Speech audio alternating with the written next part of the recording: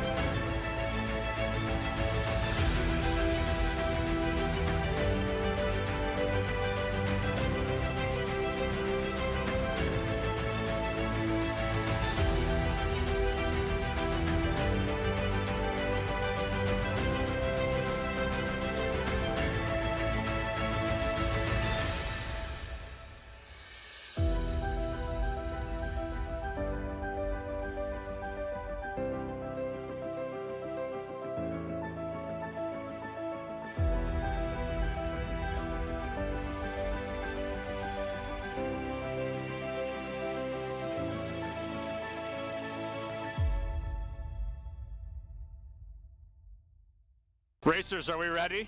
Yes. Are we ready for the Zip Chair Gaming Esports U 2023 Arlington Zip Chair commemorative race? I don't know why it's commemorative. It is now. They're going to race all the way down and all the way back. The first winner is the CECC May Madness Texas 2023 Zip Chair Racing Champion. In 3, 2, 1, go! Oh, Smooth cheated! Smooth cheated! That's a false start from Smooth, but he's actually still barely in the lead. Things looking a little bit rough, but it looks like Guac catches in. Tony swings in. Angela's so excited she threw her phone straight onto the ground. Smooth hurtling back. Earl's camera is probably going to get hit. Hold on.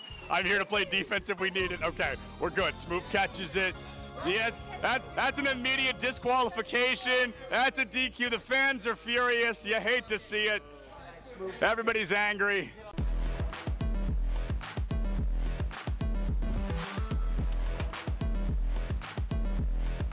It's making history at CECC. And there it is!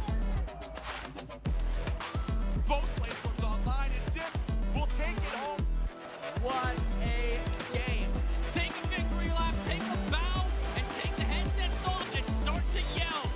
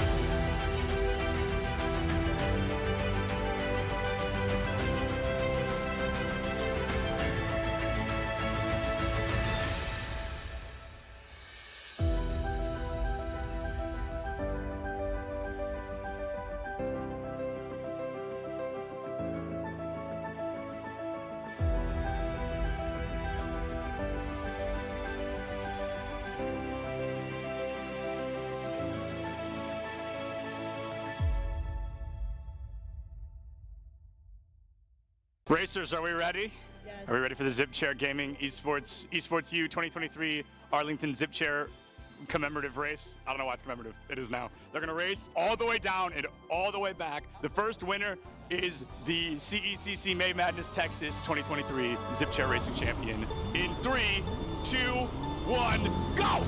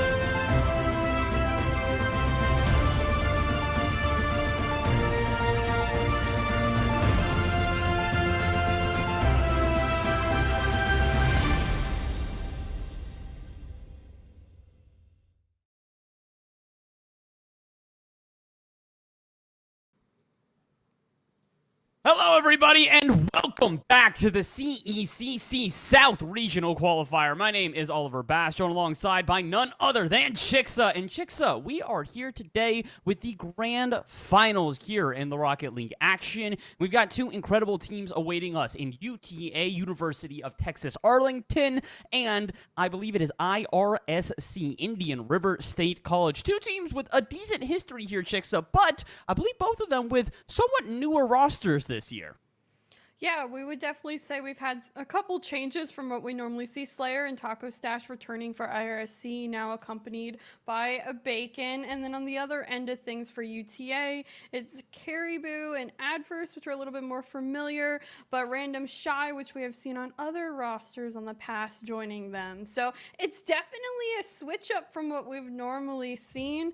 But I mean, they got here. They just literally beat their opponents minutes ago. UTA 3-2ing Southern Miss, IRSC 3-2ing Bruton Parker. So they went the full length. Who says we can't go the full length in this best of 7? I mean, UTA has been kind of the upset underdogs pretty much all day here today. They take down a West Virginia coming into this one in the round of 8. Then in the semifinals, like you said, they take down Southern Miss, probably one of the most, I'd say, up-and-coming teams within the collegiate space right now. So UTA, I mean, look, they are no strangers to finding these upset victories. They've done this on land. They've done this in professional settings. Who's to say they can't do it again here today? The only issue for them is, like you also mentioned, they have the IRSC team awaiting them. And we await no further. It's time to get this one started. IRSC in the blue, UTA in the orange. The two teams going to battle it out in a best of 7 to determine who gets that #1 spot. Well, at least like we said, we know both teams are warm just getting out of their matches. It may have taken them a minute or two. They decompressed, they talked about whatever went on before them, and now they're here to win and move on forward. Of course, they want that coveted Southern spot they're fighting for in this best of 7, and we've seen already both teams certainly going at it. They look very comfortable to start the series. A lot of aggression on either end. We're seeing dives, bumps, demos, a little bit of everything to start this one off, but no goals to start it off here. 40 seconds removed, and definitely not for lack of trying. IRSC can't seem to get on the board. They've had the majority of shots, though, so far. The only shots in this game. Here could be the third, and it's not going to count as a goal. Another save here, despite UTA on the scramble. My goodness, Caribou backing up Adverse after a missed touch, and Caribou misses a touch of his own. Taco Stash sends it to the backboard. Adverse to try and clear it out, but Slayer is still there. The pressure continuing to mount here from IRSC, yet this truth still stands the same. No goals for them thus far. A little bit sloppy. We're seeing some of those mistakes come out, and hence we haven't seen offensive pressure really take hold in the form of a goal. Adverse here, a nice touch, a double commit for IRSC. They managed to get it out into the corner, that little bit of safe space. Bacon running through, but the rotation's strong for UTA. They get back, and they put it all the way in the back. Adverse, the read, his own pass, puts it on in for the first goal. UTA on top. Doesn't matter how much pressure you are exerting, as soon as you let it release and as soon as you make a mistake on the transition, that is going to be more than enough for a veteran like Adverse to score on you immediately. 90 seconds gone here. We see the 1-0 in favor of UTA, and I gotta say, it's a bit surprising considering the way this game started, but as we mentioned, UTA, no strangers to surprises. They've been doing it all day long. Upset after upset has found them here in the grand finals. Who's to say they can't do it again? Who's to say they can't get a second goal? They're right back on offense off the kickoff. Random Shy looking for a pass out center, cannot find it. That doesn't mean that Adverse can't send it in for yet another offense for this orange half. Yeah, huge job in Adverse for stepping up on that first play. Definitely looking at those players with the experience, with the seniority on their teams. For me, it's Slayer on the other end of the field, who will certainly be looking to pull his weight. This 50 in front of net. Random Shy standing tall to prevent that one from going on in. But certainly who I was looking at to potentially get the first goal for IRSC almost manages to find one, trying to cause havoc on that goal line of UTA, but just cannot find the mark. Close is IRSC. In fact, they're winning on that shot count to start this one, but they still haven't been able to cross that final line. Doing a good job, again, at putting on as much pressure as possible. When the final shot has to go on target, it is either there and lackluster, or it's not going on target at all. Right now, it's not even getting a chance to, though. UTA, good preventative defense here as they're diving at every single touch. Another good example, Adverse. Pass out to center, Taco Stash there, and will intercept and try and get a follow-up, but Random Shy's patience will pay off. They don't have a lot of boost, though, so they'll go headhunting, get a double bump, but the bump was unfortunately on their teammate as well. That'll end the offense there for UTA and give IRSC a chance on the other end. Yeah, huge clear. Taco Clash now able to follow up. Almost gets a pass midfield. Bacon collecting, not finding the follow-up. Slayer, can he get the read? Doesn't have the height to follow up on that play, but still midfield presence well held by RSC. Continued offensive pressure. Bacon's pass just too far off of Taco Stash because of it. Now floating, not much boost on the side of UTA. Shot here for Slayer off the mark, and a great save by Caribou to put it into the corner, and a clear out to boot to release some of that pressure. Unfortunately, doesn't release all of it, though. Right back to offense are IRSC, but they have got to hustle. 75 seconds left in this game is definitely enough time to get at least a goal. Considering the amount of pressure they put out and considering the over-aggression that they have shown here with more than double their opponent's shots, you'd like to think they deserve at least a goal. Maybe a couple, maybe one right here. Taco Stash 50 does ricochet down off the ceiling, and nobody's there. Slayer doesn't want to bite because Bacon's already upfield trying to go for demos, but unfortunately, you have to go for risks like that. At this point, you need a goal. You need it now, and you won't find it here. 45 left. The offense still brewing, but still no goals to show for it. Ooh, Adverse gets this one past Taco Stash. Random Shy to complete. The transition goes full circle, and UTA now with a buffer goal. UTA is looking pretty solid, and unfortunately for IRSC, they're doing their best Oxygen Esports impression right now. All offense, no defense. It doesn't matter if they can dive into that front third with the utmost aggression, outshoot their opponents by more than double. It doesn't matter if you don't put a shot on, and unfortunately for IRSC, most of their shots have either A, been lackluster, or B, many of which have gone off target. Bacon trying to put one on, but with only 25 seconds left, they need at least that goal and more to see an overtime. Oh, UTA getting extra touches. Look how uncomfortable IRSC is here. Trying to panic, get their way out. Double tap, kind of found. On the side of Adverse's touch, but that one enough to relieve pressure, put it towards the other end, hit the ground. 2 goals can't happen in 0 seconds. UTA, they're going to start with game 1 in this best of 7. Not only do they start with game 1, they're looking very good in game 1 as well. It's not just the fact that they played well, it's also the fact that they are containing their opponents and really not falling underneath the pressure here. Big issue we saw more than anything else was the fact that UTA would be on the ropes for what feels like forever, but as soon as they actually got off of the ropes and got a little bit of an attack of their own, it was an immediate counter and an immediate goal at that. 4 total shots throughout the game. The fact that they are scoring half of those goes to show IRSC with what I believe was, I think, 7 total and 0 goals. Yeah, it's a little bit of a, I'd say, stark difference, if you will.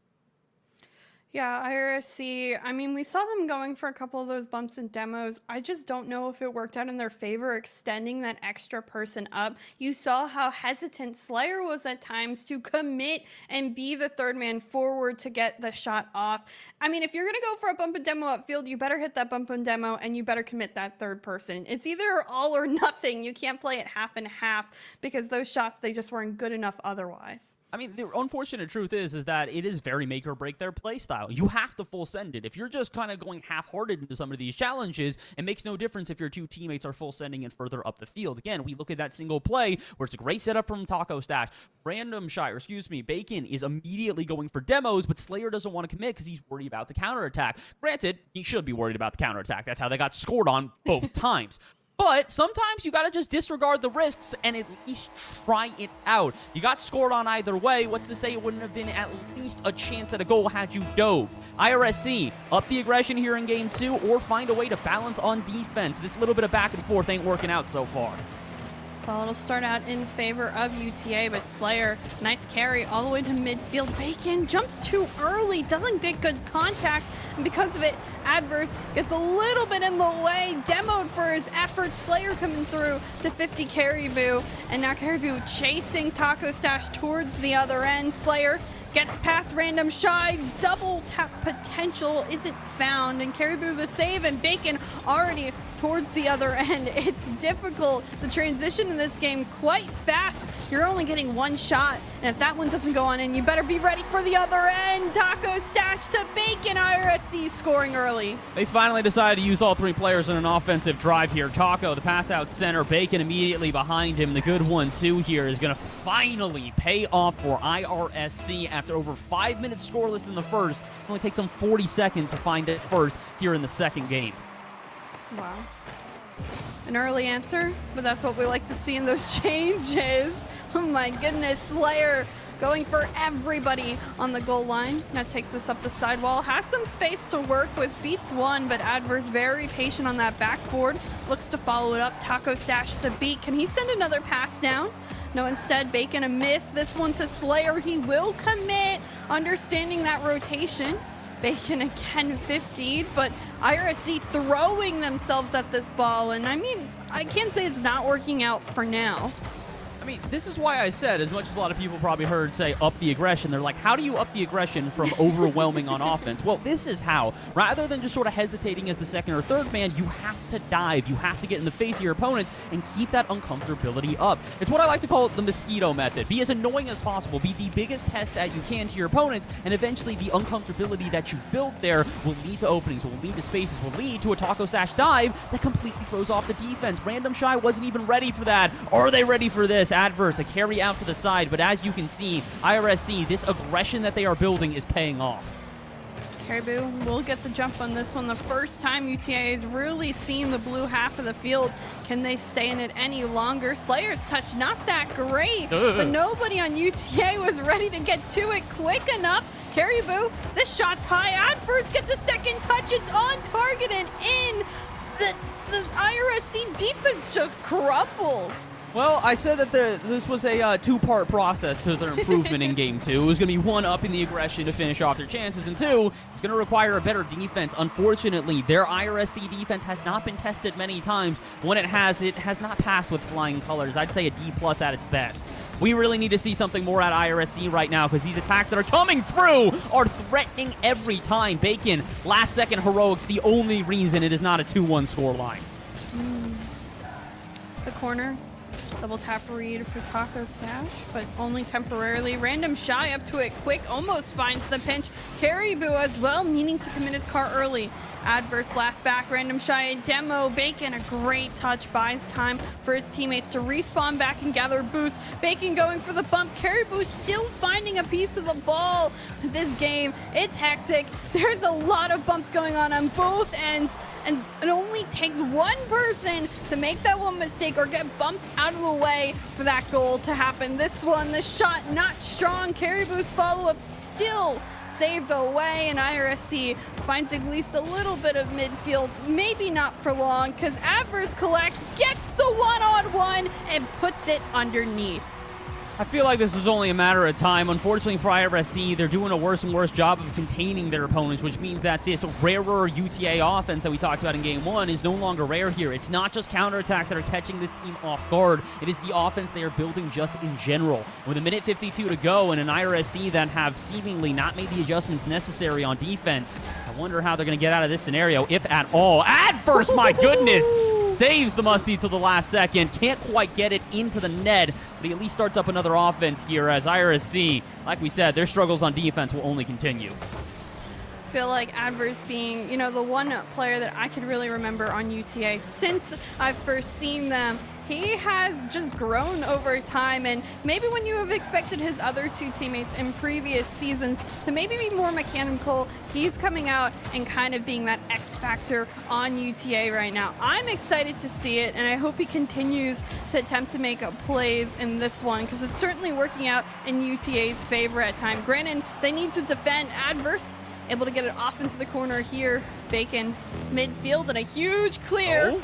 On target. It is. Random Shy will get the third for UTA. I gotta watch this one back from Slayer's perspective. I know that he was back on this one. I wonder if this is a Fields backflip, if he's just not there. I just think he's not there. I just don't think there's a chance on that one. Long ball downfield, and as he's rotating through mid, it's just too far away from him to even get a touch on. And again, IRSC, their defensive problems only continue here, as it's no longer just the counterattacks that are catching them off guard. It's the offense in general from UTA that has them frazzled. And with 50 seconds to go, you can't quite panic, and they will not. Good 50 there after the oncoming demo is thwarted. Now can they do something with this? Bacon not going to get there in time, so it will be a contested shot. And it's a contested shot won by UTA. Random Shy with the clear out, and IRSC, I'm thinking you guys might need to turn this around in Game 3 with only 30 to go. I don't think you have enough time.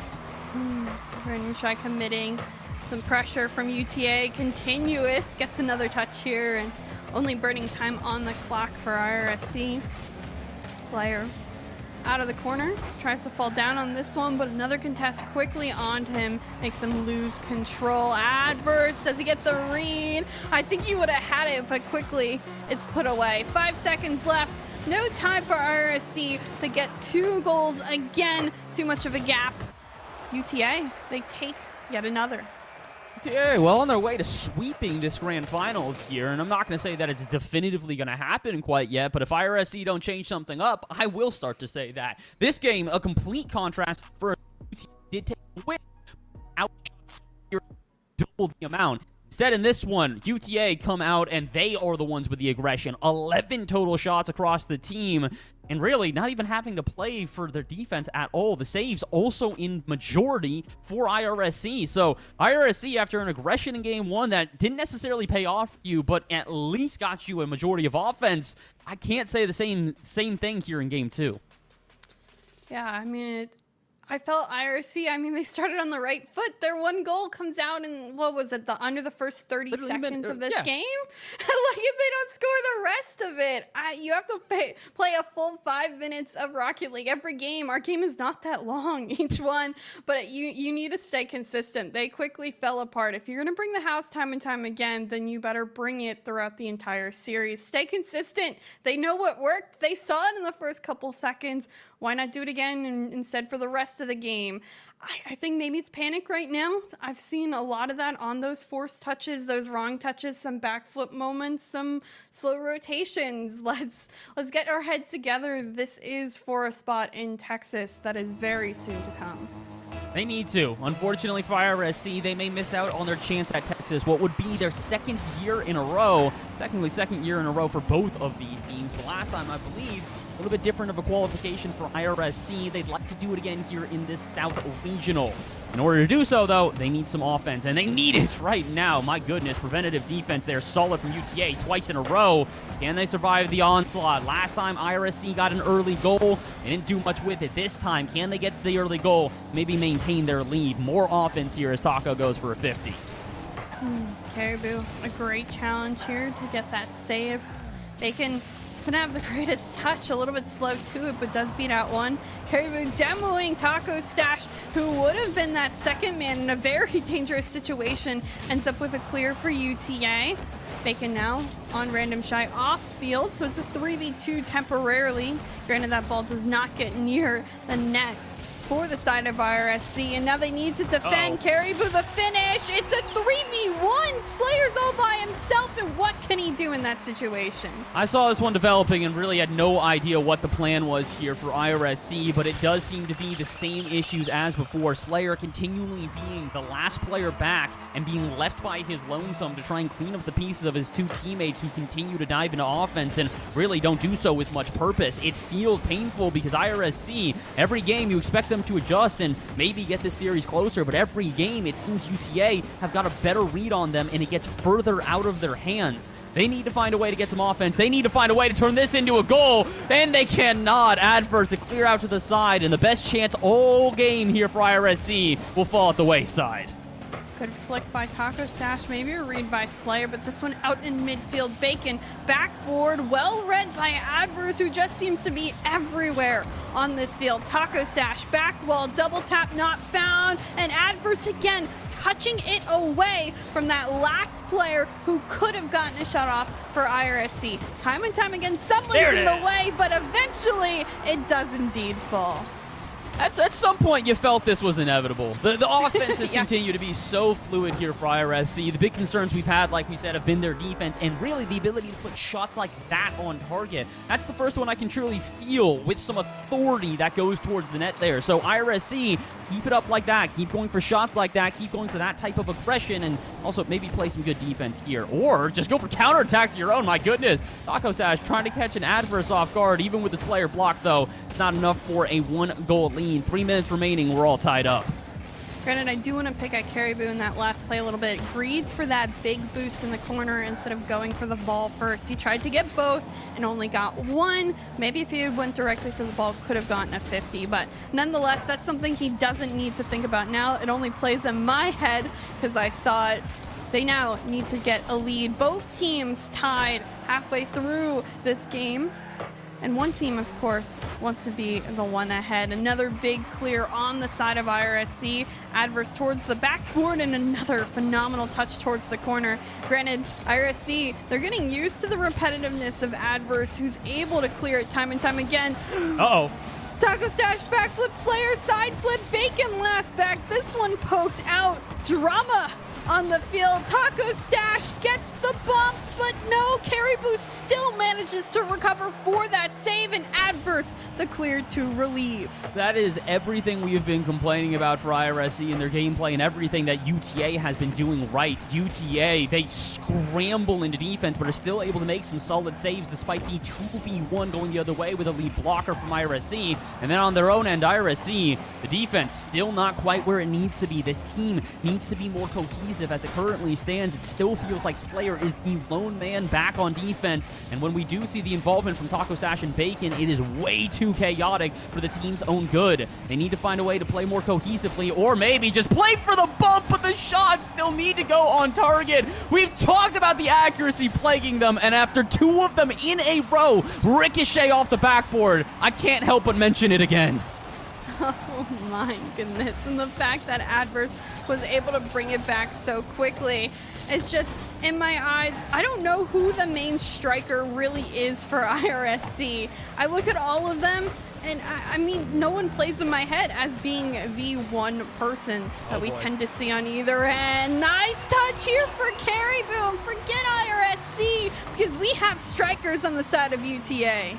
Caribou was up for this one 2 ways to Sunday. My goodness, he finds himself such an early touch and one that really, again, Slayer can't contain. And I have to feel for him because one more time, it is Slayer, the last one back, trying to clean up the pieces of a failed offense from IRSC. And there's nothing more he can do but try and get a touch and hope that one of his teammates there in time to back him up. With 45 seconds to go, that has unfortunately not been the case through any of the 3 games. And unless IRSC can find a way to turn that around here and now, UTA are well on their way to a 3-0 scoreline, meaning it would have to be a reverse sweep from IRSC if they want the win.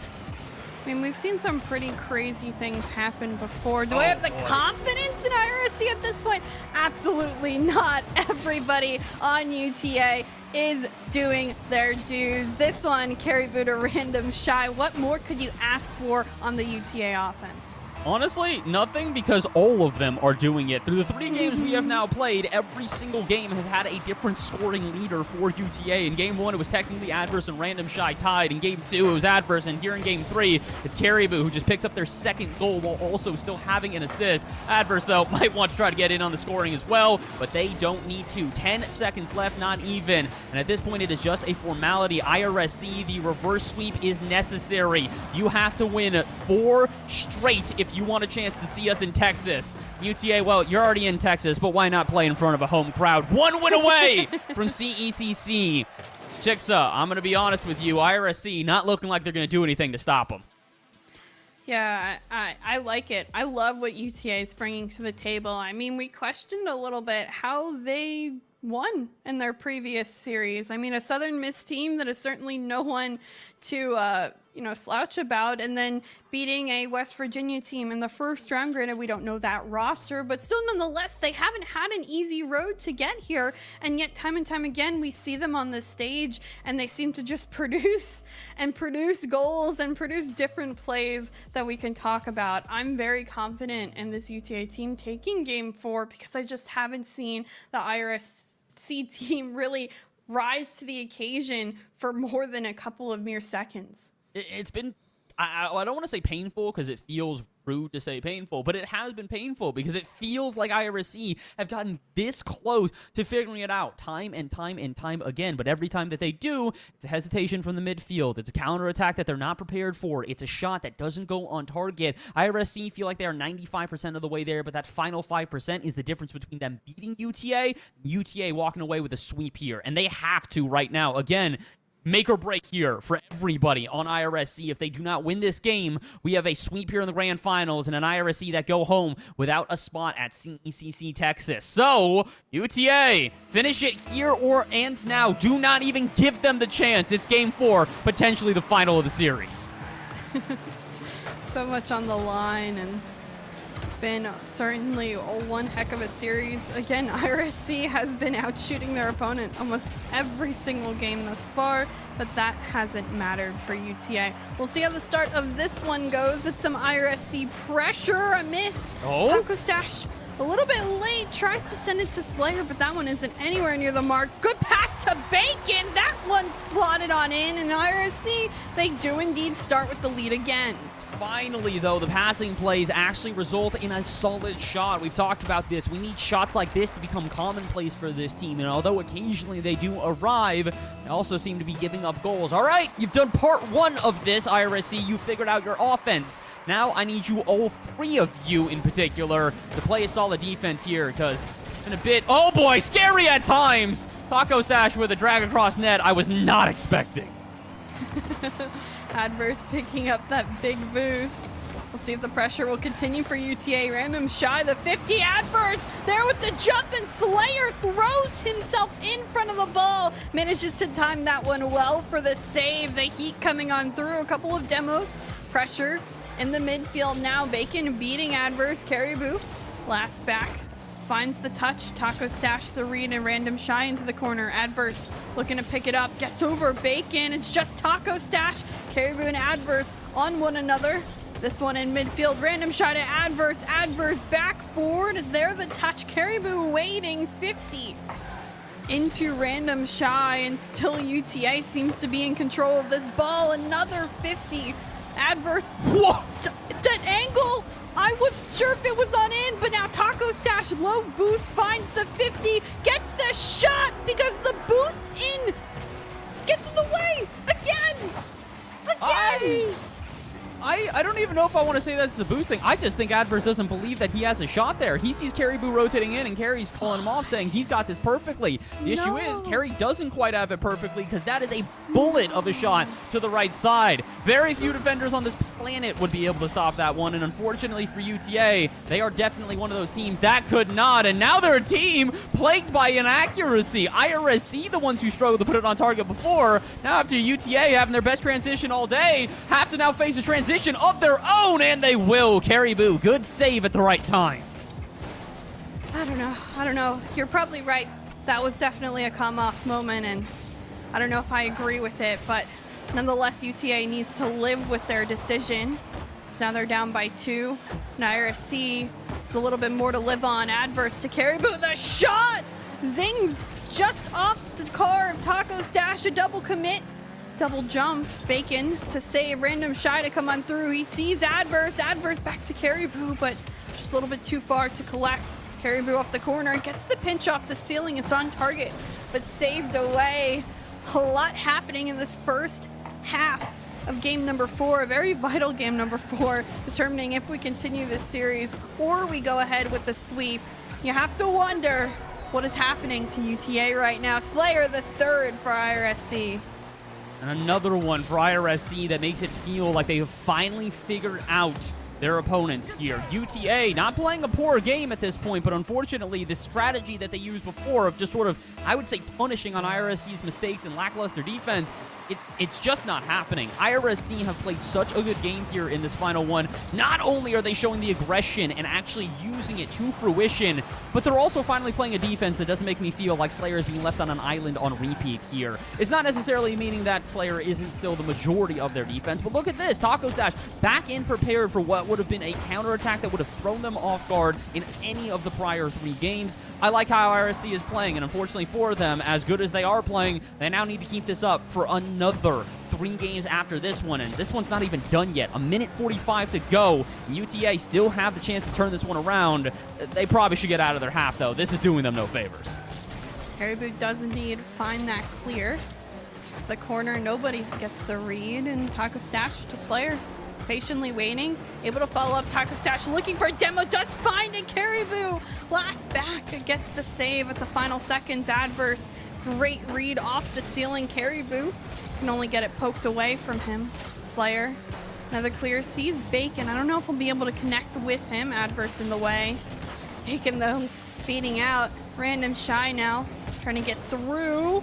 Adverse looking for that bump himself, but Slayer are able to dodge and no shot comes out of it. Both teams taking, tricks out of each other's book, but it doesn't seem like it's working for UTA right now. They're under a minute. That one should have been on target, but they're under a minute, and IRSC has that 3-goal lead still. I don't think this is going to slip at any point here. UTA, they're playing a good game, but the unfortunate reality is they don't just need 1 goal or 2. They need 3 in a row, and barring them basically getting kickoff after kickoff, they just don't seem to have the time, especially as IRSC launch downfield for what could be another goal in their favor. Taco Stash, an early challenge, will only deter Adverse, but it's not going to make a difference. Like I said, more offense here for UTA, but not enough time on the clock. The series will continue here, Chixo. We get another game. The big question is, though, how do UTA respond to what has been definitely their most strugglesome game this entire day? Well, ooh, that's out. There's at least a response before this game's over. I like to see teams not give up in that final seconds. I mean, UTA could have said, let's just run out the 8 seconds, go next. But instead they try to get a passing play together, get some momentum back in their favor, get some vibes back in the chat. I mean, I distinctly remember at CECC last year doing a little interview with Random Shy and Adverse. Granted, at that time they were on different teams, and both certainly, I would say, weren't the most confident standing there. So seeing them here now, I hope that confidence with that goal kind of brings them up to the next level. They have to, because at this point, IRSC have done it. They've continued the series for at least a game longer. And this time, I would say the most similar scoreline between the two of them. Yeah, it's a 3-1. We've seen a 3-1. This is now our 3rd time in a row we've actually gotten this scoreline. But it's also the fact that the saves are relatively even on both sides. 5 to IRSC, 3 to UTA. Again, the 2 save difference, the 2 goals that we see, because the shots are nearly identical as well. 8 total shots to IRSC, 7 to UTA. So, in comparison to before, where we saw the pendulum swing to either end, with the IRSC getting games with overwhelming shots and then UTA getting games with overwhelming shots, this time is about even. And when the 2 teams are at an even footing, it seems like IRSC is the one at the advantage. Granted, this is the only time they've been able to be at the advantage here. They still have to get 3 more games straight, but if the series continues to look like this, I actually see a world where we could go to 7. I certainly see it too. I don't think it's out of the question. IRSC, though, needs to start as strong as they did last game and hold that strength. We saw how many times they did score that first blood, that first goal, but kind of fell off after it. This time they scored the first one, they scored the second one, and they scored the third one. They just didn't let up. And it was really nice to see that finally clicked with everyone on the team. Taco Stash, wow. That would have been a heck of a touch. Doesn't connect, but still, you could tell they have a little bit more pep in their step. And if they are able to continue with that kind of first blood goal, Taco Stash finding the double tap right off the backboard. I mean, how can you stop them with that vibe?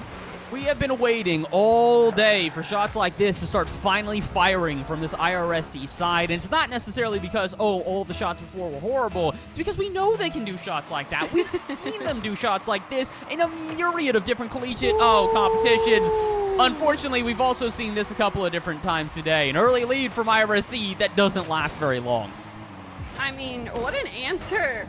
You know, very rarely do we ever call out someone doing a well-done kickoff, at least to that extent. But Random Shot not only reads Slayer's card, but is able to follow up with it. Quickly answering against IRSC. A double demo, a bump on Adverse. Both teams getting very testy with one another. Spicy, dare I say. A lot of these shots certainly coming on through in very last second saves. Bacon flip reset towards the other end. Caribou collecting, has space to work with.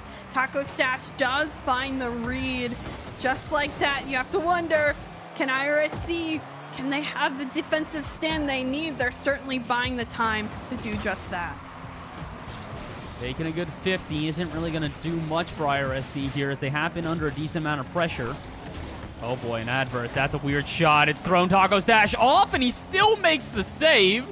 Defense definitely stepping up here, and maybe the counterattack as well. Taco faking out the defense, and it almost catches them off, but Adverse, as per usual throughout the day, is that man to really save his team. He's had to make a lot of those last-second dives here. It has only resulted in a 1-1 scoreline so far, but Slayer trying to change that. 50-50, ricochets all the way across court, and Taco Stash is there to only put it back out to midfield again. And to get it a bit further, oh boy, another weird miss here out of UTA. And IRSC, they smell blood in the water, immediately start to swarm, and maybe they shouldn't have because they full send offense and still needed to watch their defense. Adverse with, again, another good counterattack.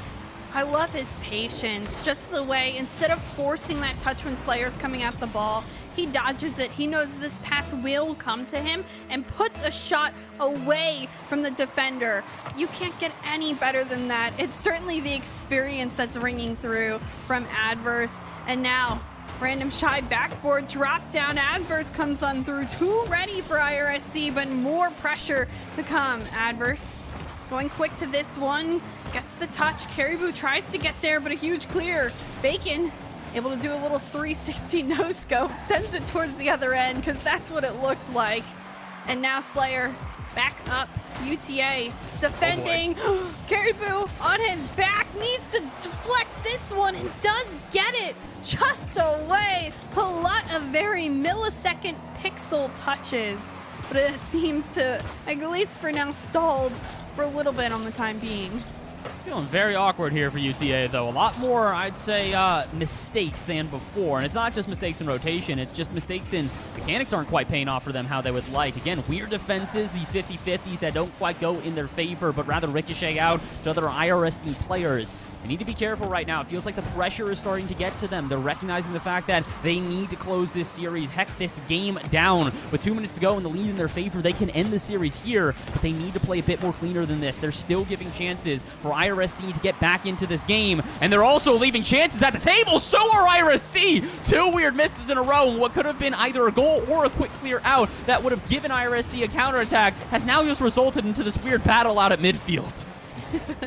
I don't know, I of course can't read the players' minds, but I have to wonder if it's them thinking I need to go faster, I have to go faster, and in fact, going faster, it keeps making these mistakes like dominoes. It just falls time and time again. Sometimes taking that extra half second to think your touch through and really read the play will work out in your favor. It's okay to be patient.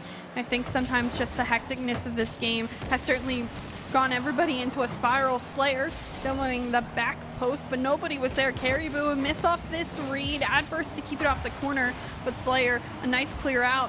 May I say, a touch to Bacon, who's not able to follow it up, but still that relieves some pressure for some time for IRSC. Caribou going after Taco Stash. Taco Stash, in fact, bumping Adverse enough for IRSC back on the offensive end. Slayer, keep this one close. Where's the reset? Doesn't need it. We'll go for the double. And where are his teammates to back him up? Finally, IRSC again show their aerial abilities. And Slayer said, I've had enough on defense. Let me get involved. You know, I most notably remember Slayer as being a better second man, whether it's setting up plays or finishing them off. I don't remember him much being comfortable in that third end. I think he's forced into this role this game. He's managed to pay his dues, but now he wants some of that upfield. Everyone's rotating through, and IRSC seems more comfortable kind of with that. Brandon Slayer will still be last back here, collects this one, gets past one, has another touch, but unfortunately still manages to make the play with Taco Stash. Hello? I think he got bumped by Caribou back into it. No, it's Taco Stash who bumps him back into it. Taco, you will not get the assist on that one, but I'll mark it on my chart nonetheless. That's not necessarily going to give it to you. I will. That's an assist I don't think I've ever quite seen before in Rocket League. Now, we've seen a lot of Rocket League before, too, and I agree with you. That's just not a regular pool shot. And now with 20 seconds, IRFC has managed to give themselves a lead, and UTA needs to claw back or else they'll be at match point again and not be able to finish out this series. Still, Taco Stash remains, gets another 50. Random Shy again forcing himself way too early. Caribou clears that one on. No, Taco Stash puts it away. Adverse, the shot's on target, but it's saved at the goal line. This one will touch the ground. IRSC takes game 5 and sends us to game 6. I said it. I even said it when it was 1-2 in favor of UTA. I said they were on the ropes, that they looked shaky, and this is why. Their defense just isn't quite where it to be. Now that IRSC has finally woken up, now that IRSC has finally found a way to produce this consistent offensive pressure, UTA seem to be buckling underneath it. The rotations are looking a little bit weird. Cuts here or there, they're taking the balls away from their teammates. 50-50s that aren't even really turning into 50s, rather just a desperation touch from UTA to get it away from IRSC, and then as a result, the mechanics don't pay off. They look bit awkward, they make a weird whiff, and IRSC find an easy offense yet again. Those final two, I don't want to say they're entirely preventable because where it's due, player.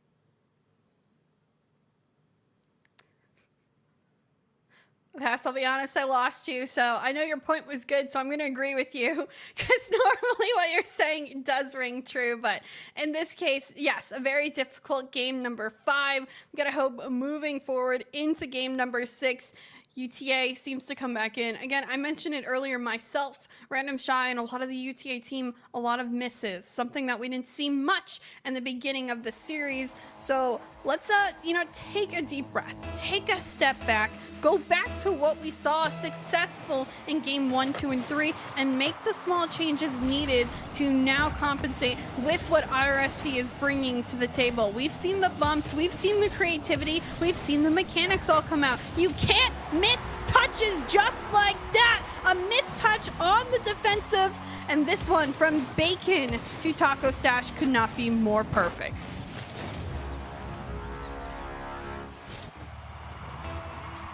I think that's certainly the perfect play. Exactly what, like I said, we needed out of IRSC was continue to score first time and time again in each of these series. Adverse.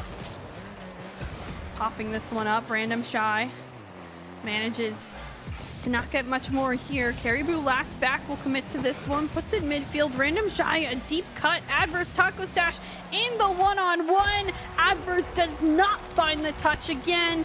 And just like that, it ends up going on in. Actually, off of Bacon's initial touch, Taco Stash doesn't ever find contact with it. Nonetheless, does the work upfield. Gets, I'm going to call it, as we mentioned, another assist in the book, even if we don't necessarily see it twice. So now, Bacon and the rest of IRSC got themselves off to a great lead. Granted, Taco Stash commits himself there. Adverse and the rest of the team, could they get to it quick? No. The rotations are good, and Bass, I think we got you back on the pitch. I believe that I am back. Sorry about that. Not really sure what happened, but the good thing is that in the meantime, IRSC gave us a little bit of entertainment. They started stunting, and so did UTA!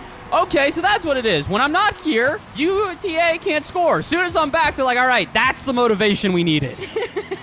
It's just a good voice. What can I say? We're doing our job right. And now, all of a sudden, UTA answers back. We saw UTA answer back last game as well off of a kickoff fashion, and now it takes 2 goals and they do the same. But still, I'm not liking the fact that UTA keeps giving these goals to IRSC early. You're not starting yourself off on the right foot, and it's certainly bringing this come from behind energy time and time again that just doesn't make me comfortable. I mean, unfortunately for both of these teams, I don't think that either one of them has been able to really take this game into their control and put it in a comfortable position. I don't think either one is setting the pace of play. I don't think either one is really dictating rotations at the moment. It's become a lot of panic touches, and it's become an IRSC that still starts to show some way open gaps on their defense that I don't think are going to be to their advantage. Mentioned this earlier on in the series in games 1, 2, and 3, but I thought by the time that we got to games 3 and 4, that wasn't exactly a problem anymore. Instead, it now seems like IRSC are putting all of their chips into offense, but it's paying off. 3 goals in 2 minutes. I mean, who am I to judge? Man, what power again on these shots in particular. That one wasn't placed well. I mean, Taco Stash should put it more to the left. It didn't matter what power was put on it. But instead, because it has so much strength, it bounces off Caribou and still ends up going on in. Now UTA down again.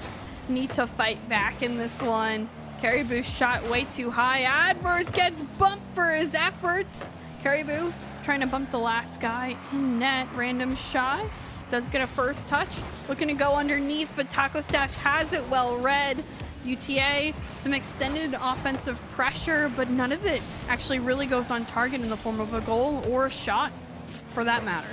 They're not really doing all too much right now, but again, this has kind of been the concern for them, is that it feels like the methods at which they used the beginning of the series aren't working, so now it's kind of trying to show, can they actually adapt themselves? Do they have the ability to change up their gameplay on a flip of a dime? Oh, I don't think so, especially when Bacon gets a perfect catch out at midfield. This is so clever, the patience and the mechanics. Honestly, I'm glad Bacon and Slayer both kind of communicated effectively in that one. Bacon calling off Slayer, saying, let me pick it up, and executes a great touch that nobody was ready for. IRC now 3-goal lead. They get 4. That's the biggest lead I think we've seen all day.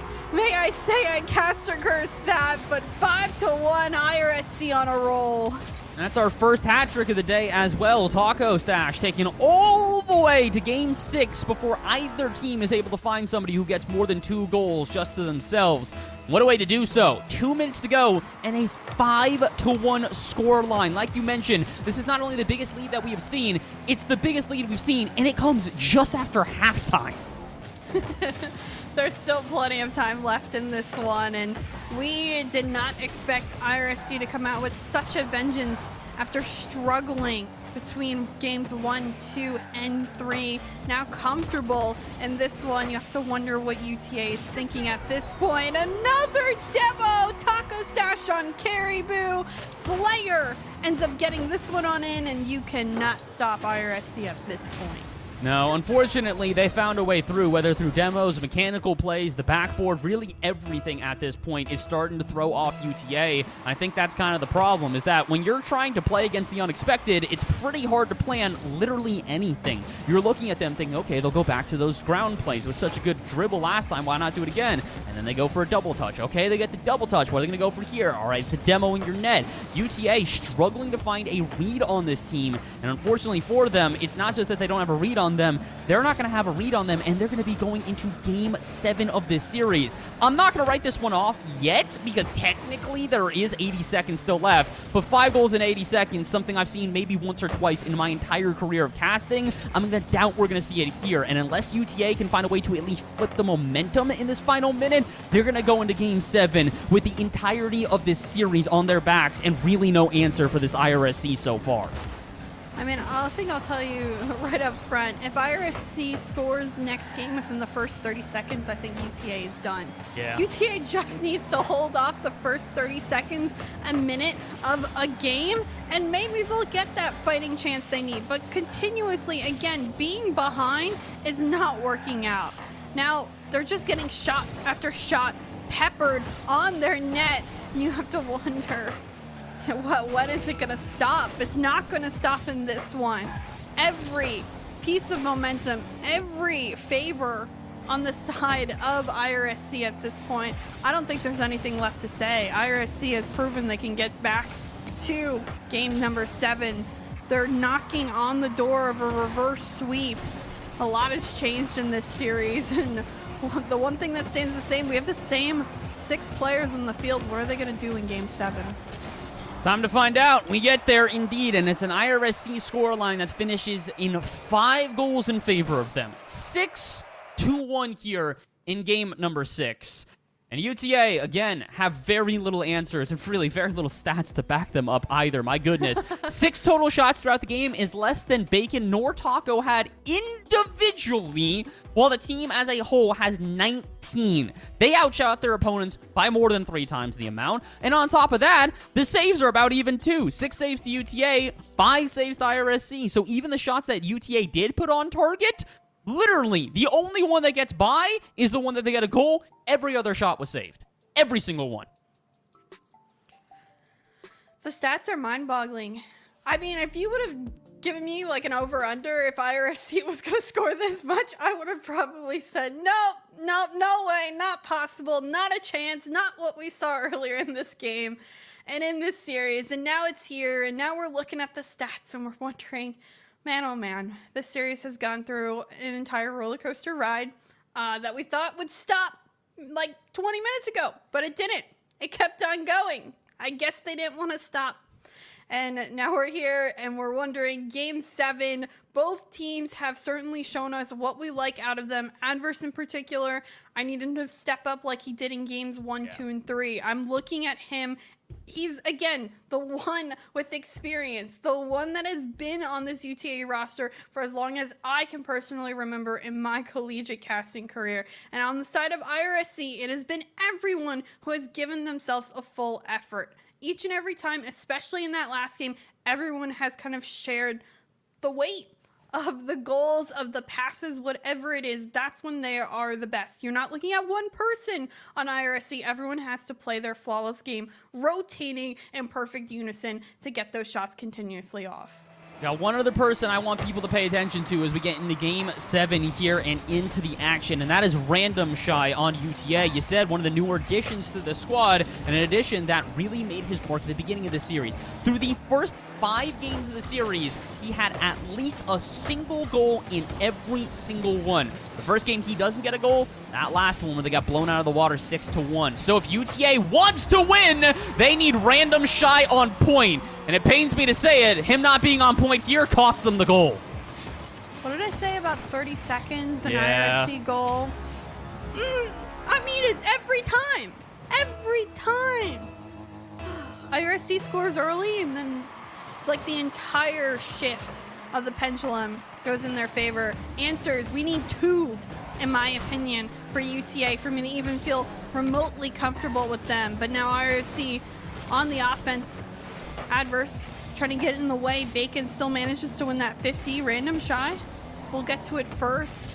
Adverse, not much boost to work with. Bacon in the way in the corner. Random Shy now trying to do the same, but still not much boost. On the side of UTA, they're picking it up, but they had to rotate, give up all that position that they had gained for themselves. Drop down here, Slayer doesn't commit, and a clear will put this into neutral for now. Pass out center. Finally, UTA starting to string some plays together here. Some good touches on offense have kept this in the blue half for a while, but Caribou turns back on that one. Rather than opting for a carry, he goes to try and play for 50, and it's a 50 that doesn't arrive, and this is a defense that's not around, but where is the offense to finish it off? IRSC watch that one dangle in front of net for a couple of seconds, but opt not to challenge, and maybe they didn't need to. Adverse do make the save, but my goodness, UTA, you guys have turned away from like 3 balls that definitely could have been clears, and as a result are playing up against way more offensive pressure than you need to. Yeah, I'm telling UTA, what are you doing? Why aren't you clearing? Why aren't you challenging? But at the same time, I'm telling IRSC, why are you deciding now to play the safe game? After the aggressive game has worked for you time and time again, you're waiting. You're watching that ball stand on the goal line of UTA, and you didn't commit anybody. Why, when it's worked so well? Don't fix what isn't broken. Both teams, I think the nerves for this Game 7 are very more apparent to start. Feels like the nerves not only are at an all-time high, but the offense on either end is defense. This isn't necessarily being disregarded, but it feels like the full send attitude we talked about before, where you send in throwing the baby and the bathwater, is now what we're seeing on either end. 3 players committing into offense on IRSC. 3 players committing into offense here now for UTA as they go for the transition. Caribou, 50-50. He's still trying to muscle it through. Adverse literally right around them. And Random Shy, look how close they contain themselves at a midfield to where they can get that challenge. The pace of play has upped itself, and I don't know if that's actually to the advantage of UTA. Granted, they haven't found a way to make the offense work without said aggression, so it could be the key to victory, but I also worry that with already a 1-goal lead to IRSC, if they overcommit even once and give up a second goal, that could be the dagger that ends the series. Oh boy. Slayer the B, Taco Stash comes through just a little late. Random Shy managed to get the 50, but now Slayer back in midfield. Doesn't get the second touch. Adverse, a great clear out. Actually on target, picks up that boost as well, puts it back in 50, but Random Shy overcommitted.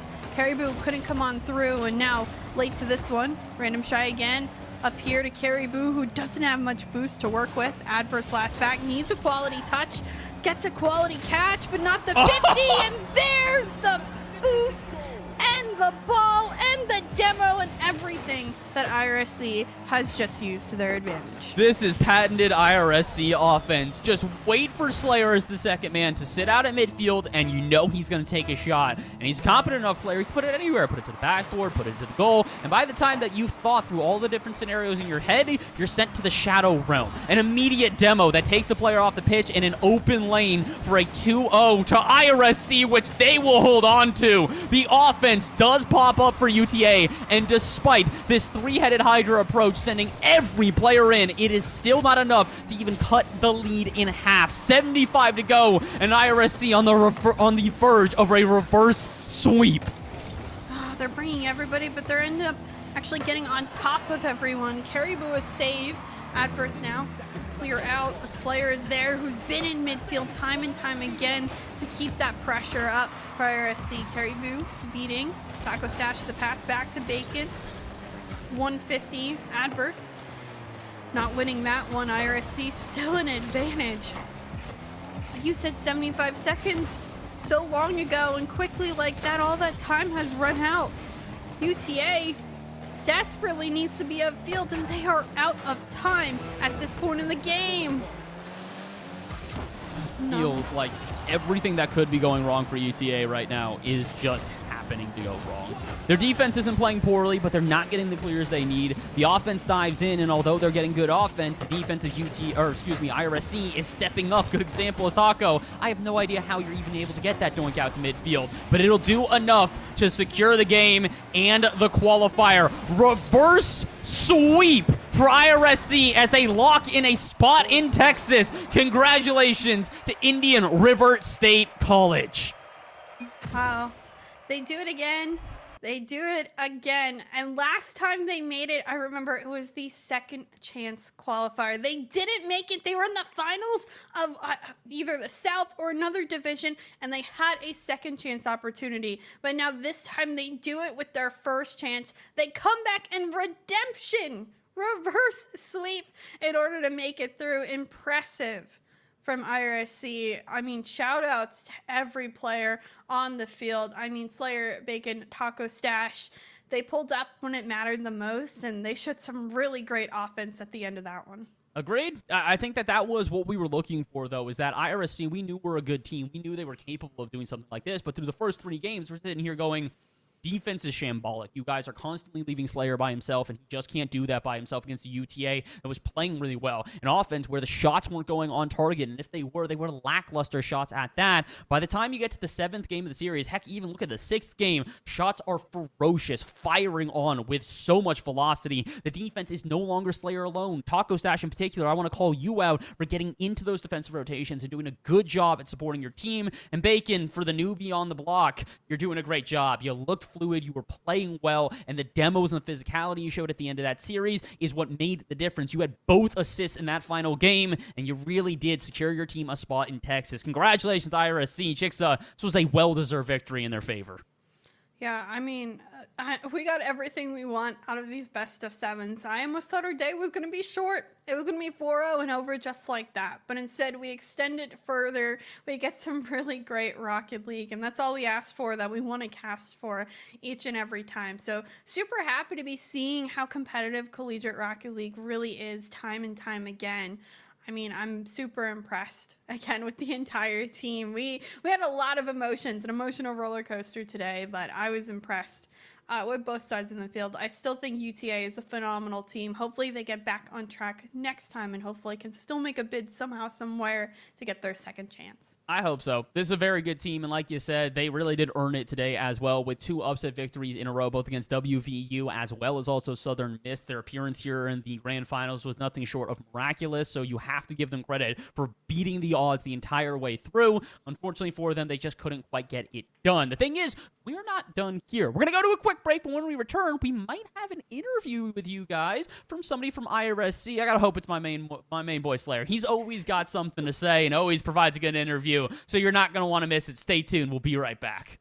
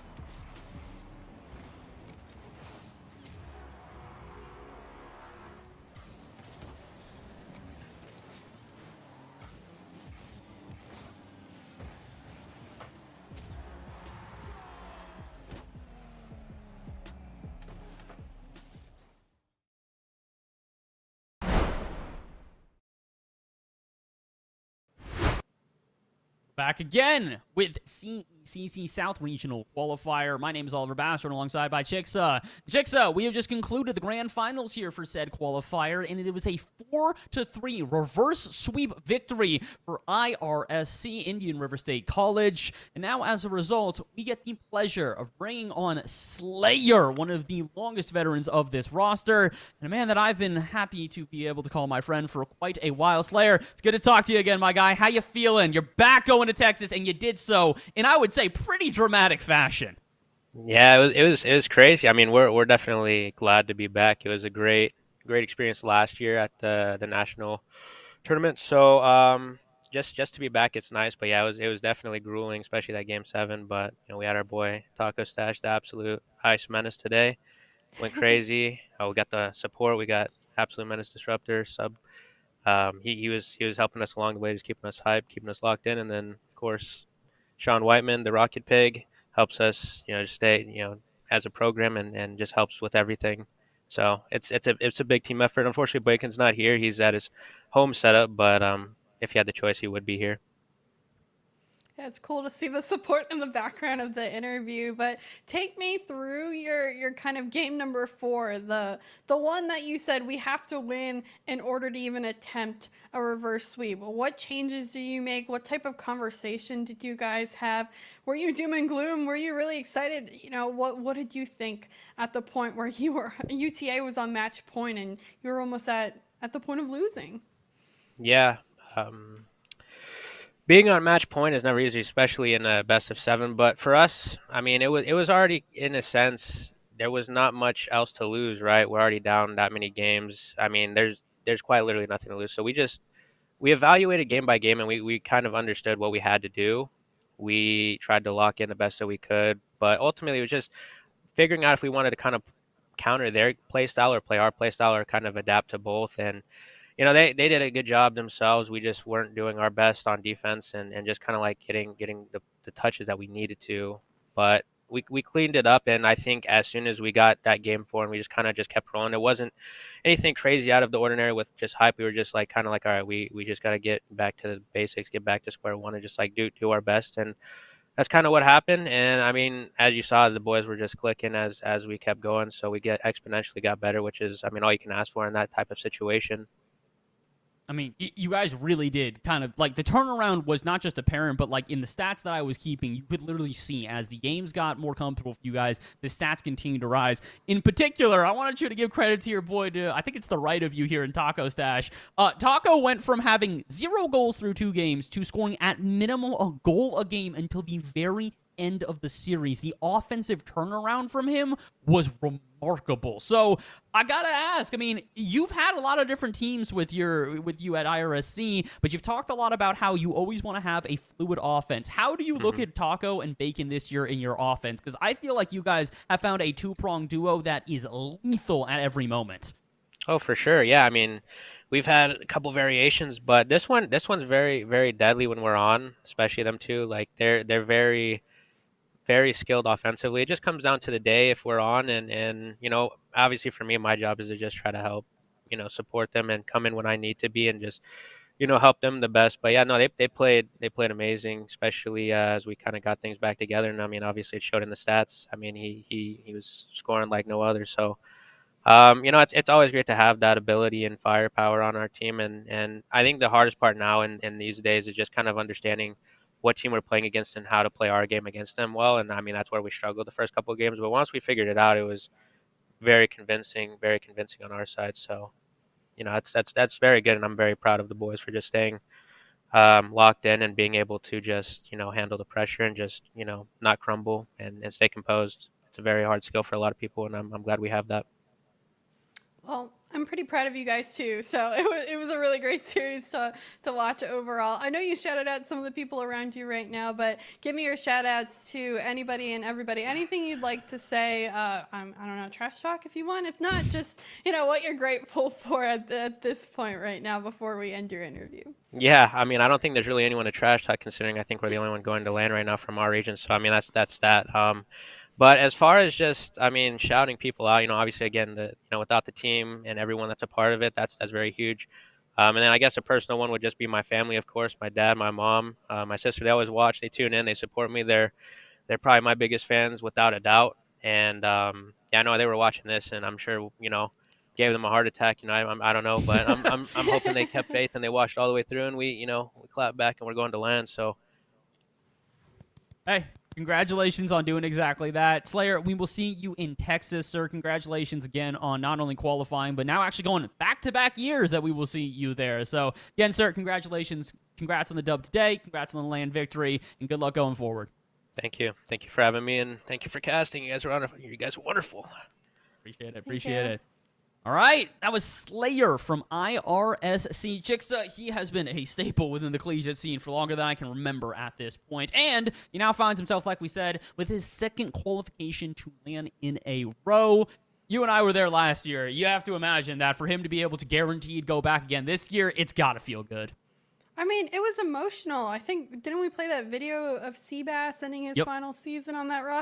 Like, that was like a crazy IRSC team and just crazy emotional, time for them. They have been some of the most impactful memories in the collegiate scene that I can remember, just as this roster remains and continues to impact the scene. So, super proud. Again, I'm proud of them as well today. I mean, I'm proud of both teams for showing that they have that competitive nature to them. It's always fun seeing how collegiate plays itself out, but I mean, we couldn't have asked for a better series. It went the full length, and I think we both had fun doing it.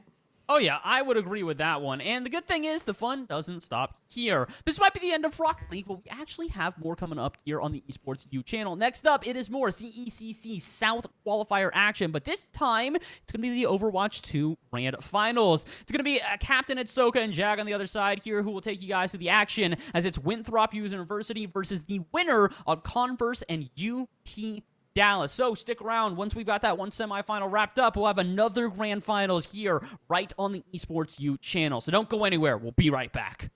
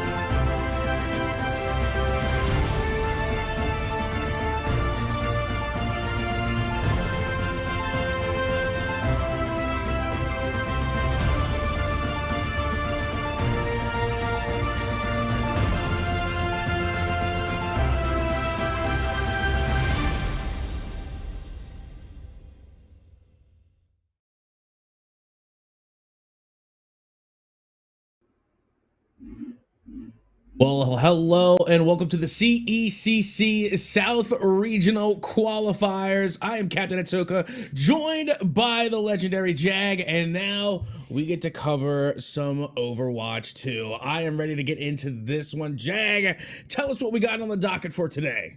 Oh, we have so much on the line. Oh, Captain, my Captain, I am so pumped for this. You and I, we got to meet at Esports Stadium Arlington last year. Now we'll be deciding, or at least seeing, who will be going to that same venue for the CECC Texas 2024 Championship. It's going to be a great day of action. We have two teams that are just dying to punch their tickets. It's going to be Winthrop University versus Converse University. I've got to say, these two teams, while they're both in the final, they've taken very drastically different ways of getting here in terms of the teams they face, the records they have accumulated over time. I got to say, Winthrop is looking incredibly strong going into this grand finals.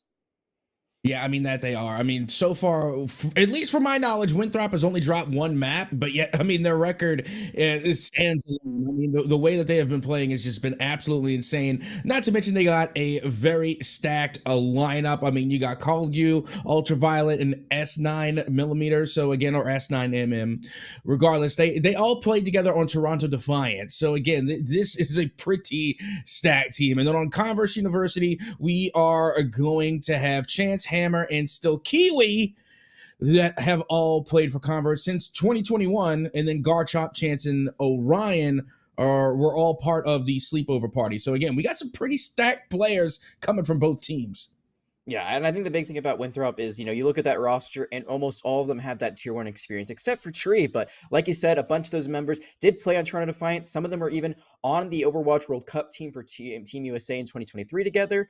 But RuPaul, most notably the Overwatch League World Champion for 2023, playing on the Florida Mayhem, will not be participating today, will not be in that starting lineup as he is playing in another tournament at the same time. So I would say potentially that biggest name is not going to be there for them, but still a very stacked lineup. When I look at this roster, though, I'm actually looking at Tree, the one player who does not have that tier 1 experience, but has played in contenders for a very long time, is only 16 years old, still very, very young, not even at the age that usually someone goes to college or is playing on this collegiate roster. But despite not having that tier 1 experience, they have been one of the best DPS in the scene for a very long time. With that age restriction, haven't had the chance to play at the highest level. This is a team to show they can hang with the big boys, they can hang with the best of the best. And I believe that they can, honestly. Tree has been a phenomenal DPS player, mostly playing Projectile, playing Hanzo, playing Sojourn. I did see them in a tournament very recently where, they weren't able to rise to the occasion that I expected them to. But now that they have this tier 1, this stacked roster at their wayside, they should be able to achieve quite a bit together, Winthrop as a whole. Well, you see, that's the benefit of the fact that they are so young, because they come into this and learn a lot from, like you said, a players that have that T1 experience. And then the fact that they are so young, I mean, they're 16 playing at the collegiate level, so they're already playing a step above of what you would normally see. So again, great to see so much young talent coming out today as we get ready to head into this first matchup. We're going to be headed to Lijiang Tower, a tried and true, one of our favorites. Jag, what are you expecting to start off between these two here on Lijiang? It really depends on what submap we end up on first, but this meta has been drastically changing over time. There are so many changes that came in Season 9. Every hero has had its health pool changed, increased. Projectile sizes have changed, but there is also just another patch that dropped just this week. I think the biggest thing is that there have been a lot of Zenyatta being played. We've seen like a Zenyatta Wrecking Ball meta, kind of chaotic, kind of divey, but that's gone out the window now. We've gone back to Lucio for the moment. I've seen a lot mostly of Vermatra overall, but I've seen also Junker Queen and Doomfist in both these teams showing that hero on tank. So we're going to be seeing a bit of a different style. Winthrop probably just going to be using the Symmetra from Sam to Jello right to the point here on Night Market and try to hold on to that. Converse going to be playing more of a brawl, I would say. They're going to be using that Lucio speed and their Junker Queen to try to run straight at them. Yeah, you know what? I'm liking the composition coming from both sides, but I got to say one of my tried and true favorite support comps is coming from Winthrop with the Lucio and Kiriko combination, especially when you're going up against a Junker Queen. If they decide to come through and, of course, bring in that anti where you can't heal, then, of course, the Suzu coming from Ultraviolet is going to be clutch. But meanwhile, take a look at this. You have the tank from Winthrop on the Doomfist already eliminated, and Converse, They're striking pretty hard, but Winthrop already are getting their tank back on the way for recovery. But I gotta tell you, to start things off, Converse was looking pretty threatening. They were indeed, but the problem is that they get separated, and that's what this composition from Winthrop is going to do. It's a little bit different than what I'd expect. There's, you know, some more stationary members, like the Cassidy from Tree, but he does have that role to potentially get out of the way. But the main thing is that they're going to play all around you, Converse. They have to play together. They can't get split up, and as you saw, Garchomp, despite the fact that they have so much self-sustain on that Junker Queen with that Giant Knife that can help them heal up, still gets split up from the rest of the team. The rest of the team falls around them, and they cannot do enough on their own. And now Winthrop is just letting Tree go nuts in the back line.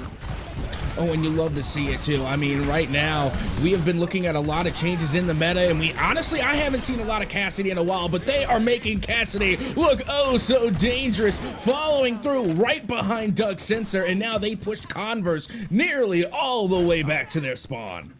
Yeah, you wouldn't expect Cassidy, but I actually saw this last week in Ride of the Valkyries. But that was a tournament that had Mercy enabled at all times, so you know, that makes sense. Cassidy can be pocketed by the Mercy, but even on its own, if you're able to hit those headshots over and over again like Tree has, you get that Deadeye right away, and you're able to do a lot of damage. But now it's going to be Orion with that Coalescence.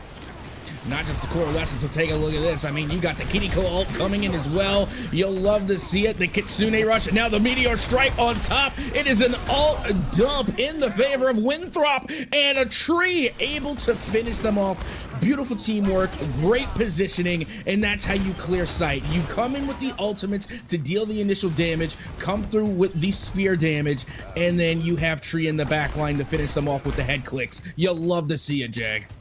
By the way, that is Kaluge on the Doomfest, even if they're under a different account, but they are going to end up falling. So if there's any chance for Converse to get back into the swing of things, it might be now or never. They have the Junker Queen ultimate ready to go. They have the Deadeye as well, so they could use Q to be able to get them through this and just overpower Winthrop, and that's going to be the Junker Queen ultimate.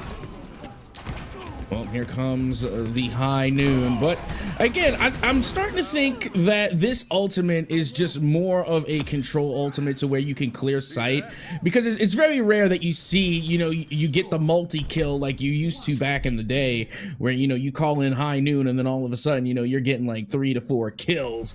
Now I think it's more of a control element than anything. It's the threat of the ultimate that I think is more impactful than the ultimate itself.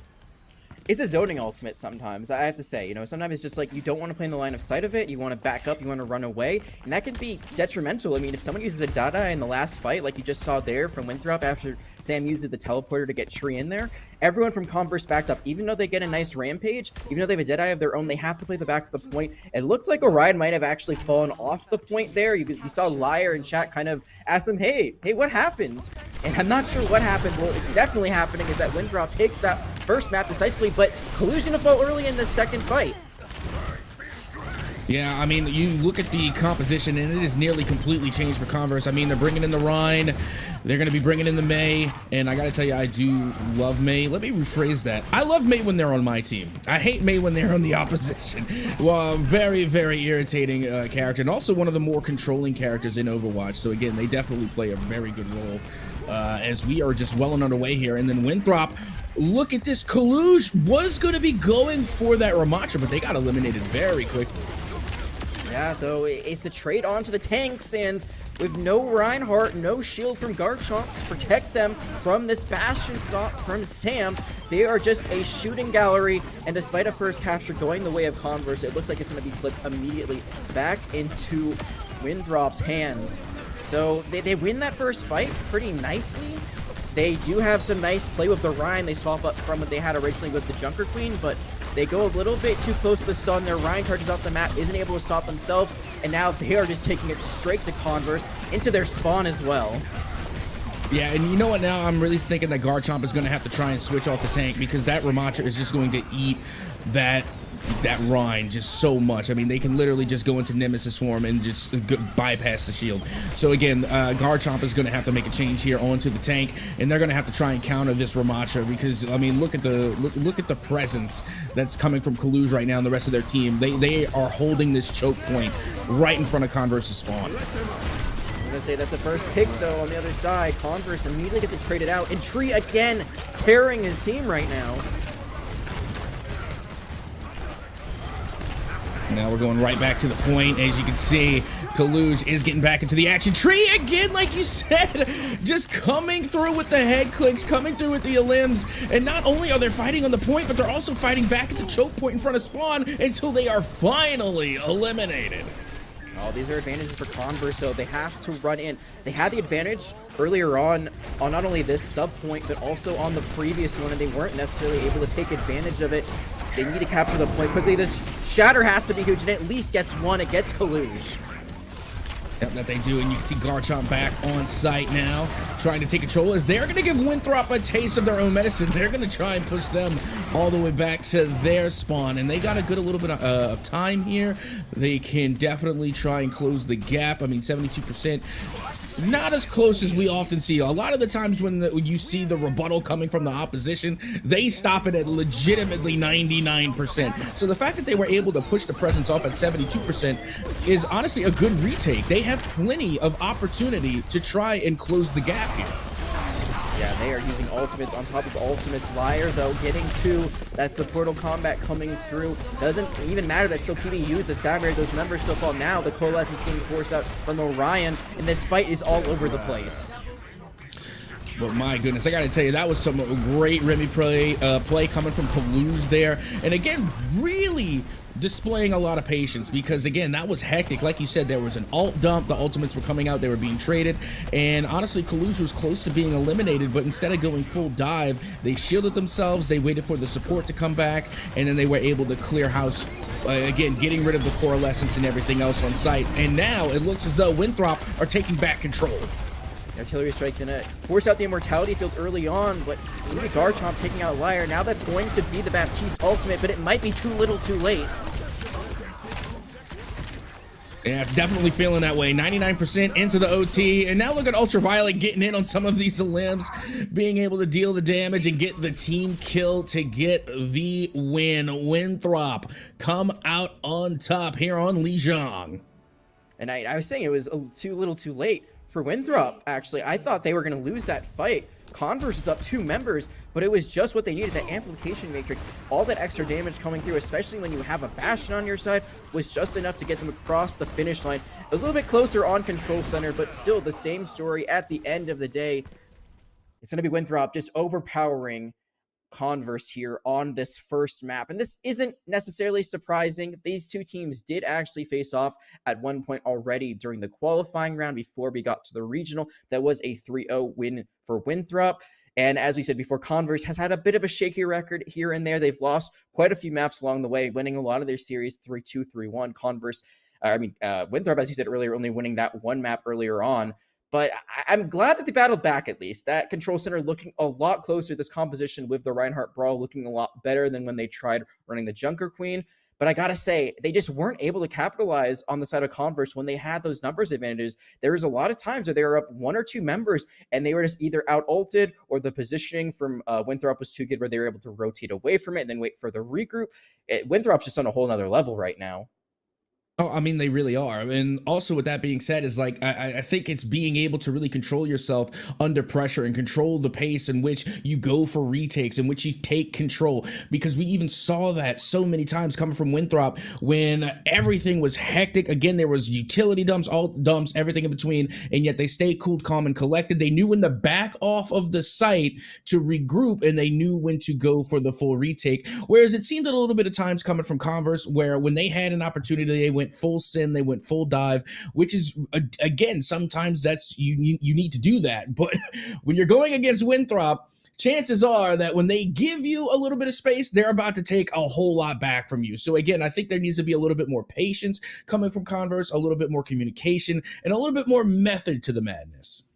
I agree wholeheartedly. And as you had mentioned previously, I mean, these members from Converse have been playing together for a while. They've had a few members that have been there since 2021. They have other members that have been playing on Sleepover Party, which is a tier 2 team, for a while together. So, you know, that synergy, that cohesion should be there. This team from Winthrop is a super team. And as you said before, they've also worked together, but this roster has only been together since January as a whole. So, you know, this is a newer team coming into the mix. So you'd expect them to, even with that experience, even with all of that credentials that they come through, that maybe they would be a little bit shaky coming into their first tournament as a full team. Not at all. They have been looking absolutely spectacular. We're going to see now if they can win on this second map as well. This is going to be Converse's pick. We're going to Kings Row. They chose hybrid. They can choose the game mode as well as the map. So this is all in their hands to try to make sure they go into an 0-2 hole on the side of Converse. We'll see if they can do that. I'm expecting more of the same overall. I'm expecting a lot more Ramatra. Or maybe not, actually. We're going to see Winthrop again going for the Doomfist setup on defense. You know, this is probably finalized for at least their first point defense. Converse could swap things up, but I wouldn't be surprised if they stuck with the Ryan. Garchomp looks the most comfortable on this. They looked most comfortable as a team on this. They're really good at being able to run into one person, which is what you want to do for Brawl. So we'll see if Converse can make that work here. Yeah, it's definitely seemed as though that Garchomp is having somewhat of a comfort pick onto the Rhine, but at the same time, I don't mind going with the Rhine when you're trying to break through this initial choke point, having that big shield, and then also being able to just charge into the opposition very quickly with the Rhine is a great way to break through this first choke point. So the question is, how will Winthrop be able to hold it? Because again, you can eat a lot of the clock just from this one spot. You can see immediately Clue sees the anti-nade going on to a member of Converse. Hammer going to be caught out, and that's what they're going to be looking for, that anti-nade to come through and then immediately punch in. And here we go, Kaluge trying to go toe-to-toe with Garchomp. Meanwhile, from the other side, Tree able to come through with the Ash, finds an elimination, and also thanks to the elimination feed, we see S9MM also able to get an elim onto Garchomp. And now you see, when we're talking about the meta, we talked about Cassidy. Jag, don't you think it's a little bit more popular to see an Ash these days? I think for a map like this, it makes sense to have Ash because he has a lot more long sight lines. You can play high ground a lot better, and that coach gun can help you either jump up somewhere or get an enemy away from you. So I think that's why they've made this swap for this map. And so far, it is working as they are just finding pick after pick on the side of Winthrop. And you know what's interesting is that when Converse started, they went with a Hanzo and Widowmaker to, I guess, try to make the most out of the vantage point. But now you can see they are swapping up their DPS here. They're going to be trying to bring out a Cassidy of their own and a Sombra. It's a good pick, though. They get Kaluge out so that Doomfist head ultimate couldn't get out because they got charged away. The Bob's forced out. This forced out the Coalescence, but it's still a 4v4 now. Still PB falls. It depends if this Doomfist can get back to the swing of things. And that's going to be a nano boost, it looks like, onto... I'm not sure who it went onto, actually.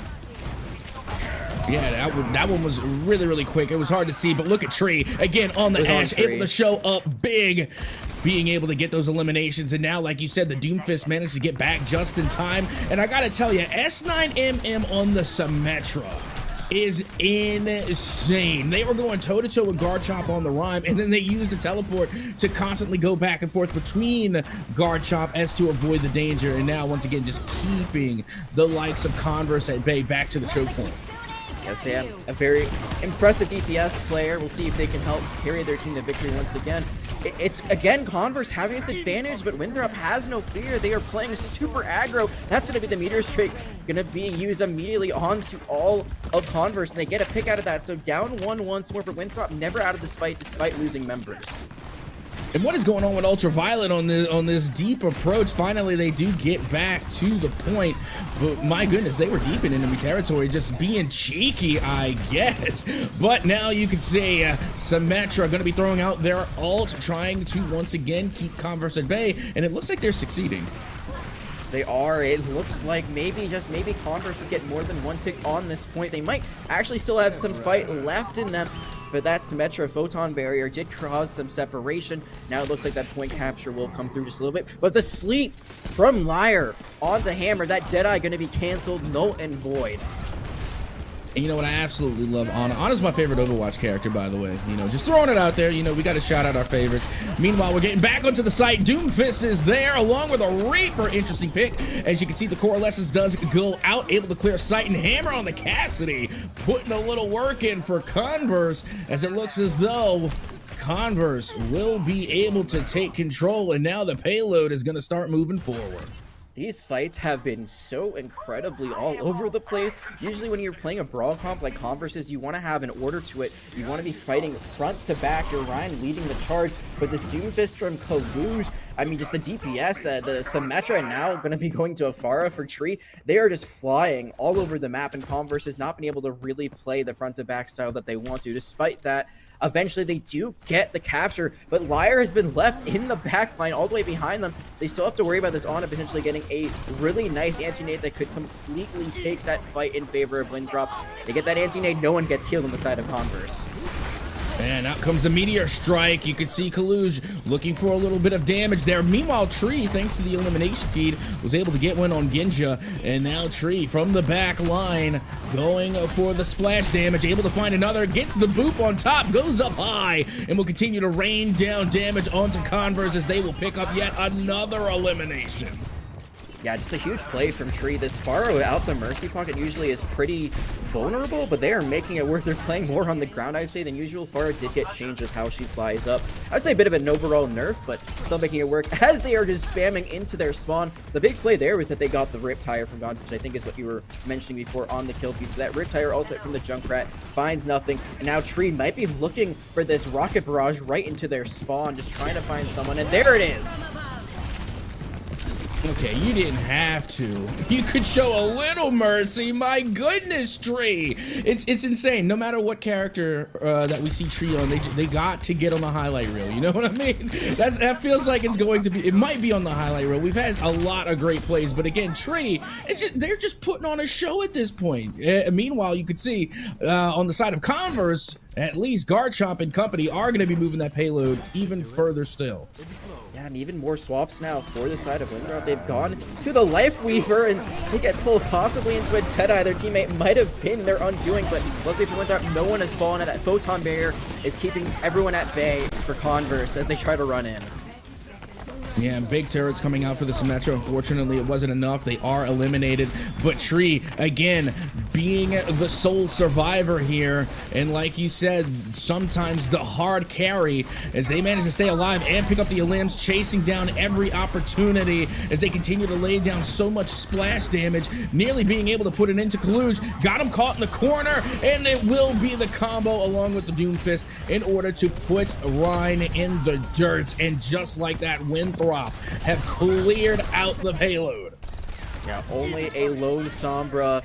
At this point, it's like they're playing with their food. Winthrop knows they have this defense in the bag. They do give up the first point and some change here on the second one, but despite losing members, despite taking some very interesting fights where they're going into their opponent's spawn, they still come out with a very solid defense and will have a lot of time to work with on their attacking round. They're just so dang good. I don't know what else to say about this team. Even when they do the funny, even when they play way further out than they should, they are just winning fights every single time. They did give up a little bit of point progress, a little bit of cart progress overall, but they still are able to get back to the point in time. They're able to stop it from getting that second point capture for Converse. And this is why Winthrop is, ranked #1 by most of the collegiate community in Overwatch. This is just how good they are. Ready for battle. Yeah, well, they're definitely displaying just how good they are. I mean, they've been popping off nonstop. I mean, the KD's got to be looking good overall for Winthrop. But with that being said, as we get ready to head into the next round, now they get a chance to attack. And honestly, with how aggressive they were on the defensive side, I can't wait to see them play a little bit of offense because they are going to bring the ruckus. And now you can see Tree is going to be sticking with that Pharah, but we also have the Soldier 76. We're going to keep the Doomfist. It looks like we're going to keep the Symmetra, and now a Moira is going to be coming out for Winthrop as well. And on the side of Converse, they're going to be going with my favorite support comp, which is going to be the Kiriko and Lucio. And it does look like that a Torbjorn is going to be coming out, I guess. No, actually, Ultraviolet. I'm sorry. I'm thinking that was a Symmetra. That was Iati. I haven't seen Iati yet today. I'm actually happy to see them come out here on Kings Row. She did recently get buffed, but it still feels kind of weird that you'd see her played here. Her healing pylon has a reduced cooldown. Her Captive Sun does more damage overall. But this comp that Converse has come out with is completely made to just try to counter everything that Winthrop is throwing at them. It's very anti-dive, it's very anti-spam, and it is working so far on this first defense.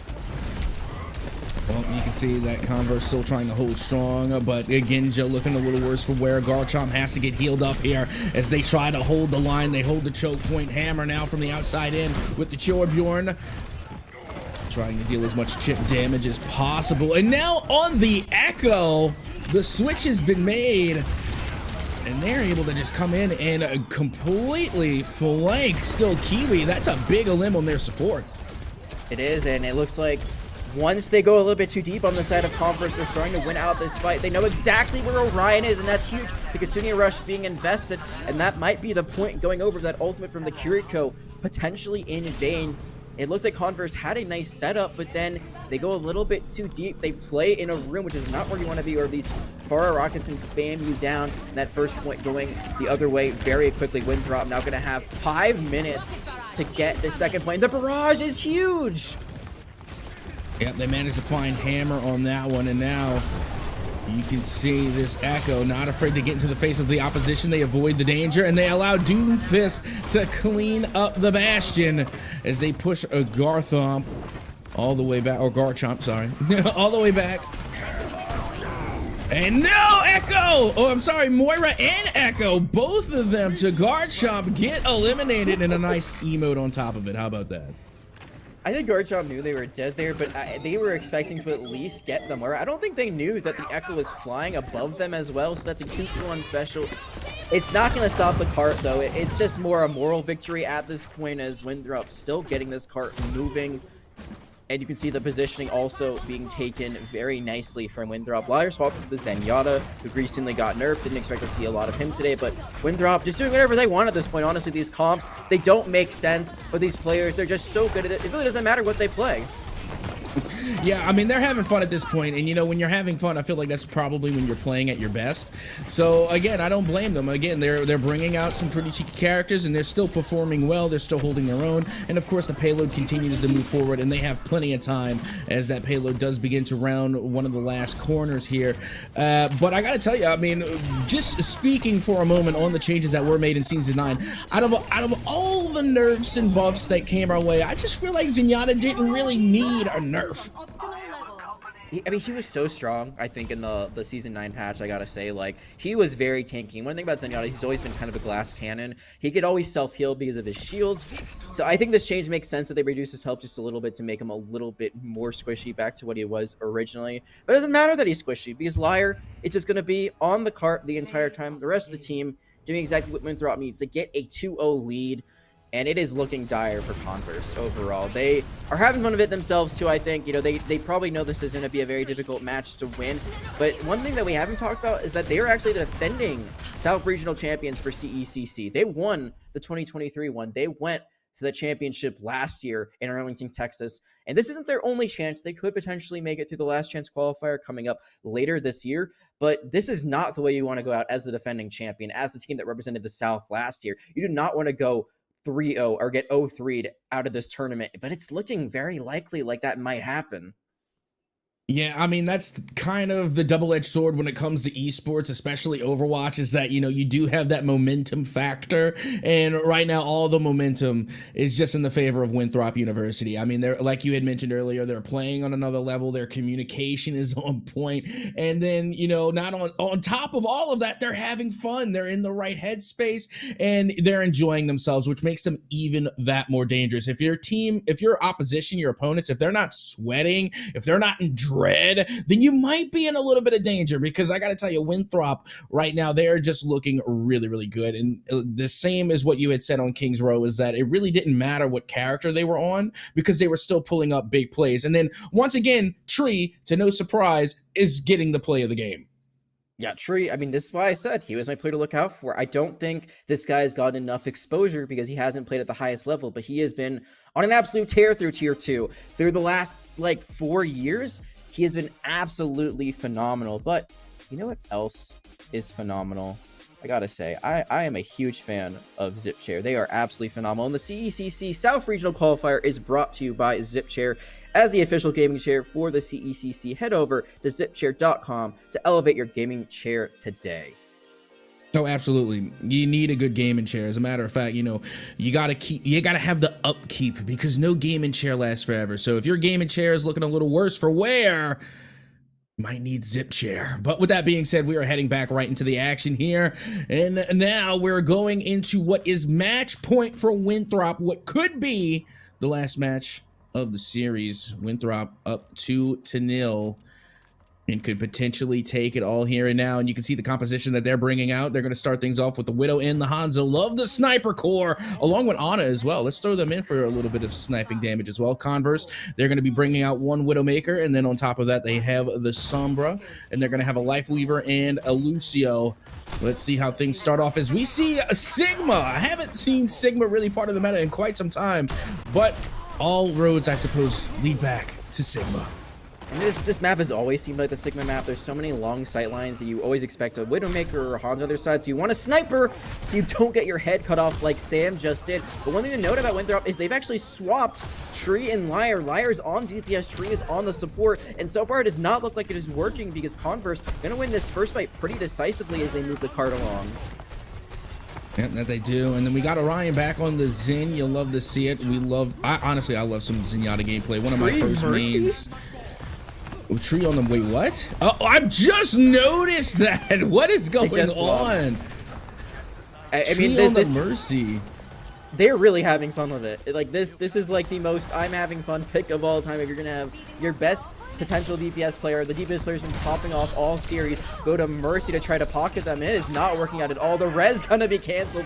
Converse, they're finding openings. I gotta say, it's to the hubris of Winthrop, who are not taking this potentially that seriously right now. I wouldn't even say potentially. I would say fully not taking it seriously. But at the same time, though, you know, Converse, they're just gonna get the benefit. I mean, if you're gonna be sleeping on your opponent, and you know, if you're gonna not take them seriously, they're gonna just take the dub. I mean, eventually, that's what we're looking at here, and that's what happens when you kind of, I guess, not necessarily underestimate your opponent, but you know, give them too much room. And you know what? In the long game, Winthrop could potentially regret giving Converse so much leeway here. Yeah, I mean, it doesn't matter that you're up, you know, 2 and you're pretty decisively in the driver's seat. You give your opponent too much room to work with, you give them too many advantages, they might just take that into a map win, and that could snowball into a reverse sweep potential. So even if you're like doing this well, even if you're this far ahead, you gotta take your opponent seriously at all times, because if you underestimate them too much, they could end up sweeping the rug just out from under you. Gotta be careful. Meanwhile, we do have Tracer coming out now for Winthrop. And please correct me, their name is Sam? Yeah, Sam. Okay, thank you, because I've been saying S9. You know, the 9 throws me off. But regardless, Sam now coming through, being able to get another assist there, thanks to Tree in the elimination feed along with the Hanzo. And now, once again, Sam just being so cheeky. And who better to be just an absolute nuisance to Tracer on the spawn, keeping them at bay. And you know, we're talking about Winthrop not taking them seriously, but at the same time, they're still doing pretty well, even with the role changes. I think now that Tree is on the Zenyatta, this feels a lot more serious, because Zenyatta is a huge damage dealer, can do a lot of damage from the back line. Mercy was just an interesting pick. The Ana made sense too, but I think now what they're running is going to make it's just going to be a lot better overall. They've got better positioning now. They're controlling this high ground space. They're playing very up close and personal. So the silliness, while the role swap is still part of that, you can see that, you know, as a team that's really, really good, they're playing a little bit more serious that way. There's going to be a Dragon Strike onto the cart that's going to catch out the Sombra, going to finally get them down. It's a fight on 2 fronts. Liar is just killing everything in sight. Again, Liar is mostly a support player, so you can just see how talented they are, even when they're not on their role. Yeah, I mean, the accuracy with the Hanzo, and then not only that, but I mean, you wouldn't think that the Hanzo ult requires, you know, a high level accuracy just because of the amount of area that it consumes, but it actually does. When you're trying to line up so many players in one avenue of the Hanzo ult, there is still some accuracy that needs to be had. So again, Liar just making Hanzo pretty effective for not being their main. Tree just used Transcendence, one of the best ultimates in the game, said, I'm out, peace, goodbye, went into the attacker spawn while the fight is still going on. Kaluge gets their ultimate canceled with the accretion, the EMP also being thrown on top of that. This is, again, like, I don't know if this is the right wording. It feels a little like a clown fiesta in here, what's going on. Yeah, I was definitely feeling a little bit like a circus at this point. I mean, you got some cheeky plays being made, and you know what? I like we had mentioned earlier, Winthrop just having a little bit of fun, you know? Tree is still stuck behind them, trying to take the Zen 1v1 against Orion, who wins it. This game is something. It is one of the Overwatch games of all time. Well, here we go. That payload is moving forward. Again, maybe the silliness, maybe a little bit of the circus theatrics are going to cost him, because you see that payload coming out, and now look at this. The Zarya out of nowhere with the switch. And, I mean, again, that's a character I haven't seen in quite some time, to be honest. I actually do like the Zarya pick a lot, because she was one of the characters that also got buffed in this most recent patch, as Tree just continues to take 1v1s in the spawn and win them. But yeah, her minimum damage got buffed, so she does a lot more damage now that she's when she's just not charged with her projected bubble or her own bubble. But it's still kind of like crazy this defense is holding up. That's going to be another Dragon Strike, and you can see that this this Sombra is just trying to go to the point, maybe go for a sneaky back cap, but there is going to be a Baptiste holding it down. And I love Bat, but I mean, right now, you know, going for this 1v1 against Sombra, and they managed to take the dub. I was not expecting that, because Sombra is just such a nuisance on the back line, especially when they're able to penetrate, you know, the initial tank and make it to your support. Usually they're the ones to eliminate the supports.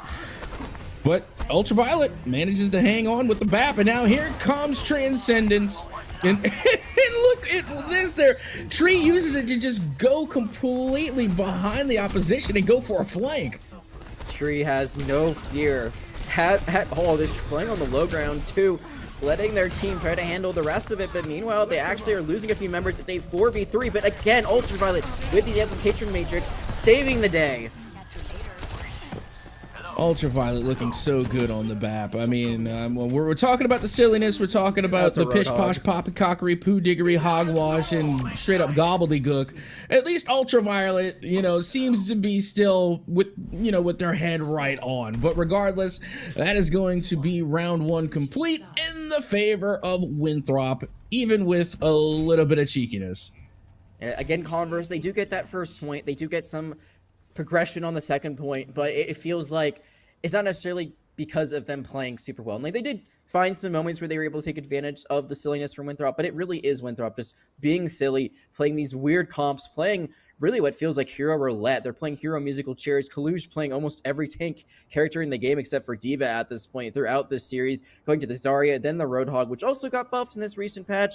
Now they do 50 or have 50% damage reduction when they use their Take a Breather ability, but still just very, very silly, very, very not meta whatsoever, you know, very crazy that they're running this, that Tree is playing support and then using Transcendence. One of the best ultimates in the game, as I said, does so much healing per second when you're in that area of effect. And instead of just helping their team run straight at the enemy, runs into the low ground and tries to force 1v1s with the support backline of the opposition.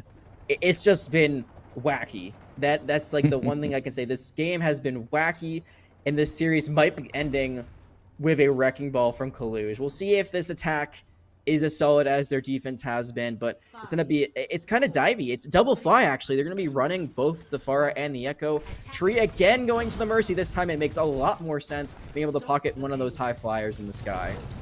Yeah, why not both? I mean, I know, you know, when you're pocketing, that just means that you're focusing on one, but let's say for whatever reason the Pharah gets eliminated even through the pocket, then you get to just jump and pocket onto the Echo and vice versa. So again, I mean, having all three of these flyers, I think, is going to be a pretty decent play, like you said, when you're trying to go for such a divey composition. Doesn't work out though when Tree goes for these reses just straight in front of the enemy. That's 0 for 2, by the way, for keeping track. None of these resurrections have come out just yet. And it's going to be Converse at least getting some picks, but their Sigma is so far out. They got to be careful not to fall here, but Garchomp not going to be long for this world. Absolutely not. Pharah still going to be trying to make the most of that play, but they get eliminated, and now Hammer with the Widowmaker trying to find a couple of head clicks, not able to get much going. And I gotta tell you, Kaluge on the Wrecking Ball, I think it's just adding a little bit more to the circuitry. I don't know what word I was saying. Regardless, it's just fun. It just looks like they're having fun with it. And again, you know, the hamster ball is one of the most annoying tanks in the game, in my opinion.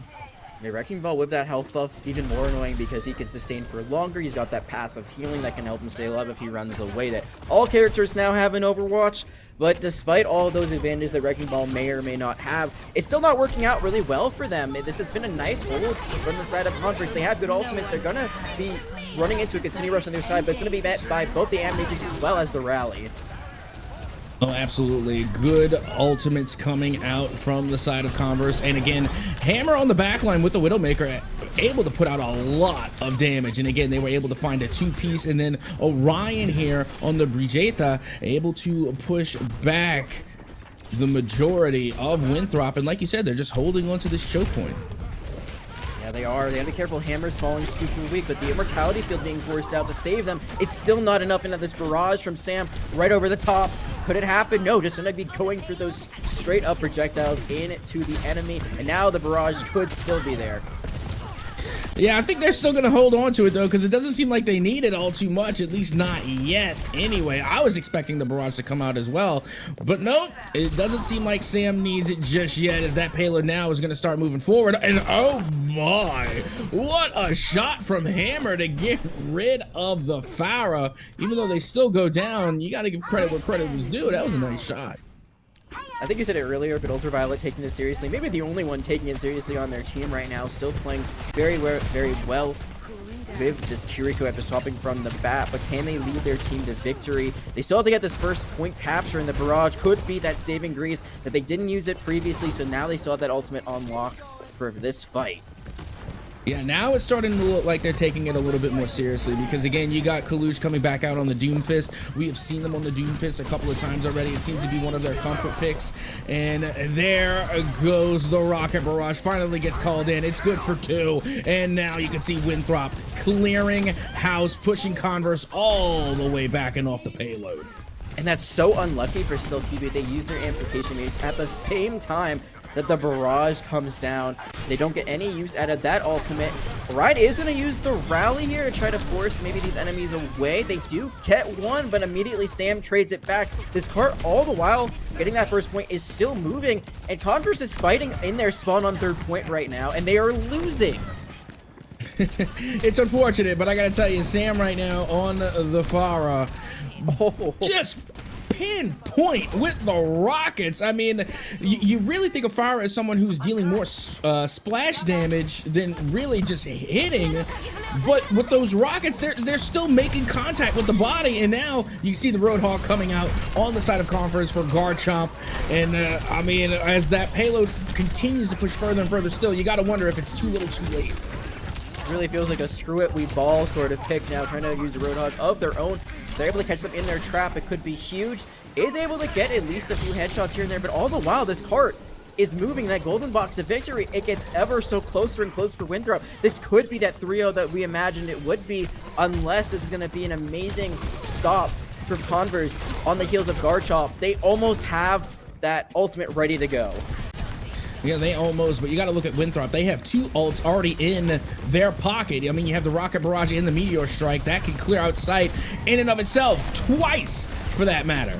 So now you can see that we do get some ultimates online for Converse. They get 2 ults of their own, not bad. You get the whole hog and you get the tack visor. They could possibly make something happen with that. But now you got Sam trying to play the low ground here. That's a little dangerous when you have a Pharah and the other team is controlling the high ground. I mean, if you're Pharah, the whole point is to get the high ground, and Sam still manages to come back and eliminate their doppelganger. That's the whole hog though, pushing them back. Sam falling oh so low. Can they catch out before it's too late? The EMP isn't a hit from Liar though, and I think that might be the final nail in the coffin. There's only a Brigitte, and that is going to be it. The Cassidy from Hammer might give them a little bit of breathing room, but no. I think Winthrop's gonna win this one out. Yeah, it's definitely seeming that way. I mean, there it is. There you have it. It is done. It is dusted. And honestly, what might have been the saving grace was the Rocket Barrage, because it took out Soldier 76 right when they activated the tack visor. So again, big plays being made, and Tree, even on the support, still comes away with the play of the game. Yeah, Tree, just an incredible player. Maybe not the best Mercy play in the world. I'm pretty sure last I checked they were 0 for 3 on Resurrections, so not really helping their team get back into the fight, maybe not pocketing the right person, but I think we can let that go for how their performance was overall in this series, looking dominant on not just one role, but two, and when they were able to have a more damage-inducing support, they were still taking everything into their own hands. Yeah, that they were. Honestly, like we had mentioned, Winthrop is just playing a cut above right now. They have been popping off nonstop. My goodness. And you know what? They deserve it. I mean, you could clearly tell this is the team that has put in the amount of hours, they have put in the practice, and honestly, they are ready to be a grand championship team. And they are. I mean, they are just really good at Overwatch 2. There's no other way to say it. And they even tried to take them to different extents. They tried changing the composition. Converse is still in their own right a very good team. And I really do appreciate all the different adaptations and reactions that they tried to make to try and counter Winthrop. But it just seems like with every change that Converse was able to make, Winthrop was able to answer them back tenfold. Yeah, absolutely. And with this, now it is official. This will be Winthrop punching their ticket to the Collegiate Esports Commissioners Cup Championship in Arlington, Texas in, I believe it's going to be May. So pretty soon, only a few months away now. And they're joining some pretty good teams that have already qualified. Maryville and Fisher College, I would say two of the top teams as well in the scene at this moment, have already punched their ticket, and now this is going to be another team securing their spot. So we're going to have some of the best, not only in collegiate Overwatch, but in Overwatch as a whole. With Overwatch League gone, Overwatch League Championship Series coming into fruition, a lot of these collegiate teams have picked up these tier 1 players, and even though we didn't get to see RuPaul today, he is on this roster as well as a support, so we could see that in the future. When we get to Arlington, there are so many things that this roster brings to the table. They weren't even at full power, and they weren't even taking it that seriously. That's how scared I think their opponents should be once we get to Arlington, Texas. This team is, I think, the number 1 team in collegiate right now. I gotta say, they've been ranked that. They've been talks like that. I don't see any doubt in my mind that they are that at this point in time. Well, until we see another team rise to the occasion and take Winthrop down a peg, I think it's safe to say that Winthrop might be the number 1 team in collegiate. But again, there's more to be had. We're not done here. That was just the end of our segment, and it was great. It was fun. Love being able to cover some Overwatch with the legendary Jag. As for myself, I have been Captain Atsoka here at the CECC South Regionals. But don't go anywhere, because after this short break, we're going to have some Super Smash Brothers Ultimate going to be brought to you by a Beautiful Crow, one of my favorite co-casters to work with. Love Beautiful Crow, as well as Lyric, another great commentator as well. So don't go anywhere. We're going to be right back with some Super Smash Brothers Ultimate right here on the CECC South Regional.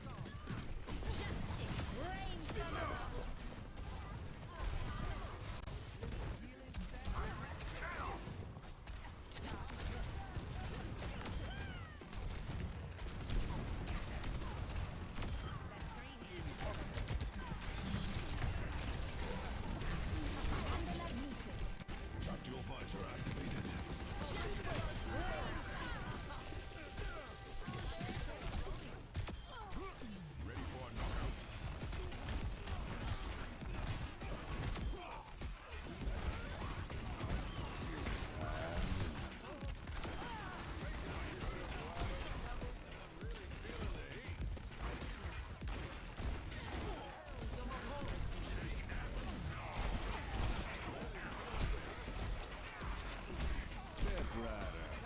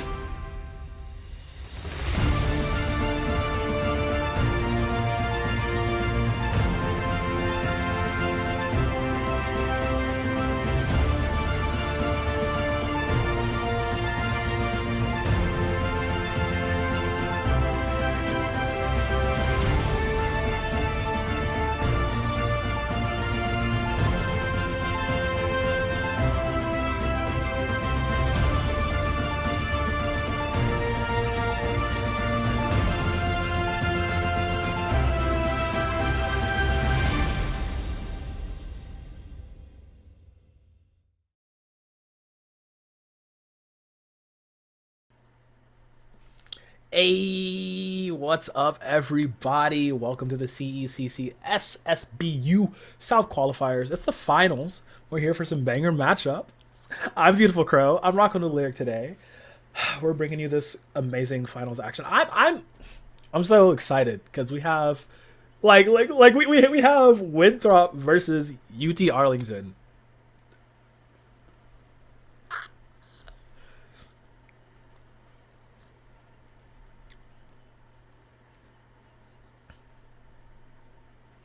This is a crew battle.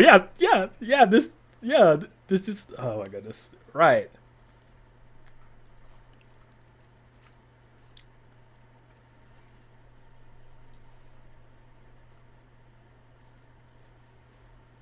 Be joining us for the first time. It is going to be in this very specific crew battle format. It is going to be 4v4 in a best of 3.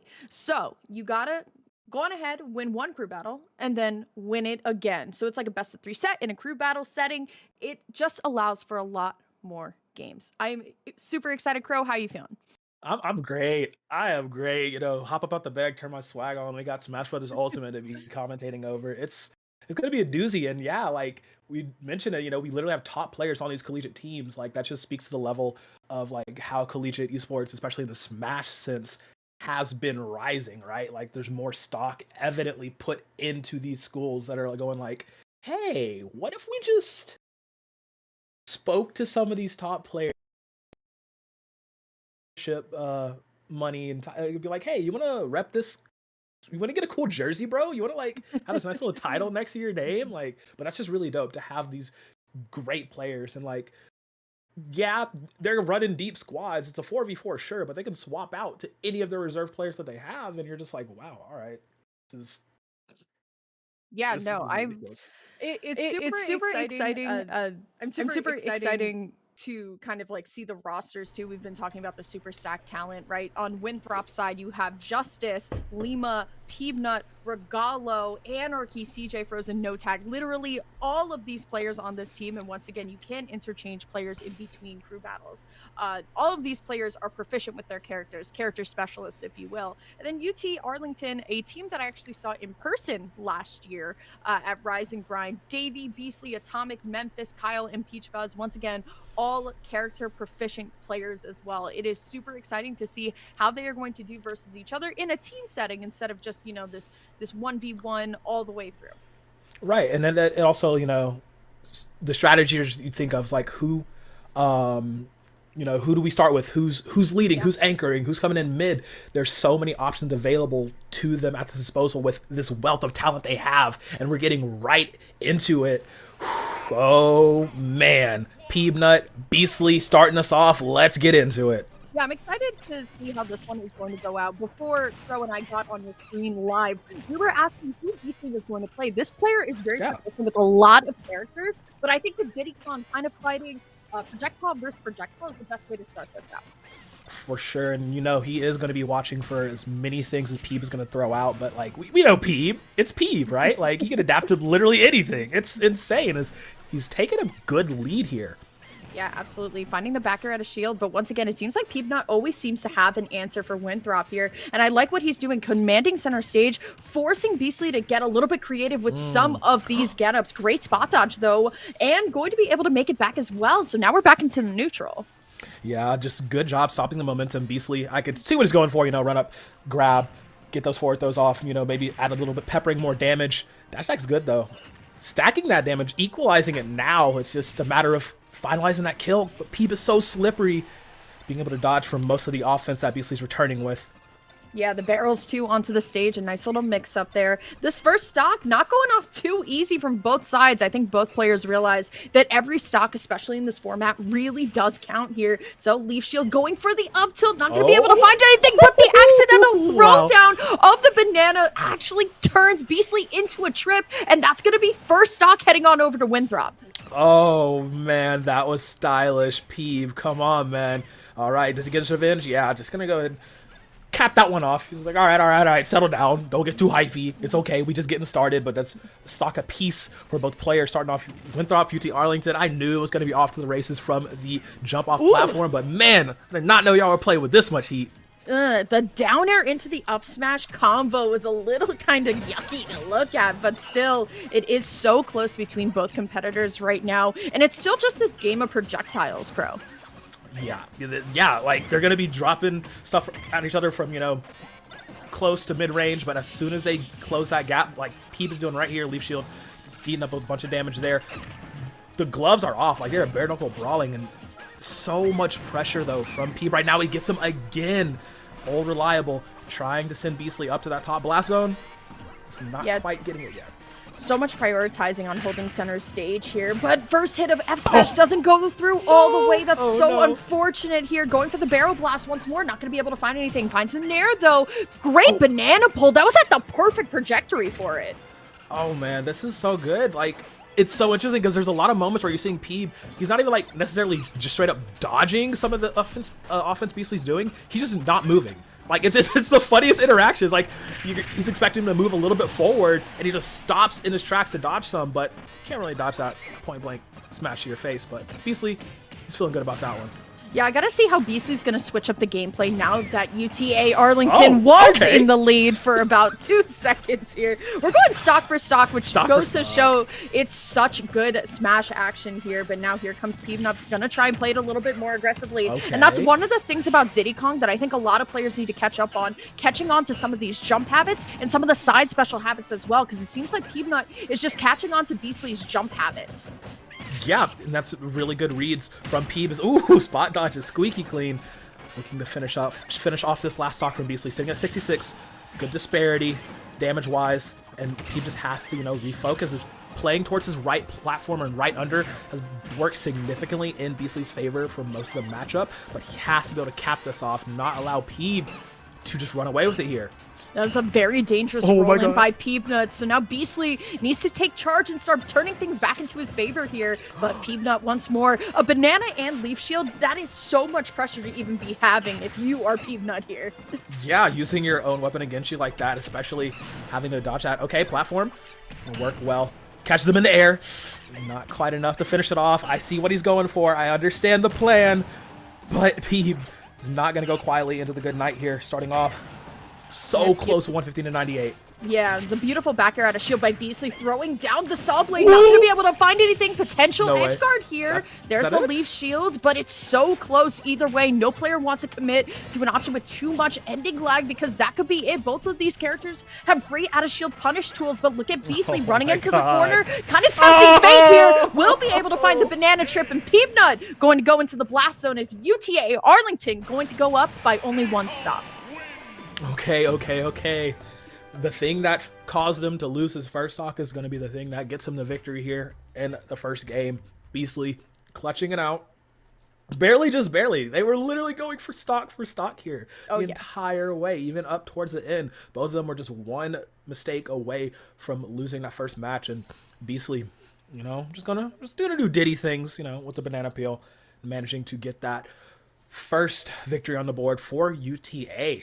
Yeah, really great stuff from Beastly. Once again, it's sometimes very hard to play against Mega Man because of all of the projectiles that he has that kind of goes into your face, and then you have to find a way to disengage every single time. And that's why we saw a very commanding center from Peebnut, because he wants to use the Leaf Shield, the Saw Blade, and even when he had the banana to kind of control all of that space, but then Beastly said, you know what, I'm going to wait in the corner. I'm very confident in waiting in this corner. I'll wait for the opportunity. But nothing is scarier when you have a Mega Man with Leaf Shield, Saw Blade, Banana, and Pellets, and every other projectile in this game. But good on Beastly to hold very, very strong.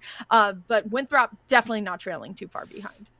Yeah, and that's why, like, I can't even be like, oh yeah, so this is the start of the UT Arlington Snowball. No, none of that. It does not matter, because like literally tit for tat, literally at each other's throat the entire time. I would not be surprised if Winthrop strike back here in this next game. Like, it just absolutely not. Right, getting a character swap here, and that's going to be able to tell us who is going to kind of go in.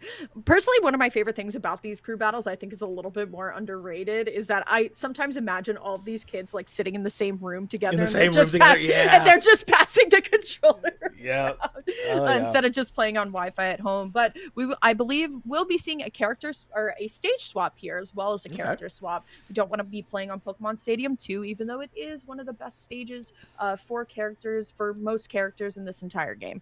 Yeah, I'm wondering what we're going to be going to next. Maybe Town and City, you know, potentially get Smashville in there. It's maybe we go Small Battlefield. You know what? It's very common for them to. Come on, what? Gift of Prophecy? Who? It's a very common counterpick option for a lot of the players in this league, in this area, to, you know, Small Battlefield second, get off to a good start, especially with these types of scrappier characters, as Regalio is going to be coming in with the Lucas, I believe. Yeah. Yes. So this is Winthrop's answer. We'll see how this goes. We're getting into it. Second game of this grand finals. Signature Lucas coming out of the Carolinas. Regalo made a name for himself at Super Smash Con, I believe, 2 years ago, coming out as this character specialist here. An amazing player, right? Especially with a character that I think a lot of people have written off, not that popular, and has kind of fallen into the, if you play this character, you only play this character, you've put a ton of time into this character. But if it's one thing that I love about Regalo's gameplay, Crow, it's the fact that he's hybridly aggressive, right? He uses the Zair to approach, but he still has that PK fire to also distance himself if need be. Yeah, absolutely. And like Regalio, he just shows people things that you're like, wait, you can do that? Like Lucas has that option? Wait a minute. As it's proven pretty effective right now. Wait, hold on. Beastly with the great banana tech, quickly scrapping back the lead. Yeah, absolutely. It gets a little bit scary off there, but thanks to Magnet Hands and Lucas itself, you definitely aren't too at risk at that moment here, but Regalo sitting at 101, Stagger. going for the down smash, not going to be able to find anything, but combos the down air into the forward smash here. This would be a huge lead if Arlington were to get at least one stock of Regalo here, and I think that's what Beastly's going for, right? Trying to roll in and out, trying to get this trip, but here we go, those PK fires we were talking about a little bit earlier are getting in the way, Crow. Yeah, they absolutely are, and oh man, the keep away off this left side has been the name of the game here. Magnet Hands coming in handy again. 124, 128, 130 the grab. Yeah, he's done. Send him away. Get him out of here. He says you're not taking a single stock from this one. Yeah, the thing is, though, that was the correct play by Beastly as well, to air dodge and get as far away as possible, right? But thanks to the jump squat, having that ending lag, that is just a simple run-up grab, up throw by Regalo, especially with all that rage. So Regalo going to hold on to 3 stocks, as now UT Arlington, I should say, going to throw in their next player. Now, we do have the rosters on our side. For fighting Lucas, who do you think should be going in here? You know, that's a really good question. Okay. I say, I don't know if this is me being a fanboy or not. You could be a fan, that's fine. I mean, absolutely. Get Atomic in here, or Davey. Okay. Either of them, I believe, should be able to handle Regalo in a pretty decent fashion. Non too spoilery. I mean, hold on, let me see. I'm trying to remember who Atomic's been playing recently. So Atomic plays Rob and Joker, I believe. Right. Yeah, I remember him playing a lot of Rob, just being an absolute monster, just really aggressive, like one of the atypical Robs in that sense, where, you know, not too much of the gyro play, but just like straight hands. And yeah, come on, am I on it today or what? Us too? Let's go. Atomic popping in with the Rob, so I do think he should be able to deal with Regalo being slippery, keeping him under pressure the majority of this. It will be 3 stocks apiece because Regalo did a great job of not losing a stock at all against Beastly. So getting into this next one, let's get rolling. Yeah, this one's gonna be good, and what, like you mentioned, Crow, the fact that both of these teams are still tied is a really good sign. So let's see who's gonna pull ahead early here. But I feel like the Lucas matchup, especially on this caliber of Lucas, is something that you're really going to have to play patient, because look at the Regalo's combo pressure here. Insane, not letting Atomic breathe at all. Finally going to get a couple down tilts in, but it doesn't matter. You said somebody was gonna throw hands, but I don't think you were expecting Regalo to be the one to do it. Oh man, Regalo's messing up my March Madness brackets already. This is kind of crazy, but we'll answer back Atomic though. At 54, he needs to show up this distance. I don't know, is Regalo just that charged up from the last game he did? But okay, yeah, that's what I kind of expected from Atomic to do. Just a bit more of that. Maybe they will be able to pull ahead here. Regalo, though, not going to make it easy. You're going to have to assume, because off stage, that is scary to deal with. Yeah, I'm loving the way that Regalo is staying safe on the stage, but still applying pressure with a lot of these back airs as well. But it's going to come down to some of these projectile games at moments. But man, Atomic wants one thing and one thing only, and that is going to be that rotor arms. But still, Regalo being able to recover from the bottom of the blast zone every single time. Oh my goodness. Okay. This is getting real dicey. Both of them on their second stock. It's really a matter of who's going to start that combo off first. Is Tommy doing a bit of juggling, not quite finishing him off. Gallo putting up a really good fight here. It's projectile city for both of these players. Yeah, still, it's so close here. Standard Oh, get wait. by Regalo there. I actually really like that option. Sometimes the best option is just to do nothing. But here we go. Atomic going to be able to find the forward air here. And this edge guard will continue.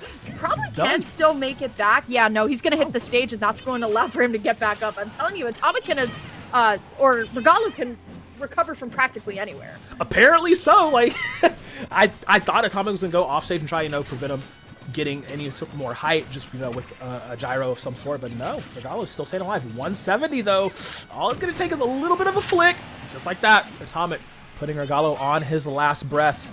Now, name of the game: survive or die. Atomic's got to keep this pressure up, potentially take this game for UTA. You can tell that Atomic has now kind of slowed it down too.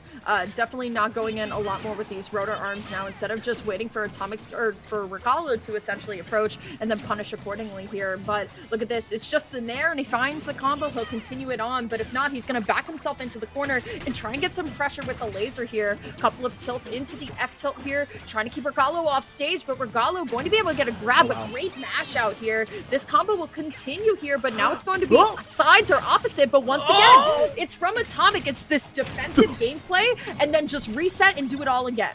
Yo, he is counter boxing his head off right now, is being able to dodge a lot of the offense on center stage near left side. But it's so scary when you're up in the air and you're having to deal with this Lucas who can throw all sorts of psychic abilities at you, and you're not really able to react in kind because you're at 161. You want to close this out without losing the second stock. You don't want to go into the next game with one stock only. Is he's looking to finish off here. Atomic really has him on the ropes, and yes, he will do it, closing it out with 2 stocks at his disposal. Man, that was close. Yeah, that one was crazy, right? So it all came down to that really defensive gameplay from Atomic, backing himself up into the corner, saying, nair, okay, I didn't hit the nair, bet, laser, gyro. Okay, now you're going to get frustrated. Now you're going to approach me. Now Rob is going to do Rob things. Now you're very close to me. Pow, pow, pow on the down tilt, F tilt, and then we can go into that standard Rob edge guard. Amazing stuff from Atomic. Great patience as well. Regalo, unfortunately, going to go down 0 stocks. Is now Winthrop going to have to send somebody in to take this Rob, and I think it is going to be Lima on the Bayonetta here. Oh man, he's getting the fancy heels on for this one. Yeah, we had this discussion before we went on broadcast. Like, all right, if you're Winthrop, when do you bring out Lima? Like, when does it happen? Having him more towards the back half of the squad, at least in this first game, I respect it. Like, could be hard anchor if you wanted to, but having him towards the end, a little bit of a get out of jail free insurance type card. That is to say, if Atomic can't rise to the challenge, we'll be coming into this with 2 stocks against the 3. So that's a pretty good lookout for Lima, if I'd say so.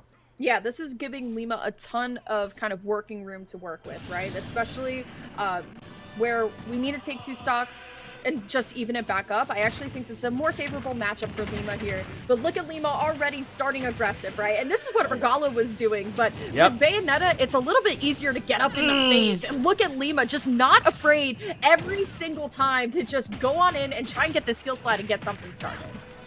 Yeah, I mean, we knew Lima was going to be aggressive from the start, but like you said, difference in characters and whatnot, but eating a bit more damage. Atomic, though, once he gets back to ground, back to center stage, expecting him to regain a form of control. Oh, man. I'm sorry, that gyro interaction was perfect hit. He's doing a lot of damage here to Lima. Yeah, no, at this point, right, you gotta hope that you can hit it and hit this stock early, because that would put UT Arlington up so much here. And Lima, who was dominating the early game, is now at risk of losing a stock here, and losing any more stocks if you're on the side of Winthrop is only gonna make it hard for the anchor, whoever comes in. For sure. And okay, that's a great grab run up. He's gotta secure this one, and will do it. fancy top corner to make it happen. But now how long can you live against Atomic? Not long at all, apparently so. Okay, Atomic may be one stock down, but he ain't out of fight at all. Yeah, no, Atomic definitely has to hold on for dear life essentially here. Getting another stock off of Lima before their next player were to come in would be a very, very big advantage here. But I like how Atomic, once again, going back into this defensive gameplay, waiting a little bit more for Lima to essentially strike first, but it was Lima getting the witch time off of the gyro in there that allowed for him to get in at least for the second here, but great get-up attack. Yeah. Ah, man, people forget about that tech. I swear, like, it's just one of those things that you're like, wait, she can do that? Like, you shouldn't be, you think Bayo shouldn't be able to do that? Like, no. She's the baddest witch in the game for a reason. But allows Lima to get some damage off, like you said. Atomic doing so good at this counterpunch gameplay that he has been known for. Like, if he's on the back foot, he'll set up position, force you to come to him. And as you can see right now, just getting pop shots in a few times there. Run up, shield. Don't really try to do too much. If it works, it works. If it doesn't, it doesn't. In this case, Lima says, hey, babes, it was a nice try, but you're one stock too short to make that happen. Yeah, that one hurts, right? That one knows. And that's the thing about Bayonetta too, what makes her a very strong character is the way that she quite literally flies around the stage, right? The way that she's able to pressure you off stage with the kind of way that she holds herself in the air, and then she just says, you know what, if you're going to stay up there, I'm going to go chase you out there. So great on Lima to bring it back. Only lost one stock here, so UT Arlington needs to kind of pull out the heavy hitter this time. Like I said earlier, if Atomic were to able to get that second stock, this would be a lot easier, but it will be Memphis on the Peach coming in for this one. Okay. Ladies' Day, I guess we doing it. All right, Memphis coming in with the Peach. This is going to be interesting to see because you know Lima's still going to play aggressive, 100%. You know Lima's not going to allow Memphis to get anything going. Like, he can try to start, but I'm really worried for, like, this initial, like, first minute.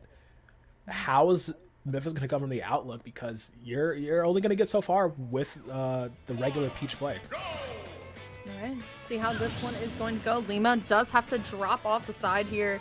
And now we're going to see what Memphis and UT Arlington have for us here. We got to get rid of the witch herself, Bayonetta, right now. A little bit of pressure here, but once again, a very careful neutral from Memphis here. And you can tell by the way that Lima got 2 hits and then Memphis was like, oh, let me just back up. Let me back up. Let me chill out. Let me chill out.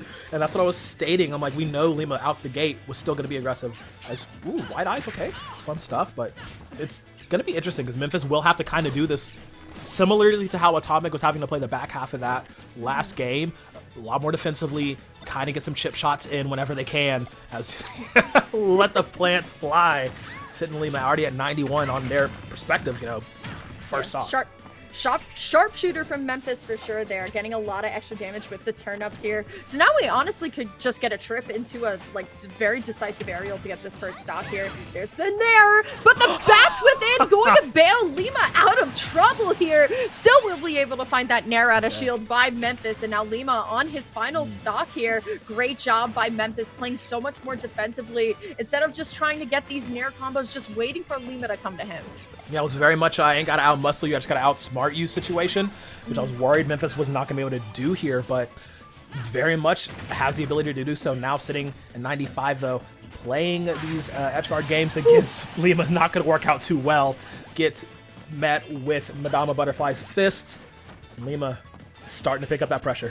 Yeah, absolutely. You gotta, right? You gotta find a way to get back into the game and play it very aggressively, right? But here's the thing with Peach. One wrong interaction and you are eating 90 for it. Memphis has done an amazing job of commanding this stuff. And Toad is going to come in, not for the finishing KO, but that was the Stitch face there. Lima does have a turnip in hand, so we could, just get rid of the situation a little bit, but still Memphis, that amazing combo. And man, it's really, really well scouted by this UT Arlington squad to be like, okay, bet we have really good mirror type players. We have really good defensive players to match this aggression that we know multiple players on Winthrop are going to be looking for. So Lima needing to adapt here just a little bit harder just to scope this out. 114 on your last could potentially take Memphis down to his last as well. Ooh, God, beautiful comeback by Lima here. Oh! Which time? Not going to be able for Memphis to lose the stock here, but will be able to make it back. And all he needs is one of these Nair out of shields once more, which is what we're looking at, right? But the back air not going to be able to do it here. The scramble is so tight, but another Stitch Face will come down, and Lima going to be going into that blast zone is now UT Arlington still up 2 stocks. Oh my goodness. All right. That was close. Memphis stand up. Duke Deuce is happy. I know that. Man, that Stitch Face. I think it was what? Was that the second or third that he was managed That was to pull the that run? second, I believe. Okay. Yeah. Just, oh man, at the perfect So time close. too. Yeah, Literally yeah. at the perfect time. I was a little scared for Memphis coming into this for sure, but definitely adapted and held their ground and managed to take out Lima. So now just going for the last one for Winthrop here in game number 1. Managed to just keep it at 2 stocks too. That's like the craziest thing, because there was multiple times on that second stock where Lima was way too close to taking it away from him. So good on them for standing their ground and giving UTA a little bit of a leg up coming into this next round. Yeah, absolutely. And now we have a couple of choices here. We have Justice, Anarchy, CJ Frozen, and No Tag. And you got to think about who's coming in for this one. Peach, I could say No Tag for this one. I could see it. I could also see Anarchy on the Greninja as well, but Greninja being a little bit lighter. If I am Winthrop, I send in the Min here. I mean, I think Justice is a correct choice, right? We want to go back to Pokemon Stadium 2. We want to keep Peach out. But the problem is Peach's edge guarding, especially on Min, is so good. So you really kind of have to think it is going to be Anarchy coming in here, as we see at the bottom of our screen. But I don't know. This one was definitely a hard choice. I mean, Memphis holding on to 2 stocks definitely could potentially be throwing in MVP work right now. Honestly, yeah, Memphis is gonna double down and be like, "It's okay, guys. Don't worry. I got this. We're doing this." I mean, Anarchy gonna continue that pretty textbook Winthrop aggressive gameplay. Fight in your face all the time style. Definitely has, the outlook of being like, all right, let's just wrap this up. But with how we just saw Memphis play against Lima, this is going to be a longer fight for Anarchy. Oh yeah, for sure. We'll see how this one is going to go, but it will be Anarchy rounding out the crew for at least this game one crew battle. We'll see how the rosters are going to switch up, but this is definitely excellent data going into this entire set, right? So if I'm Winthrop, I'm thinking about potentially putting Lima up front for next set, and then potentially putting Peebnut in the back. I think starting a strong player and ending a strong player is really good, but I want to see a little bit more out of Regalo as well. But enough about them. Let's talk about Anarchy here. Definitely one of the better Canadian players that I've seen. Now goes to school, of course, in the United States, but it's awesome to kind of see that international North American talent that we got going on here. Absolutely. It's really good to have a widespread, diverse lineup. Look, they have such a deep roster. Like, it's so insane. So good on them for coming with the whole gang. Let's see how this goes here. Just needs to close out 2. But that's a tall order when you're against, Memphis here, who was literally coming off of a nail biter of a game in that last one. Yeah, absolutely. And you can tell, like we've been kind of alluding to, both of these teams seem to have very opposite play styles here, where UTA is a little bit more defensive and just waits for the right moment, and Winthrop is the one that's a little bit more of the aggressors here. But once again, Anarchy finding these moments here, kind of mirroring some of these very aggressive Peach combos, and Anarchy going to get a perfect stock here, just waiting for the air dodge down and the perfect punish with the up smash. But here comes Memphis. My goodness. Starting off strong, gonna get some damage. He's like, nah. let's get that 0 up a little bit. You're looking a little too comfy, my boy. Not gonna do as much damage as he can. Anarchy, very, very clean gameplay in that first stock for sure. This has to continue on. Ooh, nice little parry there. Yeah, no, especially on Wi-Fi too, sometimes it could be a little bit more difficult here, but it will be Memphis finding the back air here. Needs to at least get a stock for the culture, right? Definitely wants to put the team ahead a little bit more before losing a stock. Going for the hard read, though, that's going to allow for Anarchy to get in, at least for the moment. Down throw, trying to read the DI, finds the up air, but with no rage, it's not going to be it. Anarchy, beautiful catch onto the turn up here, but once again, it's just Memphis trying to find this loose aerial that gets the stock. Yeah, Memphis looking like he's doing a bit more fishing. Look, frog fishing is a lot more difficult than regular fish fishing. It just don't work the same. So trying to get those guess and those hard reads on Anarchy, it's not quite there. And oh man. You know what? Hashtag we take those. Anarchy's probably not how he would want to win, but hey, all's fair in love and war, and this is definitely war. So Winthrop going to take that one and send us to the last for UTA. Okay, well, Memphis down, and now it will be just as we said, both of these teams are so very stacked. I would not want this any other way. Absolutely. Final player, 3 stacks to 3. It's got to be Davey. It's got to be Davey. It's got to be Davey? It's got to be. Got to be Davey. It's got to be. What about Kyle? I mean, I love Kyle. Absolutely. I would love to see Kyle in, but like... What about Peach Fuzz? Yeah, 3 players to choose from, all very proficient players. That's true. They are all proficient, but like... I think the last time I saw Davey play, he was on the Steve. Yeah. Oh, it's gonna be Kyle on the It's gotta be Snake. Kyle and... Okay. Ooh, okay, snakes, interesting. snakes. Interesting. Greninja.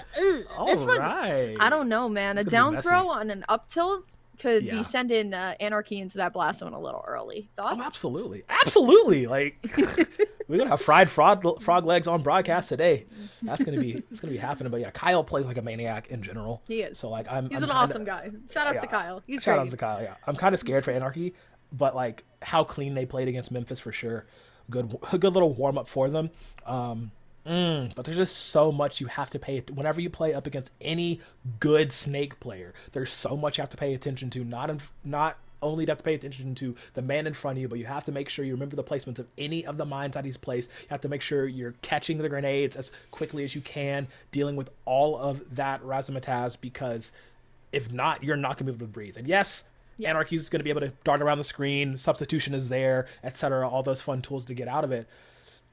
But when it comes to returning damage, Kyle's, like you said, just boom, down there, up tilt, he's gone. Like, yeah. I think also something very important to note, if you know Kyle, you know that he's also a very proficient Chrom main as well. But the thing is, going Chrom against Greninja, not necessarily a good idea because of what we just saw, how the last stock actually just ended with kind of the water coming in and just messing up the recovery. So I actually really like the Snake pick here. It will be small battlefield, which I also agree with, right? So we're going to essentially litter the stage just with C4, Nikita, a grenade, all of it, making Anarchy having a really hard time landing. Now, Greninja sometimes likes to jump, but Snake also has a lot of tools to catch Greninja in the air. Physically going up there, sometimes with Nair, sometimes going up there with up air, but also up smash as well. There's a lot of ways that Snake can control a very small terrain. The thing is, as well, you give Greninja a little less room. Greninja's going to scrap every single time, and Snake scrapping... not as good as Greninja's, in my opinion. Yeah. It's not. That's why, like, we keep going back to that. Hey, don't let them get in, right? And then when you do get in, don't let them get in, man. Only just to finish them off, right? Like that's the only. That's like the safest game plan for Kyle, but Kyle doesn't like to play safe. I'm gonna be honest. Right. He does not like to play safe. Like, there's going to be many situations where he's just literally using point blank explosives, and I am going to be so here for it. Like I'm gonna be popping. Like it's gonna happen. But this is gonna be an interesting matchup to get into once we get everything all settled. This is only the first game. Oh yeah, we have like a whole set of this. I love this. I love this. This is like an appropriate grand finals. Yeah, if you guys are unfamiliar with the format, just joining us, we are playing crew battles 4v4 best of 3. So whoever wins this one will be on technically match point for the next one, and it's still a best of 3. But nevertheless, once again, Crow, we are jumping into what will be the final game of game 1 here, going on small battlefield like we talked about. Let's see if Anarchy is going to be able to get around this minefield. Yep. And 3 stocks apiece, so it's a full-on smash. So let's get to it. Kyle already dealing so much damage. Wow, great return by Anarchy, though. Says, nah, don't count me out yet. Small battlefield, not a lot of room for you to run. Yeah, absolutely. And this is what we were worried about, right? This is what Kyle essentially wants. He wants Anarchy to get a little bit more uncomfortable, and then he's just going to try and dash in. But Kyle ready to go with the tilts, with the rolls, the spot dodges, everything ready to go. So let's see how, Anarchy's going to get in here and when it's so aggressively in the corner here. Yeah, I mean, I love the adaptation that Anarchy's throwing out small water shurikens. Is that Sonic music I hear in the background? Yeah. Let's go. It's small battlefield, so you can put any song from the library on there. But will be Anarchy finding the Greninja B&B, finding that forward air, putting Winthrop back in the advantage for the first time in 2 players, which is kind of impressive. Oof, try to go for the up air, not going to connect. Kyle has to pick it up. Anarchy smothering him. This is what I was afraid of. Like, we talked about it. If Anarchy gets in and close that distance, Kyle's not really going to have a lot of chances to get him off of him as he's just getting these repeat stacks of these up airs. On Wi-Fi, bro, you're fiendish for that one. Come on, man. Absolutely, you just got to go for it sometimes. Now Kyle's stuck on the ledge, but think about all of that damage that Kyle just ate from the Ninja opening combo, right? And look at how much more confident Anarchy is now. And now all he has to look for is a hard read, a down tilt into a forward air by Greninja would definitely take this stock on stage. Yeah, it definitely can. Ooh, runs into that mine though. Called it. Oh man. It's the setup from Kyle is not there right now, so he only has like one grenade to really, you know, be that defensive node right now, right? There's no mine setups. There's not a lot of protection for Kyle as he will finally finish off the first stock from Anarchy while he's at 122 on his second. But we cannot afford to drop anything going forward. No, absolutely not. You do not have leverage to play unsafely either. You do not want to give Anarchy an inch here because you know what he's looking for. And that is exactly what he's looking for there. Going to forward air away. The substitute doll goes for the shadow sneak, unable to find anything, but Kyle, unfortunately, unable to line up the up tilt there. So it is going to be Anarchy keeping hold of this massive lead now. Oh man, Kyle, I saw the vision. I did, but unfortunately the execution was not there. Anarchy doing such a good job playing around with the water shurikens, with the substitution, with the forward airs, doing a great job of just bamboozling Kyle, who's supposed to be the one doing the bamboozling. How do you bamboozle the bamboozler? Like, what is this? Yeah, it's just the combos, right? Finding your way in and then going for it all is definitely the name of Anarchy's game here. The combo so clean, finds the nair down into the up smash, and you can tell by the way that Anarchy is going all the way out there just like his teammate Lima. So confident off stage here. Kyle going high though to try to avoid something, but will be able to find the shadow sneak, and Winthrop will be winning game one after going down and making the comeback. Yeah. Oh man, Anarchy. He said, "Hey bro, watch this." I mean, you were sitting duck. You were plus 140 up there, sitting duck, trying to use up B to recover high against their Greninja. It's just not gonna happen. And man, Anarchy really did a good job of just dodging around everything Kyle was gonna do. You could see how many times if Anarchy was like a frame to the left or a frame to the right, he would have gotten hit. He would have gotten tagged, and he probably would have died in a lot of those situations. But Kyle was just near missing multiple times. Oh my goodness. Yeah, so close. And this is what we were talking about, right? When Anarchy got in, combos perfect, right? Going in from 0 to 60, 0 to 80, recognizing, you know what, Snake's got a couple hits in, but I'll find the opening, and then always sliding in with the dash attack, sliding in with the down tilt, finding the forward air beautifully, and that is going to set up Winthrop over UT Arlington 1-0 so far. And now we are going to reset, and now we have to ask ourselves, Crow, what are the changes to the lineup you think are going to be made? I mean, man, that's the thing, right? Like, this is such a good lineup for UTA.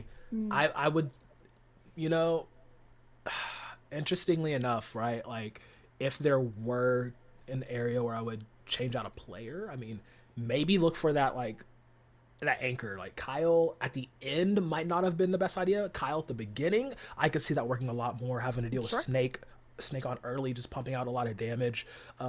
Even if they don't, like, take a match, getting a lot of damage, taking a stock would be very beneficial. If not, they can, you know, switch out. Peach Fuzz would be really fun coming in as well. But I do think having Atomic as, like, the anchor would be pretty dope to see. Yeah. I definitely want to see from UT Arlington maybe a beastly ending as well. So I think if we flip the lineup completely, just same thing, run it back. It's like, all right, order. Kyle, you go first, and then like letting Beastly anchor.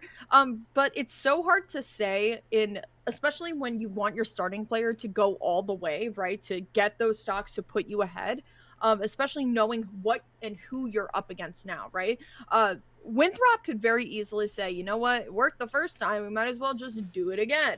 And have them do it again. Peanut, great starter, right? Definitely is a tempo maker, definitely a pace maker in you know, the character and the player. I definitely would not be surprised if we see a Peanut start again. And Lima, you know, also a great anchor, but also I think Lima's there to counter Atomic when you really think about it, right? Yeah, like yeah. Bayonetta Rob historically hasn't been a great matchup. So it's like, oh, you sent in the Rob, bet, here comes our Bayonetta for you. I definitely, yeah. And it was so funny because like we were talking like mid-set. We're like, you know, I mean, if it were me personally, I'd probably like save Peeb or Lima for the end. But no, like getting them in towards the beginning just to like shake things up, rock that pace, be a counter, like you had said, is a really good prospect to look out for. Because yeah, I really don't think Winthrop need to change any of their four. Like I would, as much as I would love to see, you know, get CJ in here, get No Tag in here as well. Yeah, absolutely. This four that they have, that they just won with, is a really, really good four. Yeah, absolutely. And CJ Frozen, great player. No Tag, an amazing Mario and Samus player from MDBA. Once again, we were talking about this before. Collegiate Smash is no joke, man. Like at all. These are PR players in the region. And you know what? We're just back at it once all more. Right. Okay, same lineup, same characters. So we might just be kind of kicking things and just trying to, you know, if we're Arlington, just play a little bit better, right? And so far, BC with that opening combo definitely showing us a different team. For sure. And like when these two went at it the first time, they were neck and neck the entire game, right? Like down to the last stock for Peeb going out of the match, right? So I don't see why not running it back. You know, it makes sense. Beastly just makes a few adaptations, you know, just makes a few changes, and the match may go their way. Because we're looking to see now Peeb sitting at 104 to 43 of Beastly. UTA coming off a lot stronger. Yeah, and in set one of this specific match too, it was stock for stock every single time. Like neither player was kind of pulling ahead without the other player saying and kind of reminding the other player, like, guess what, I'm still here, right? So Beastly now is kind of, it's Beastly's turn to take a little bit more damage as now Peebnut still trying to line up, still trying to find these opening points where he's able to get a trip, potentially into an up smash, maybe even a back air to get first stock. Ooh, sorry, dealing with little canine interference. My dog wanted to... Perks of Cascan. Yeah, you know, yeah, exactly. But, man, yes, back to the task at hand. Wow, Peebnut is really good at Smash Brothers, apparently. There you go. End it right there. End the broadcast. Thank you, girl. Ooh, okay. First stock still so close here, but it will be Beastly finding the trip into the up smash here, and now Peebnut once again firing right back, because no way is this just going to be a snowball for either team. I just need like a best of 50 between Peeb and Beastly at this point. Like that's may need to find different casters halfway through that. Like, I do not think my voice can go that long. You know, pull up the Captain America quotes like I can do this all day. Like literally, that's this matchup. Like, oh my god, it's a really insane. They do not take breaks from each other. Like there's maybe been 3 inches of space between them, 2 seconds of breathing room between them this entire time as they're going off stage. Beastly looking for some more damage, and Peeb hitting with the leaf shield. This is great Smash action. Yeah, but here's the thing though, Peebnut actually now starting to pull away a little bit harder, right? 104 on Beastly, and now Peebnut actually has Banana in hand, so Tempo Maker once again, Peebnut coming in here, trying to find a way to get this stock off early, going for the up tilt, but here it is, Nair into the side special by Beastly here. Once again, it's all about Peebnut and how you're able to get this stock, and physically pushing. Did you see that? Yeah, he pushed. He physically shoved pushed him into the banana, into the up tilt. This is great stuff by Peebnut, but once again, Beastly so not far behind.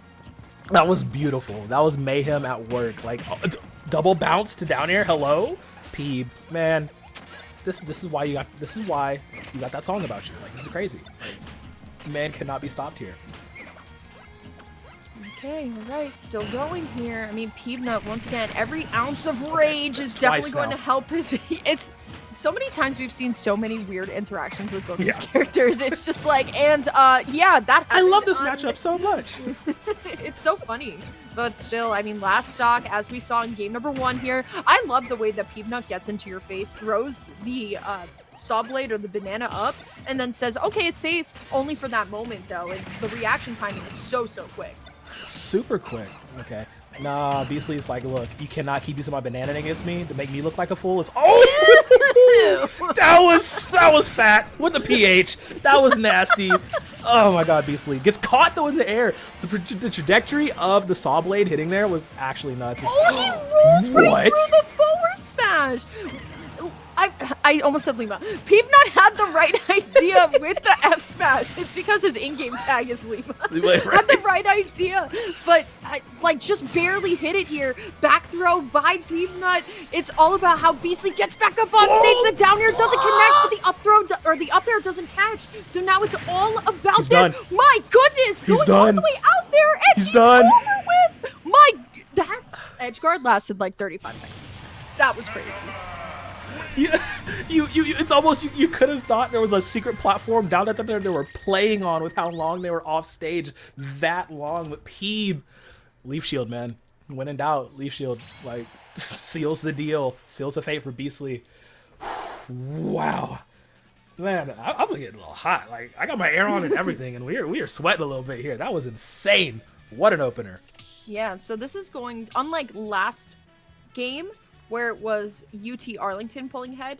Now it's going to be Winthrop playing with the lead for the first time. So looking back at UT Arlington's kind of roster here, who do you send out? Do you send out Peach Fuzz? Do you send out Kyle, Memphis, or do you send out Atomic a little bit early here too? I mean, it's one stock off of Mega Man. How hard could it be? How hard could it be? You know, just against Peeb. But oh man, that's a great question. I would say send out Memphis or Atomic here. Okay. Just to deal with it. It is Atomic. Come on, man. Let's go. You're on it today. Go. Go play the lottery after this, man. Oh my God. My Valorant pick'ems were trash. My Capcom Cup pick'ems were trash. But right now, here for CECC, I am on it today. Let's go. Okay. Here we go. Atomic. Just gotta get one. Yeah, just gotta get one, right? How hard could it be? This one's going to be a little bit interesting, though, because I think Atomic is playing extremely well, but we're going out to Town and City here. So this pick, a little bit wider, right, in terms of stage, a little bit bigger, but that actually gives Peepnut a little bit more space to kind of run around and do what he wants, right? So we'll see how this one's going to go, especially with two very projectile-heavy characters at certain moments. But you know what Atomic's looking for. He's looking for that back throw rotor arm. Oh, yeah. He wants to scrap. Okay. So, Peeb can just play the distance game as much as he can. He already has Atomic at 41, right? We know Peeb is really good at creating distance, but also... Oh, I thought he was going to do it. I really thought he had it for a second. That's why I just stopped. Yeah. Peeb is so real. I totally held my breath, and I was like, oh my god, he's definitely about to do the thing. Atomic is so scary, but Peeb can, you know, at least take one stock projected before he falls. Like, I would not be surprised. But Atomic is not going to make it easy for him. It's just Peeb is so slippery when he needs to be. Like right now, how did you dodge that? Ew, was that up throw forward air combo into gyro toss? That was gross. Oh my god, there's so many projectiles. And this was the thing that I was a little bit worried about being on Town and City, right? Because we're allowing Peebnut to go back constantly and set up. But he also has this side platform to play around this rotor arms, right? We know that coming onto the stage that UT Arlington is really just looking for the cinch with the rotor arms off the side, but this gives Peanut a little bit of space here, but the explosion onto Crash Bomb actually going to go onto Peanut as well, and he might not even get this first stock, as it will be UT Arlington and Atomic taking it with the nair out of all things. Okay, took a little bit longer than Atomic might have wanted to like, but he still comes out with 3 stocks, so good on for that. But Peeb was doing some, like, literal Dark Magician stuff right there. Like, that was kind of crazy. Like, wait, he lived that long? All right. But yeah, so good job by Atomic to get that. Okay, now coming in for the next one here. You've been the magic picker this entire time. Go ahead. I think they're just going to do Lima. Shut up. Nah, you're so smart. Hold on. Come on. Hold on. Ladies and gentlemen, beautiful crow, everybody. No. And for his next trick, he will show us all who's going to win Super Smash Con this year. This is insane. Look, my magic is based in fire. I can't be like, how am I getting this? What cauldron am I looking into right now? It's only February. It's the birthday powers. It's whatever. But yeah, sitting in Lima here to match Atomic, the counter, like we had spoken about. But big difference. This is full 3v3. That was not the case in the match previous. So now they go the full distance and maybe a different outlook, or, you know.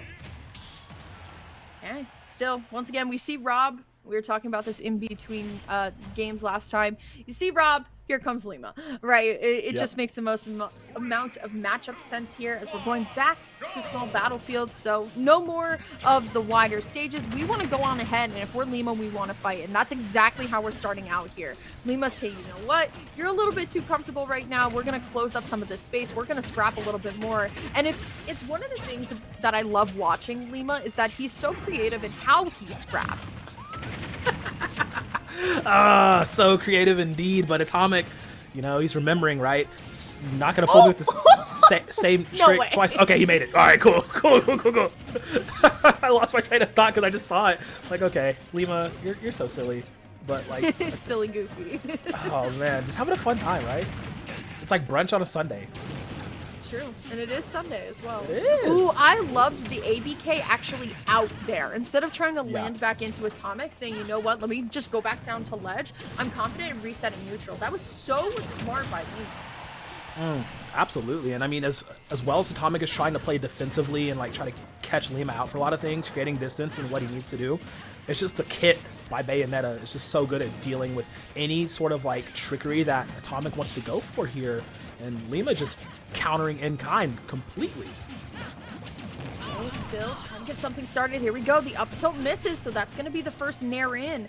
But Lima still, and honestly, both Lima and Atomic both still at 3 stocks. This first stock not going off too easy here, but finds the back air. It's not going to be enough, so Lima going to stack on some extra damage with the bullets here. But we were seeing this a little bit earlier, right? Lima's willingness to go out there, but no tech. Still will be able to make it back. Both of these characters have a lot of jumps, have a lot of leeway off stage.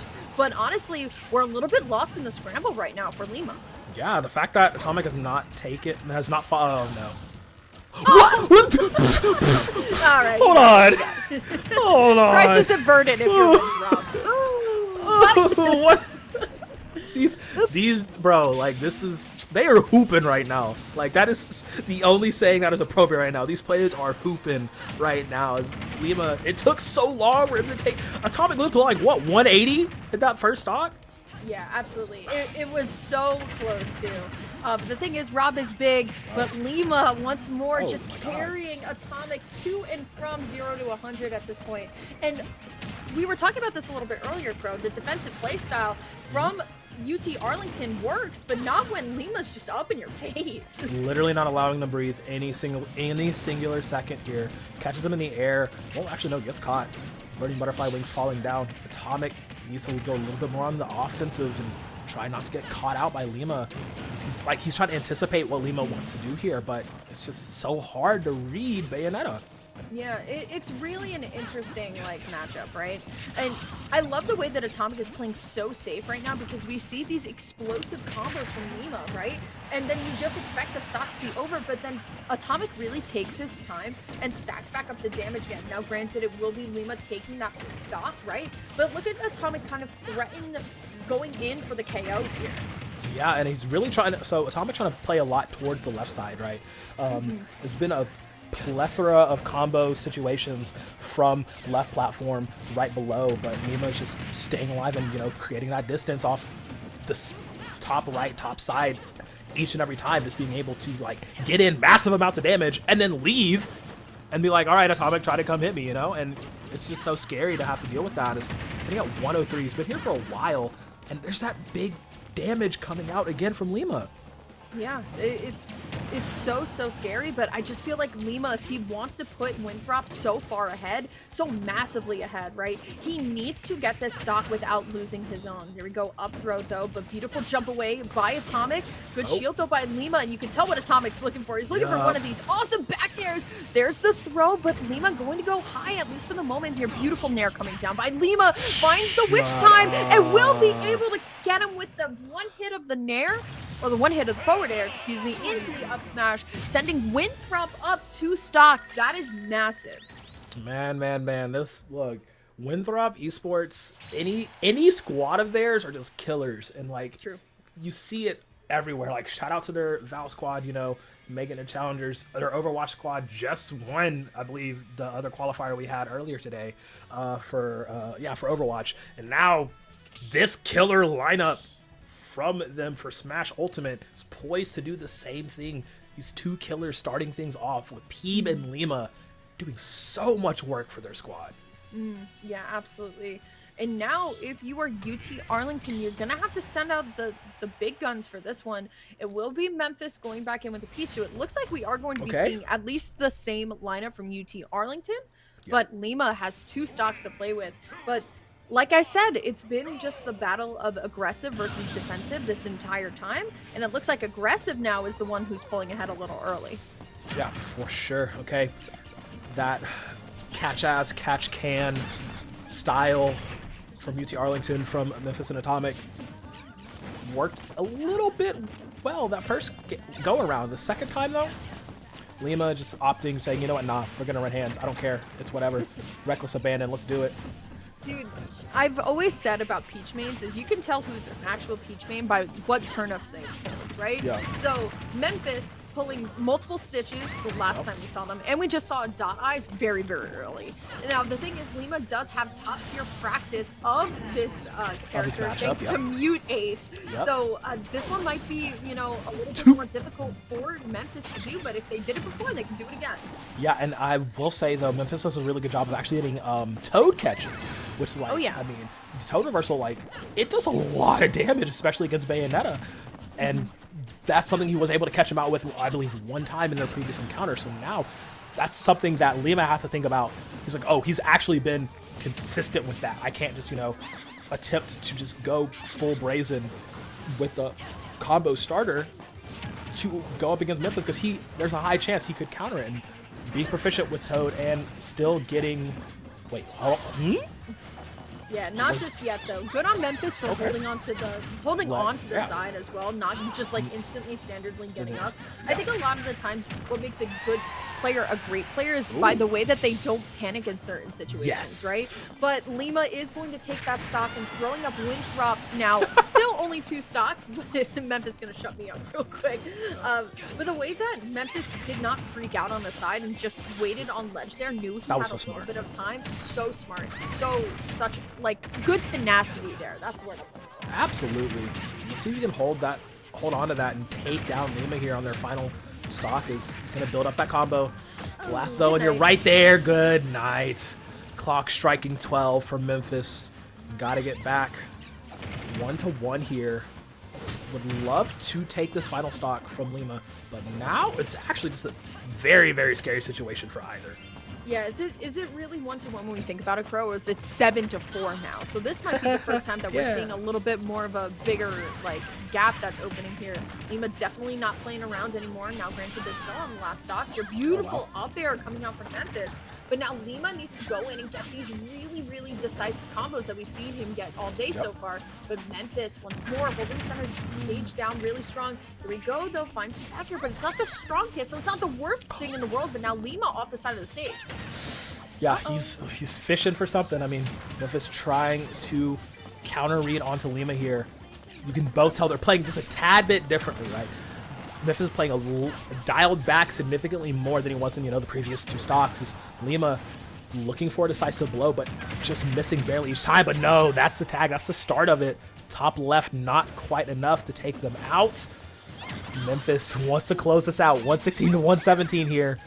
It was so close. I love the way that Lima rolled out there too, just not recognizing that, not respecting the Peach Bomber at all here. And look at Lima going all the way out there, both of these characters. But done. No, He's Memphis! done. Not again, Memphis! Oh, that's twice. Yep. Okay, now imagine if Lima actually lost this. Oh, man. that would have been pretty fun, not gonna lie. Oh, we'll close it out there. Man, Lima. I don't like to see that. I don't like to see that. It be happening sometimes. Listen, sometimes the magnet hands just, it's like the Lion King scene. You just like, no. Like, long live the queen. It's just toss. All right. Well, this is not the way I thought this would go. Yeah. UTA already on their final player. Winthrop still on their second. Still has 2 players to go. Yep. Still has Regalo and Anarchy waiting in the wings here.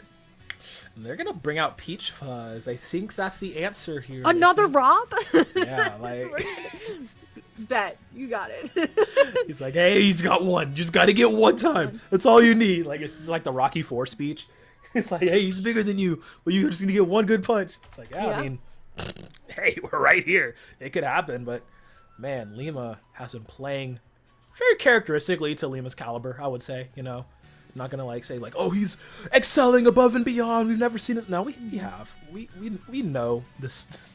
Lima's good on some Bayo, so very expected to be good. I mean, like P Lima back to back is just scary to deal with in general, but Beastly Atomic Memphis back to back is also horrifying. Right. Knowing that Anarchy is also waiting on Winthrop's side. Hey. Like this once again could very well be like a top 8 and like a large regional, but it will be Peach Fuzz coming in here, subbing in for Kyle for the University of Texas Arlington. It is up to Peach Fuzz to bring us either to a set 3 by taking 7 stocks with just 3. That is a tall order.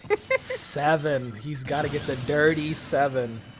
Okay, UTA. Let's see what your program's about. How are your players? How is that mental? How is that resolve?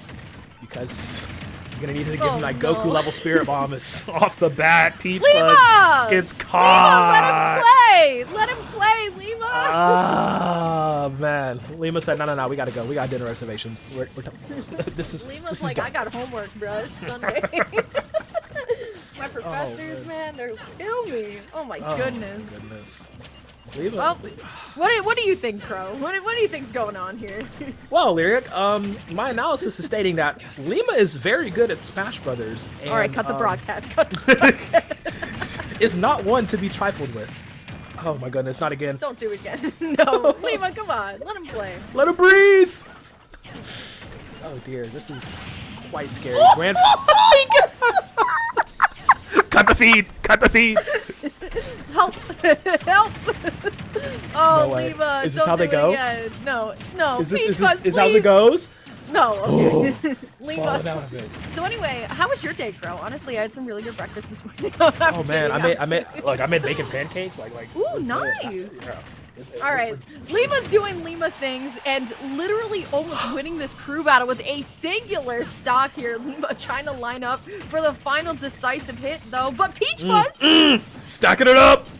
Come on, you can pull through. I believe in you. Hits with a laser. Okay. Early witch time though, so Lima is off stage right now. Yes, Could be very close. Fuzz is one to dare try to go out there. Dangerous shark-infested waters, and the killer is going to be Lima. 115 to 129 here. Final stock for both players. Winthrop has won all of their sets today, 2-0. They're looking to make a full run through grand finals, not dropping a single game here. Try to cap it all off the big backpack of Lima. Oh, this could be it. This is good. One more of those conversions can definitely be it, though. Let's see how Peach Fuzz lands. Tries to land with a Nair. Not going to be able to find anything else, though. So now Lima, good air dodge onto the platform. Or off the platform, I should say. Oh, There's no, the this witch is it. time. Nail in Oh the my coffin. God. No, it's the Play VM! with your food, man. Come on, don't do that. That's mean. We'll be able to find the back air, and that will be Winthrop, who was so close to losing it all last game, will be winning it definitively in this finals. 2-0, no game 3 needed, and with only 2 players needed, Winthrop, man.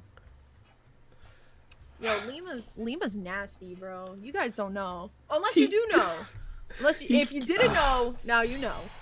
He can't keep getting away with it. Oh my god. He can absolutely keep getting away with it. As he just did. Oh my god. UT Tyler Smash 2-0'd. UH Red 2-0'd. And now UTA 2-0'd. And now a trip to the finals, I believe. 2-0, right? They qualified. They are there. They are in there like swimwear. Oh my god. What a Nasty. Winthrop. What are y'all feeding these people? I need to take a trip down to the facility and see what is going down there, because absolute killers on the roster all around. That was nasty. Come on. Oh my goodness. All right, y'all. We're going to see if we can find an interview with one of our Winthrop players. But for now, don't go anywhere. We still have more CECC South going on for you guys. We'll be right back.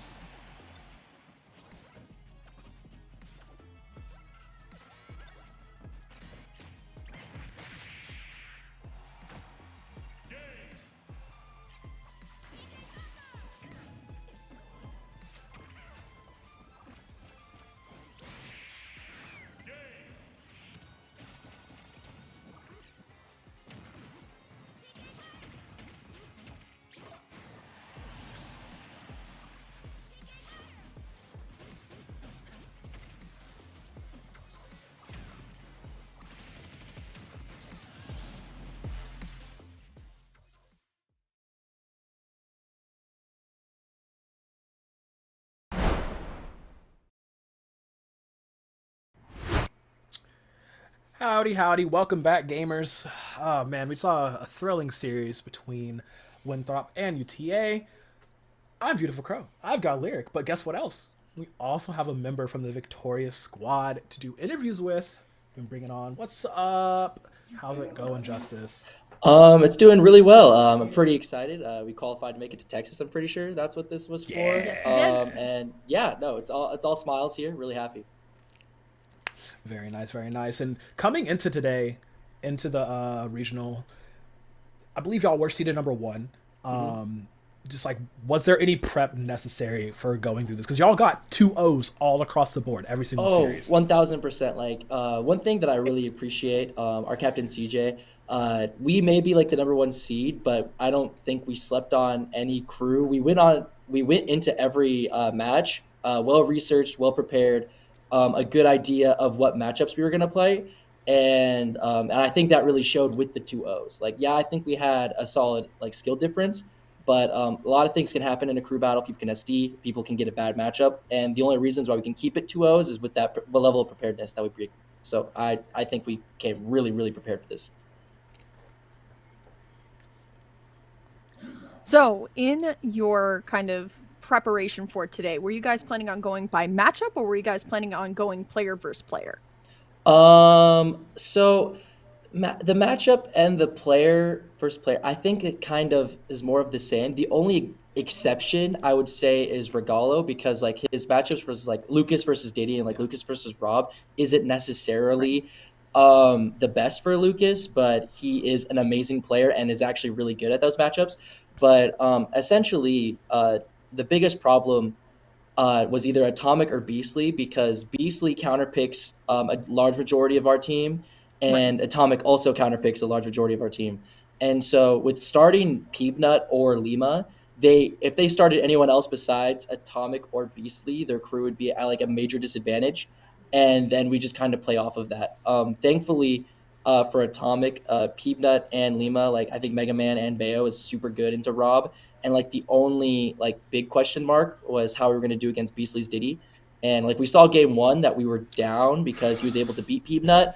But hey, we bounced back. Like Regalo brought it, and then they had to send in Atomic, and then Lima was sent in for Atomic, and then we just stayed pretty clean. Like we have a lot of different answers for this team, but like yeah, mainly like super matchup based, and it's just like starting strong, which forces them to get our 2 problems was like I think our biggest problem was mainly Beastly's Diddy Kong, because that's like what stops Anarchy from going crazy.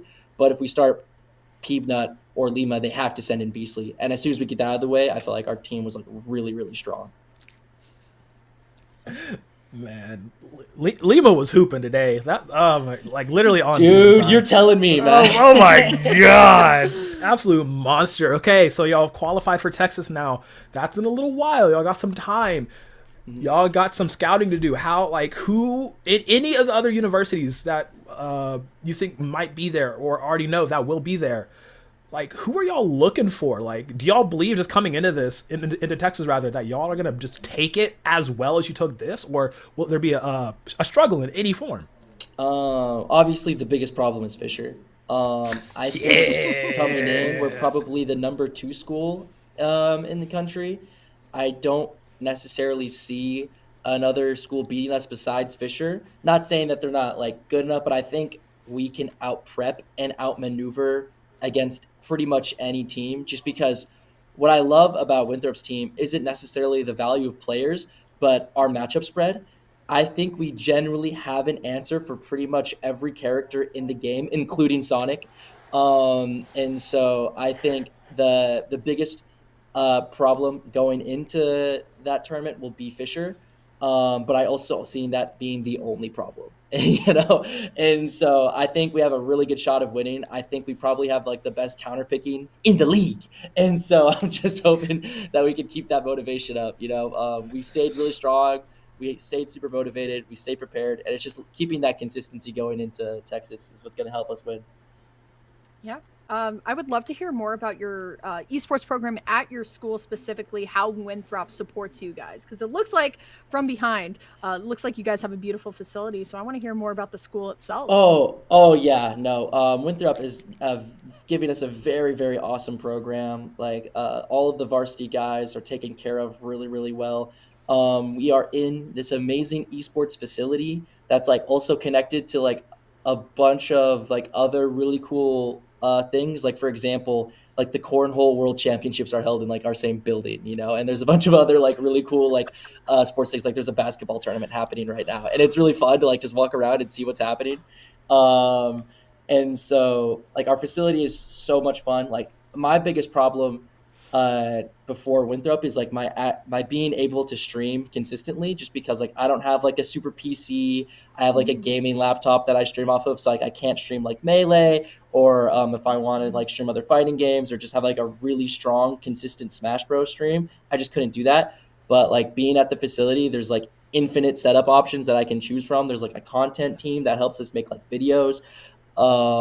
We have pretty much support in every single way you can think of at Winthrop University. I can't be grateful enough for what they're providing for us. Like it is, I like to make the joke at what we get at Winthrop is probably better than like what any top player will get from like a sponsorship. like it's really amazing. Love that for you guys. And thank you so much, Justice, for answering our questions. Good luck going to Texas. I'm sure you guys are going to do amazing. Any shout outs that you have before we send you off? Shout outs. I want to obviously shout outs our captain, CJ Frozen. Me and CJ didn't get to play today, but CJ was definitely like the big prep guy. He's the guy that makes sure we're always where we have to be, telling us when we got practices, telling us when to show up for these things. And he puts in the most work prepping, does all the research. And so super shout outs to CJ. For our team, I want to shout out Anarchy, especially as I feel like Anarchy is like the nail in the coffin for against this the other team we were playing today, just because as soon as we got the other guys, Anarchy just put on a show constantly. I don't think he really got like exposed or like made a fool of at all. Like we were down I think 5-3, and then he just turned up and destroyed. And so I think our MVP is probably Anarchy for this event, and so shout outs to him. And hi, Mom. Crow, you want to get this out? Oh yeah, of course, man. You always gotta. Absolutely. Yeah, Thank you so much, Justice. Thank you so much for the questions, your time. Winthrop's ballin'. We will see you guys at Texas. But yeah, have a good day, man. Yeah, thank you for your time, and you guys are doing a great work. Awesome stuff. No, thank you, man. Thank you. We are vibing indeed. All right, so Winthrop nice. versus big shout outs to Justice too. Big shout outs to Justice. He's so nice. He is the nicest, one of the nicest people I've met in this. Absolutely. He's so nice.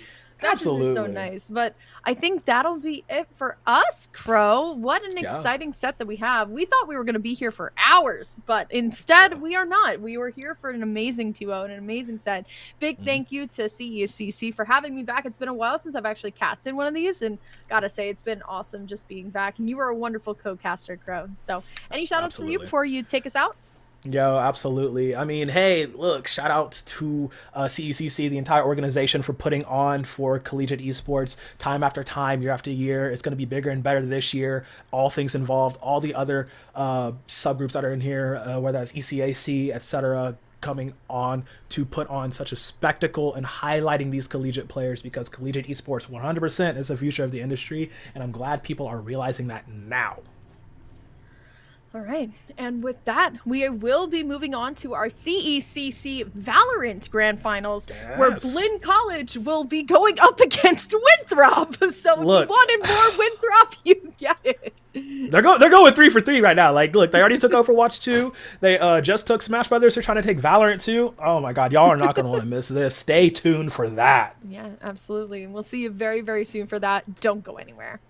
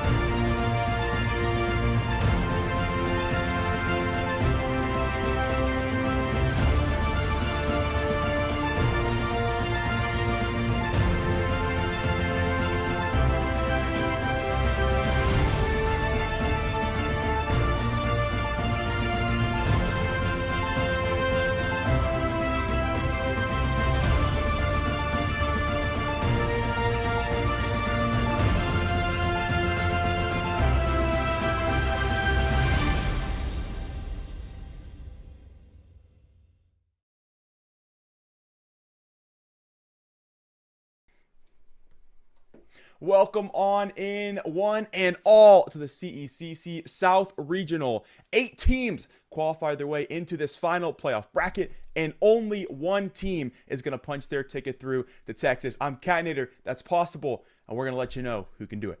And I mean, what a stacked qualifier it's been, right? Every time I come back for these like regional qualifiers, it just gets more and more stacked. I cast like the Midwest one a couple months ago, and I was like, oh, it has Northwood and Maryville. Wow, that's pretty competitive. 8 teams for the South region here. All 8 of them, I'm going to go ahead and say, are top 15 teams in collegiate Valorant. Top 15. We have half of the best 15 teams is what I'm going to say. Absolutely insane. And of course, we've whittled it down to just 2. Winthrop, the only full collegiate roster to qualify for North American Challengers, and Blinn right on their heels. Are so close to being the second collegiate team to qualify, but they miss out just barely. And now they're looking to play. Yeah, what a story that is, too. A 2-0 of the Thinking Men for Winthrop, and then the Thinking Men to play spoiler to Blinn College in the NACL qualifier. I mean, how does that one work? And that script couldn't have gotten any tighter for them either. They 2-1 them, in uppers, and then they end up falling to them 1-2 when it really matters and the qualification is on the line. So 2 of the best schools in collegiate. The rankings, when you get that top 10, they definitely start to get dicey, don't they? But I got to say, confidently possible, Winthrop have to be the best team in collegiate right now. For sure. Let's take a look at their roster.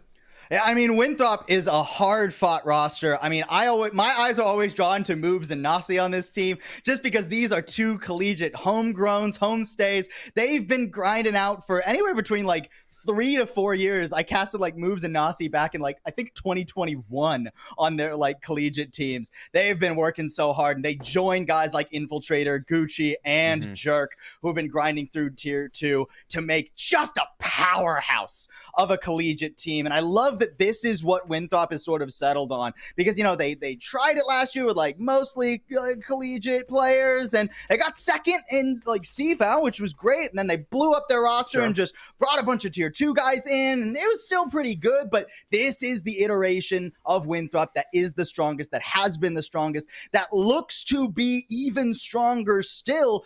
But on the road to that, you know, you got to be a little bit careful. You can't rest on your laurels. Yesterday was a pretty tough day for Winthrop. I can't sugarcoat it. I mean, they played 8 maps on the day and only won the last 2 of them, only barely even staying in this regional qualifier after they end up beating UCF. But their best of ones in the group stage versus Bruton Parker, lost them both. Then they lost 3 maps in a row in CVAL versus Fisher Navy. Admittedly, that Lotus was real close, double overtime, but they couldn't quite pull it off.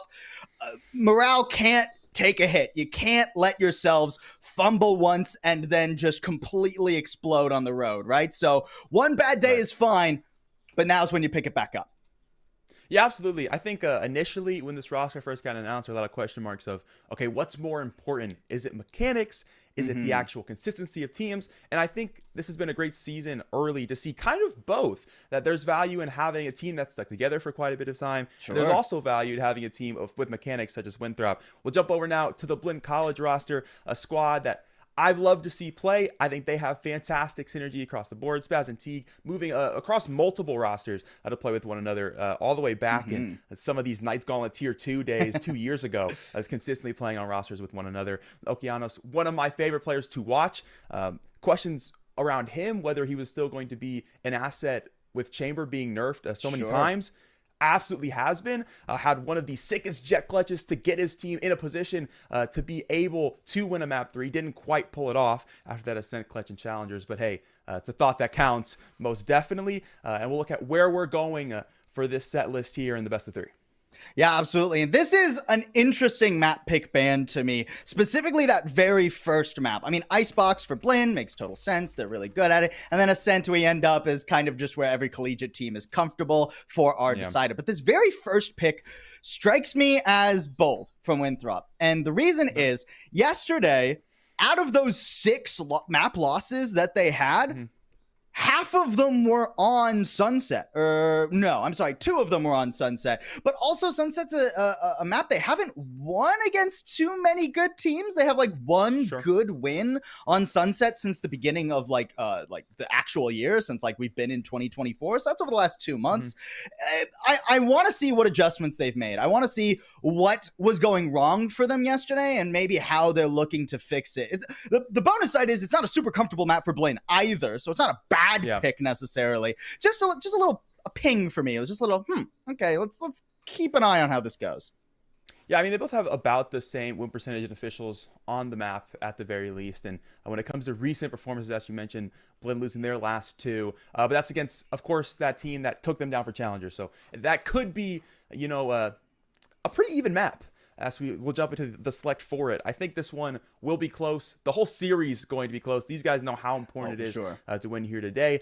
These teams want to make their way back to the LAN stage. But who's it going to be is really the question we have to solve. It's great. For Winthrop, it's about proving they're consistent, right? Hey, we qualified for challengers. That's not a fluke. We're the top dogs, and we're going to stay the top dogs. For Blaine, it's playing spoiler. Hey, maybe we didn't qualify. Maybe we were just 1 map away in 2 separate series from joining you guys in North American Challengers, but we can still beat you on a good day, and a good day they're going to need to have. Taking a look at our agent select for Sunset. Honestly, nothing really terribly surprising from either side. Pretty similar compositions across the board. You just have to change a little bit more aggressive composition for one side with the Breach, and then you have a bit more of a control-oriented comp with the Viper instead. Yeah, and that will be a switch up for Winthrop. They haven't shown us double controller in, I think, any showings on this map. Yeah, no, they're not a skill time around, so that'll be different. Something new to bring to the table. I don't know if I love a change that could be that significant in such an important matchup possible. Sure. I think it was Winthrop who had the Breach, wasn't it? Oh, my did I backwards? read that wrong?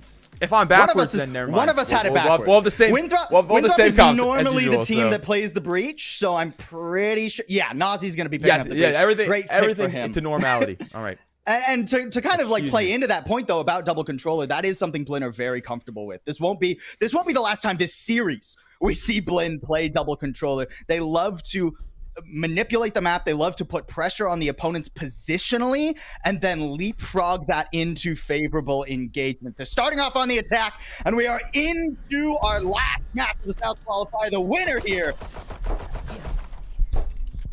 Yeah, the stakes couldn't be higher. So it'll be an early push to mid. That first bit of smoke going to come through. The value of double controller already seen as they got themselves up into some room here. Ooh. Already into spawn. Oak's going to take that first pick. Jerk will fall, and they'll work this mid split to perfection. Gucci doing what he can. Will fall quickly, though, to Mikey, and just like that, Blinn have the path to the B site secured.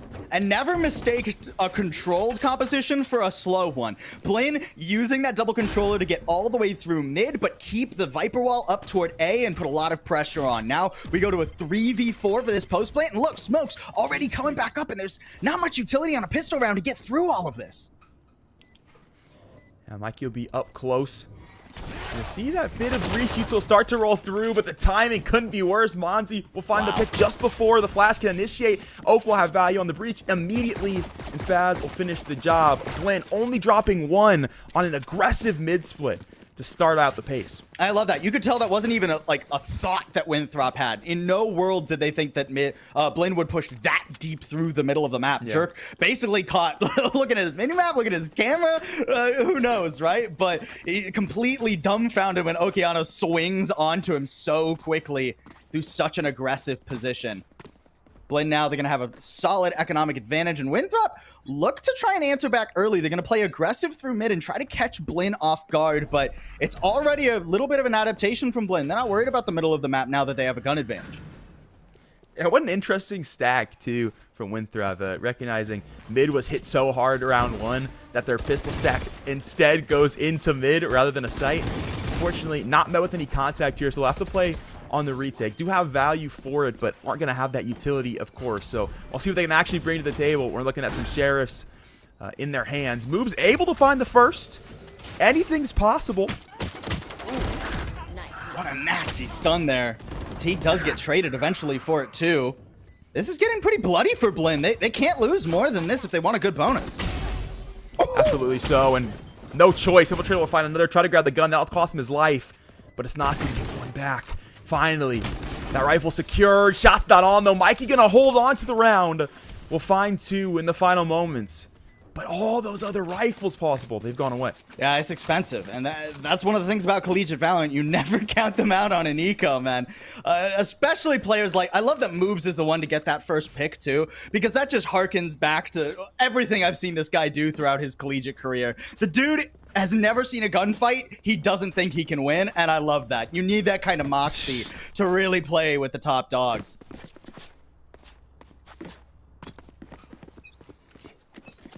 We get that mid-smoke yet again. Imagine that will be conditional for Blinn College. And Winthrop, obviously, after the eco out of that space, so they'll hold deeper into A long. They'll give all the room in mid-market as well. So it's kind of seemed like after that first pistol, they recognize, okay, they're definitely going to take the space into mid. We'll give it to them, and we'll see how we can contain the actual site. So far, not good. Teague and Oak going to have that space, no trouble. Oak looking for more. Another 1v1 with Nasi, and that one will not go his way. So Winthrop able to shoot one back, but looking at a 3-on-4 for the rest of this round. Look, I mean, Blinn just have such clean fundamentals. The way that Okeanos swings that with support, with Teague right there in tandem. Even if Okeanos dies there, Teague is going to get the refrag, and B is still going to be plantable. Again, a 3v4 here for Winthrop. They've got a little bit more util, and they've got quite a bit of space, too. Blinn have actually given up a lot of the site. They're hoping for this wrap through mid to pay off. Got to kill some time for it. Infiltrator gonna go in first here. Gets seized, moves. Nice. He's killed the rat with no trouble. That's giving Winthrop all this space now. The Breach util gonna try to push him forward. Mikey unstunned, gets one. Teague traded back. And he'll grab the diffuser as well. Blinn, a solid 3-0 to start this game off. Yeah, I mean, good awareness from Winthrop, expecting Spaz to go through the middle of the map like that. But a great pivot from Blinn too once he dies. Okay, we can't rely on Spaz. We need to just go forward and fight now. Teague doing a phenomenal job of that, assisted by Mikey too. And Blinn already off to a 3-0 start, again, on Winthrop's map pick here too. Yeah, and this is all just through mid, like mid and B. Right. We have not seen Blinn even consider A yet, and that's where they're throwing their toxic screen every round. Winthrop are losing so much of the map to this double controller setup. And they don't really have a good way to fight back against it thus far. Yeah, it would give this team comfortably 2 more rounds to lose before a timeout has to be considered. It's just been the mid show for Blinn right now. It's going to be the walk down A long. Some information picked up for Winthrop at the very least. They'll fall off it completely. And they weren't able to get anything fancy off the triple pistol push. So awkward for now. Spaz will find one early in mid. Oak's going to grab some space. Getting caught by all the util though. His teammates will fall in his wake as Gucci and Jerk will pick up 2. Oh, good. Just pull it off without the ammo. Jerk another one back. And Oak's still gonna fight him. Doesn't care. Wants to get that spike back. Rocket in hand. A TP out of trouble. And Gucci on second. Shroud and Steph out of it. But unfortunately, Mikey is none of the wiser. Is still triangulated him. Blinn are up 4. What a ridiculous round. Oh my word. Is a round the gas sure. just got, the gas went through the floor. The second these players started fighting, there was no stop to the action. But that's something I'd like to see more from Winthrop. That was a great punish. They set up to let Blinn through the middle of the map. They take some space on the extremities and let Blinn come through the middle of the map because they can wrap back quickly and then have that 180 engagement. Gucci doing a phenomenal job coming out of the smoke there. Well timed with his own paranoia to support him. And here, ooh, that's a tough start for Spaz. All right, so it's aggression meeting aggression as Winthrop going to rush this one down. Oak going to trade 2 back. This rocket could play spoiler. Won't quite hit with that AoE damage. But it chipped back the other way. Spike secured for Winthrop in mid, but still a 2-on-2 with plenty of time left on the round. Infiltrator wants to keep this engagement going, but only slightly. Is pulling Nazi over, but the timing just doesn't work out. Good read there from Okeanos to not overcommit. And now Mikey with a cyber cage can just steal the spike away and you run to B to plant. Yeah, they push so hard for that look in market, which I guess makes sense. Consideration if you know where they are, try to shut the round down early. And unfortunately, they get them just too much room on the back end of things. Oh, Oh, that felt almost unlosable. But Nazi has made it the other way. That's the second time he's won this 1v1 with the Duelist. And that's put Mikey into a 1v2. Playing off his own cage, which has now expired. It's a fantastic team play on the other end of things, but they've lined up just a bit too well. Mikey holds down the trigger, and that's a clean 5-0. Oh, one of the newest players for Blinn. I mean, I say newest. He's been there 2 months now. But, oh, that is tragic for Winthrop. It goes from a fight they had no right to winning to a fight they had no right to lose. That stack there is tough, and yeah, the timeout. Coach Joe's not gonna let that one slide, guys. We're in a 2v1 where we know he's within 2% of the map. Why are we stacking up that way? The spacing just slightly off for Winthrop, but I do think that Winthrop are on the right track. This aggression that we're seeing them display, taking the fight to Blinn, not letting them comfortably set up over large swaths of the map, not giving them mid unless you're going to take A, not letting them push through their toxic screen without Infiltrator being there to meet them. That's the right direction. The problem is we're just running a little bit low on time. Already 5 rounds in a row lost. Yeah. A lot of ults available here. Winthrop, if they manage to have a positive early engagement in this upcoming, I mean, eco-ish round, Infiltrator does seem to want to buy into that hero rifle. If you manage to get a positive early engagement, no, okay, he does ditch the rifle. I think that's the better call economically. Agreed. Just make sure Winthrop are still on the same page. You could snowball this with these ults. It's a lot of really powerful ults potentially. But first things first, you have to get a positive good first engagement, and Blinn are just playing together. I mean, they're pretty much joined at the hip. There's not much of a way to isolate players. Like, maybe you catch the Cypher like on the lurk. You know, there's 2 players going toward him. Mikey could be in some trouble, but I doubt it. He's playing in a pretty safe spot. Yeah, gonna have his trip to work off of as well. Info from that Prowler. Perfect spacing for him as well. The backstep that one to the corner of spawn just to make sure that one's getting secured.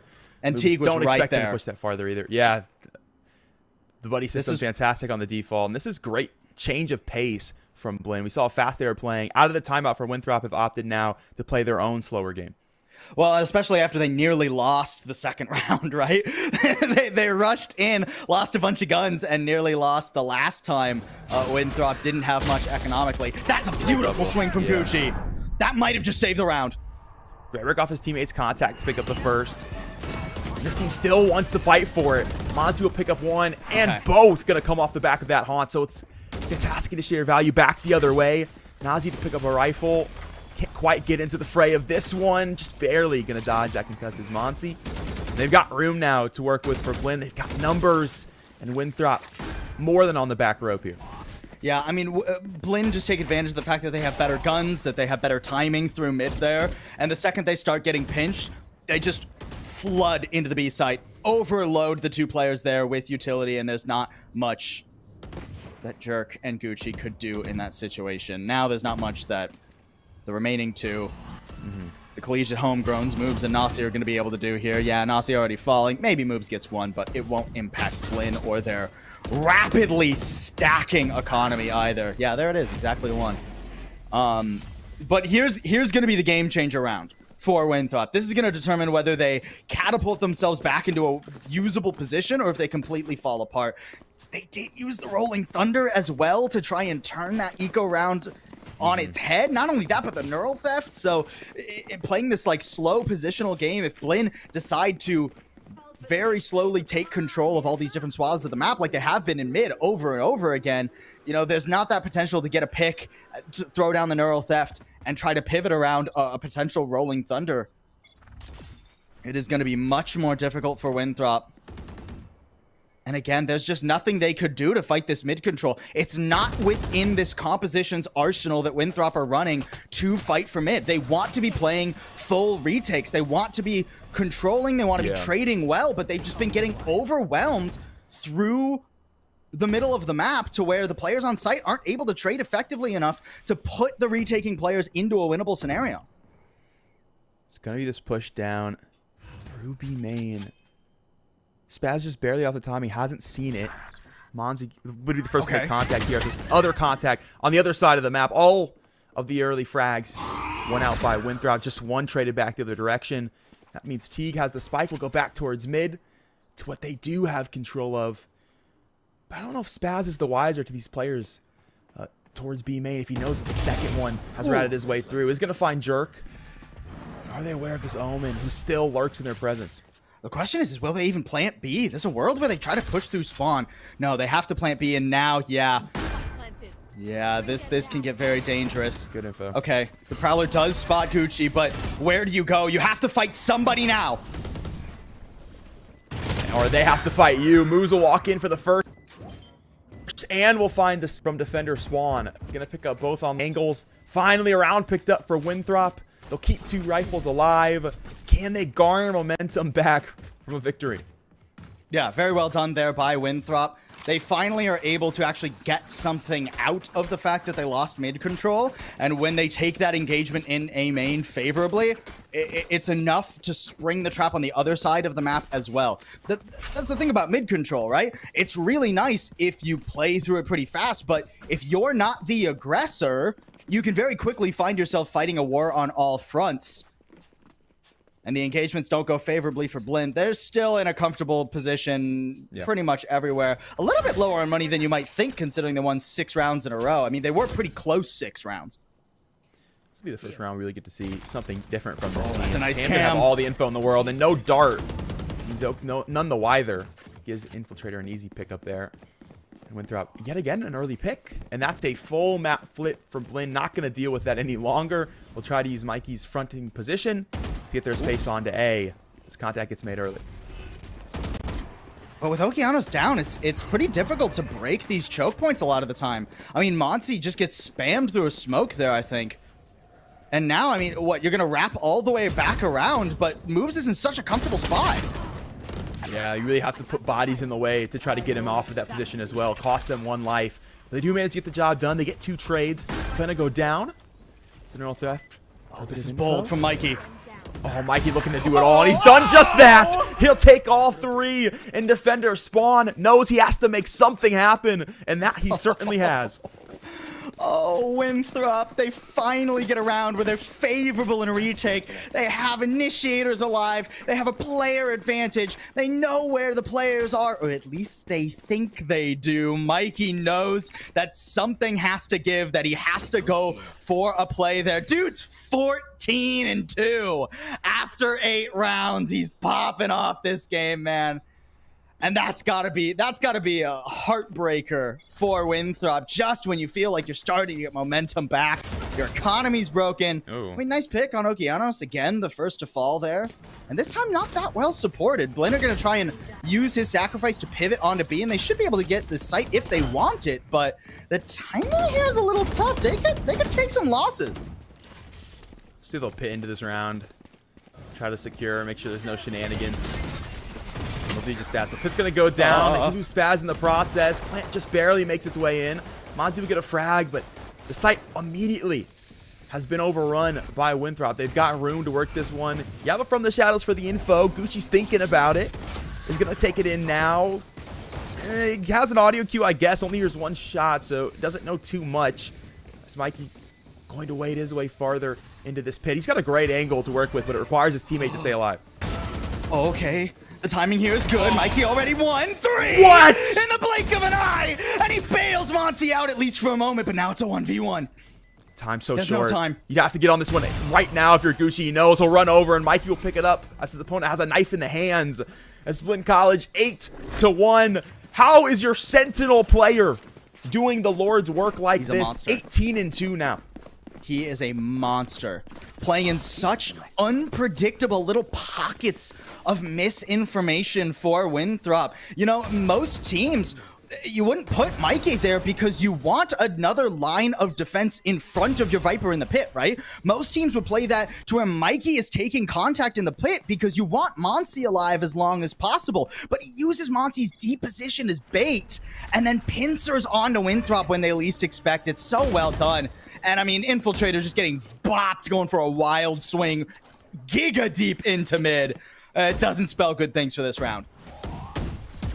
A lot of space on the back end. Thought about it. Tried to use that flash to get some room. And unfortunately, it's cost the Flasher themselves their life. Nazi will fall. The Monty. Jerk manages to get out. But there's plenty of info for Blinn. Neural Theft to secure exactly where those players are going to be. They'll head over to the A site. They'll even TP ahead for extra space. And Winthrop right now are playing like they're hoping Blinn will make mistakes. Right? They're not playing aggressively. They're not playing for this double initiator comp where you get information, you get a bunch of flashes, you go forward into the enemy because it's so hard to get through the double controller. It's so difficult to have the confidence that you're going to be able to win those fights going through the smokes, even if you have utility to support you. But the only rounds where Winthrop has looked good is where they try to all lunge forward as a team. Not individually, not with, Infiltrator just walking up mid and, maybe he had a haunt to support him, but that's not enough. We need 3 players, 4 players, all going for aggressive. I almost want to call it a gambit, but I guess it'd be the opposite of a gambit. You're trying to secure a player advantage and you're losing positional. I would let you call it a gambit. It feels like a definite risk-reward scenario. I mean, we got all those flash points through mid. I think we still got the time out there, even though they had got the chance to win around from that position, just due to the fact that even though they're getting that space in mid, they were still losing on mechanical fights later in the line. Like, Oak would pick up 2. They pick up 2 off the chamber, so even or off the Cypher, excuse me. So even in the instances where they get that mid space back, they're not necessarily winning the player count, so they're still not winning the round. So it's almost short-sighted to hope that if you just play aggressive early round, it's going to be enough to secure it. I think they've realized that, and unfortunately, they haven't found a better solution than that. But the problem is, if you don't play aggressive, you're just letting Blinn get all the space they want with this double controller comp, right? I mean, Mikey sure is dead here and does give away a rifle, but look how quickly Blinn are swarming in. They're like, hey, these players are overextended. Let's just all go kill them. And Spaz, again, Winthrop lining up for a rifle. And the A side is open season. Yeah, it's truly them just being outplayed as it currently sits, and they just have not found a good solution. They took their time out. They still couldn't find the Anth. Plan to go down for Blinn now.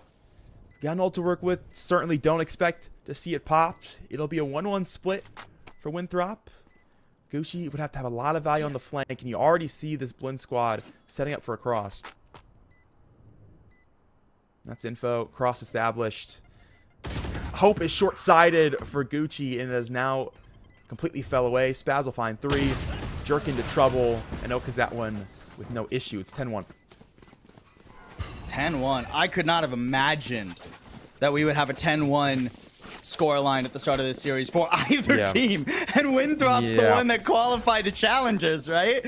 I mean, it is monster. I don't want to just beat the Winthrop guys into the ground. It's not entirely their fault they're losing because Blinn are having monstrous games. I mean, that's 19 kills in 11 rounds from Mikey.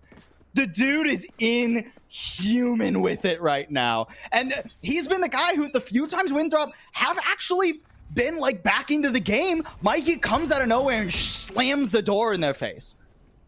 And just, what do you do?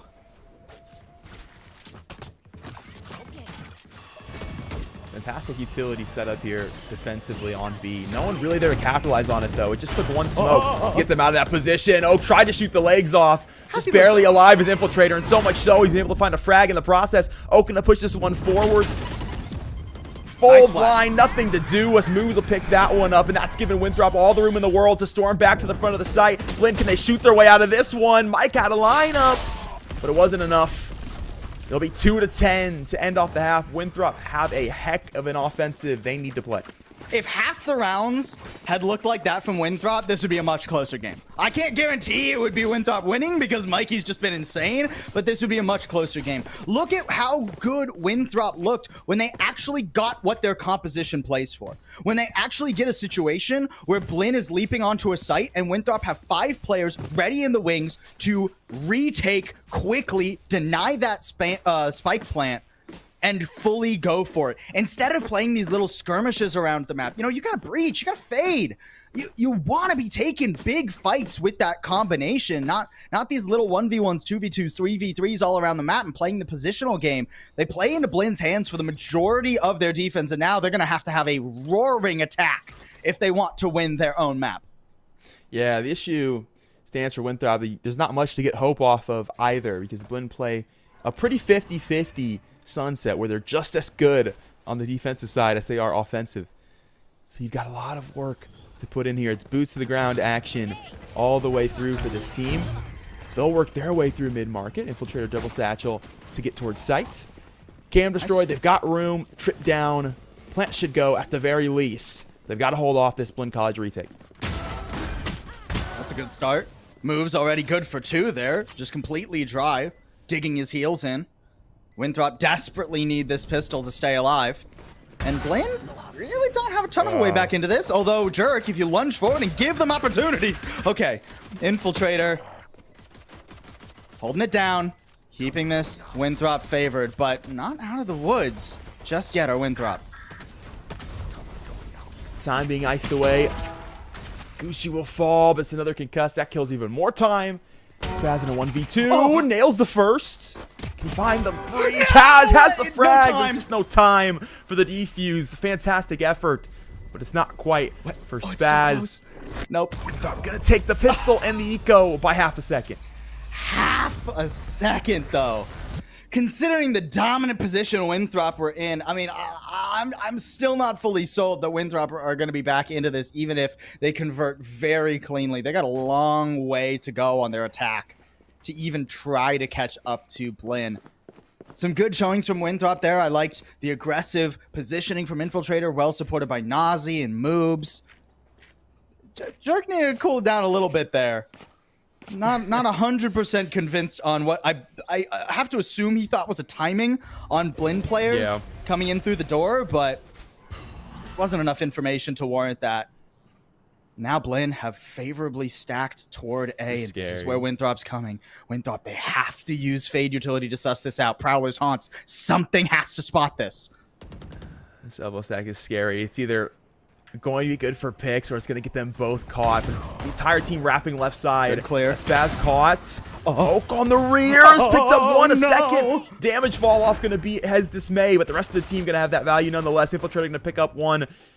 And that leaves an advantage now for Blinn. They've got one extra player here. As Winthrop have no space other than just sight. They're going to try to work elbow as a unit. Infiltrator out of ammo at a bad time. Does get out of trouble. His teammate going to take a 1. Will win that.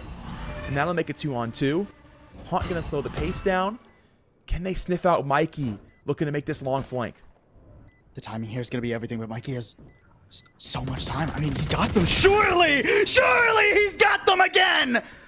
And there will be more than enough time to defuse a spike, flipping the second round on its head. Mikey refuses to let Winthrop into this match. Somebody's got to get this guy taken care of. And he has just done whatever he pleases. The team willing to sacrifice themselves there as well to get him around the angle. Just a bit smarter. Had good timing on the flank as well. Doesn't need to run it or anything like that. And they're lined up perfectly by the time that he gets there, recognizing that as that Haunt stalls time, they won't move for a minute. He's got room to make that one possible. So he'll now go set up onto the B site. Honestly, at this point, if I'm Winthrop, and I know the Cypher sent up on B, I'm not going anywhere near it. I've got no idea what this Mikey guy's capable of. He looks like 3 people on the server right now. It's wild. Just nothing to be done when Mikey's having such a burner day. He's reading Winthrop like they were written by Dr. Seuss.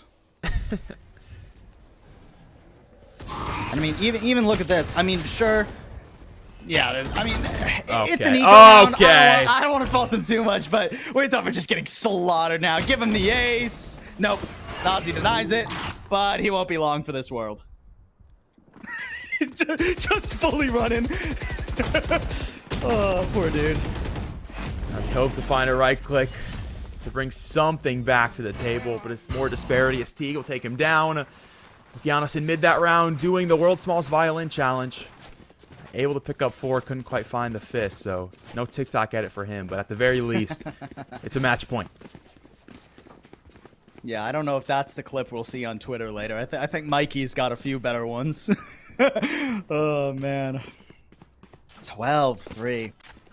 And, you know, yesterday, Winthrop were slow to warm up, too. I mean, their first game against Bruton Parker was, I think, a 4-13. And later, they ended up being 10-13, but you can't be this slow to hit a series, especially when there's so much heat getting thrown your way. Okeano's not giving Winthrop a time to breathe or warm up or anything. Just throw him straight into the burner. That rocket launcher scares me every time. We'll still make it work. And Winthrop, 3 rounds to their name, 3 players in a round that is match point now. They're working into the full Blinn College roster. At least Oak has a low HP bar. He's playing off-site out of really trouble. Grasping at straws if we're like, one player is kind of low. That might give them a chance. Well, it has given them a chance. Monzi has taken that chance away, though. It's 13-3 for Blinn College, taking it to the Challengers roster with almost no trouble. Brutal. I mean, I can't sugarcoat it. I could put all the sugar I want on it. It's still going to be some bitter medicine that Winthrop need to swallow. 13-3 is tough, man, especially on your own map pick. I mean, granted, like, again, I'm not 100% sold on them going to Sunset. It feels like a map that they struggle with more often than not. Clearly, they think that their composition or their comfortability reads really well. But the fact of the matter is, I just don't think it was proactive enough, right? I don't think Winthrop were doing enough to actually – it never felt – other than like a couple of rounds, and those are the rounds where Winthrop either won or came really close to winning, and then Mikey slaughtered them at the end. But other than those couple of rounds, it didn't feel like Winthrop had like a verifiable plan. It didn't feel like they were playing for something. They were playing to not lose rather than to win. And that's just not what I think of when I think of Winthrop. I don't think of this defensive team. I think of Infiltrator flying at people. I think of Nazi and Moves holding hands and rushing into guys, you know? This is definitely not the Winthrop that played a couple weeks ago that won their way into NA Challengers. They need a bit of a mental reset. Yeah, I do wonder if there's maybe some pressure to that mental for them. Recognize the fact that they are the only Challengers qualified roster. I mean, that was big buzz, especially when this collegiate space has bolstered so much over the last year with T2, budget cuts coming through, players coming back to college, and now knowing you are the best college roster, you should be the best college roster. That's got to put something in your head when you get into the server. We're looking at things like CVAL, things like CECC, and clearly something is in their head. Hopefully next map it's a winning. Yeah, well, I mean, we go to map number 2. I think we're going to head to a quick break here, folks. We're going to map number 2. Winthrop got to turn things around in a big way on Iceboxer. It's Blinn, who will be, I guess they're already in Texas, but we'll be going to another part of Texas for CECC. We'll be back in just a second.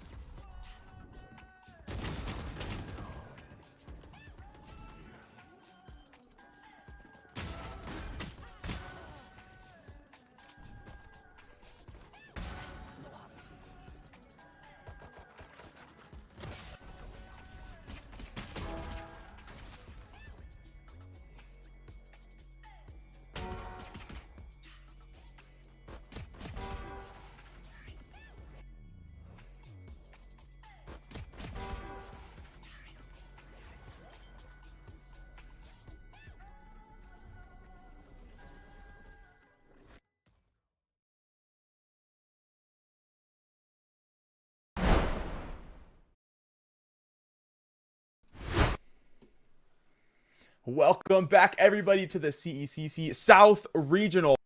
Blinn, a team already is looking for the home field advantage when it comes to that final tournament. It is their own map pick now to try to finish that job. Map 1 going their way with almost no true issue, Paul. Yeah, I mean, other than 3 rounds, Blinn really didn't have any issues. I mean, actually, I would say more like 6 or 7 rounds, but all the issues in those other ones got washed away by Mikey. Mikey just an insane performance, shutting the door on any hope that Winthrop had of getting back into that one. I really think Winthrop gotta get Sunset back in the workshop, because something's clearly going a little bit wrong there. I mean, this dude was just insane. It started with this clutch where they lined up for him, and then you could just feel the fire in his fingertips. The dude did not miss a shot from there on out. Yeah, if you are just joining us, you missed map number 1. It looked basically like this. Mikey having his way truly dismantled this squad. When it came to moments of hope for Winthrop, rounds you thought they would take away, it's Mikey getting 2-3 kills to send it back to the direction. 23 on the Sentinel player for this roster is ridiculous numbers. It's got Winthrop shaking right now. It's going to take quite a bit to come back into this one. Icebox, a map that has been pretty 50-50 for both these squads, but I'd say both of them are on the upside of it. There's one little hiccup here for me, believing that Winthrop can bring it back, and it's right up over there, Kat. You see where Moobs is rocking? You see that? Yeah, I do. Don't get me wrong, Moobs Reyna, very good. I've seen it back in the day. There's a reason Winthrop play this comp, but when you're up against a team as good as Blinn, when you're up against a team that's running double controller, this time the Harbor Viper is what Icebox will is what Blinn bring to Icebox. There we go. Jeez, my brain just shut down for a second. We have another situation where, like, Reyna's going to be a little bit hard to get value out of. Moves really has to leapfrog into the front line. Him and Infiltrator have to be playing aggressive. Now, I think that Icebox is going to give them a little bit more of an opportunity to throw some wrenches into that positional control, especially with this Reyna, because you can just position the Leers wherever you'd like. You know, it's not as dependent on exact like walls and positionings as something like the Breach, and that was something that Winthrop ran into a few issues on Sunset for, but really the issues Winthrop were having on Sunset were they just couldn't get anything they wanted, and it didn't even feel like they knew what they wanted for a handful of rounds. So here Winthrop are going to be defending first. What is their setup even going to look like? It looks right now that Infiltrator and Moobs are both heading to B. It's going to be a pretty explosive fight right at the beginning of the round, and it's one Winthrop need if they're going to catch momentum and turn this series around. Yeah, this round could be foreshadowing. It'll be Blinn College who's going to make that first bit of contact. Early wall will come their way, and they're going to drone through. Peaks cleared everything early, has info on all 3. Then all they need to know is util to come in for Blinn, but moves on the Reyna to find that first pick. They'll get the extra armor, and this team going to walk away. It'll be Blinn to go A instead, but they've got plenty of room. Winthrop have to make this rotation quickly. They have to read that Blinn are pivoting away and immediately leapfrog their direction there. Yeah, really nice from Nazi. And now with a 2-player advantage and Moobs still having some of that over armor from the Reyna on round 1, I want Winthrop to play fast. Nazi taking some damage is going to slow them down.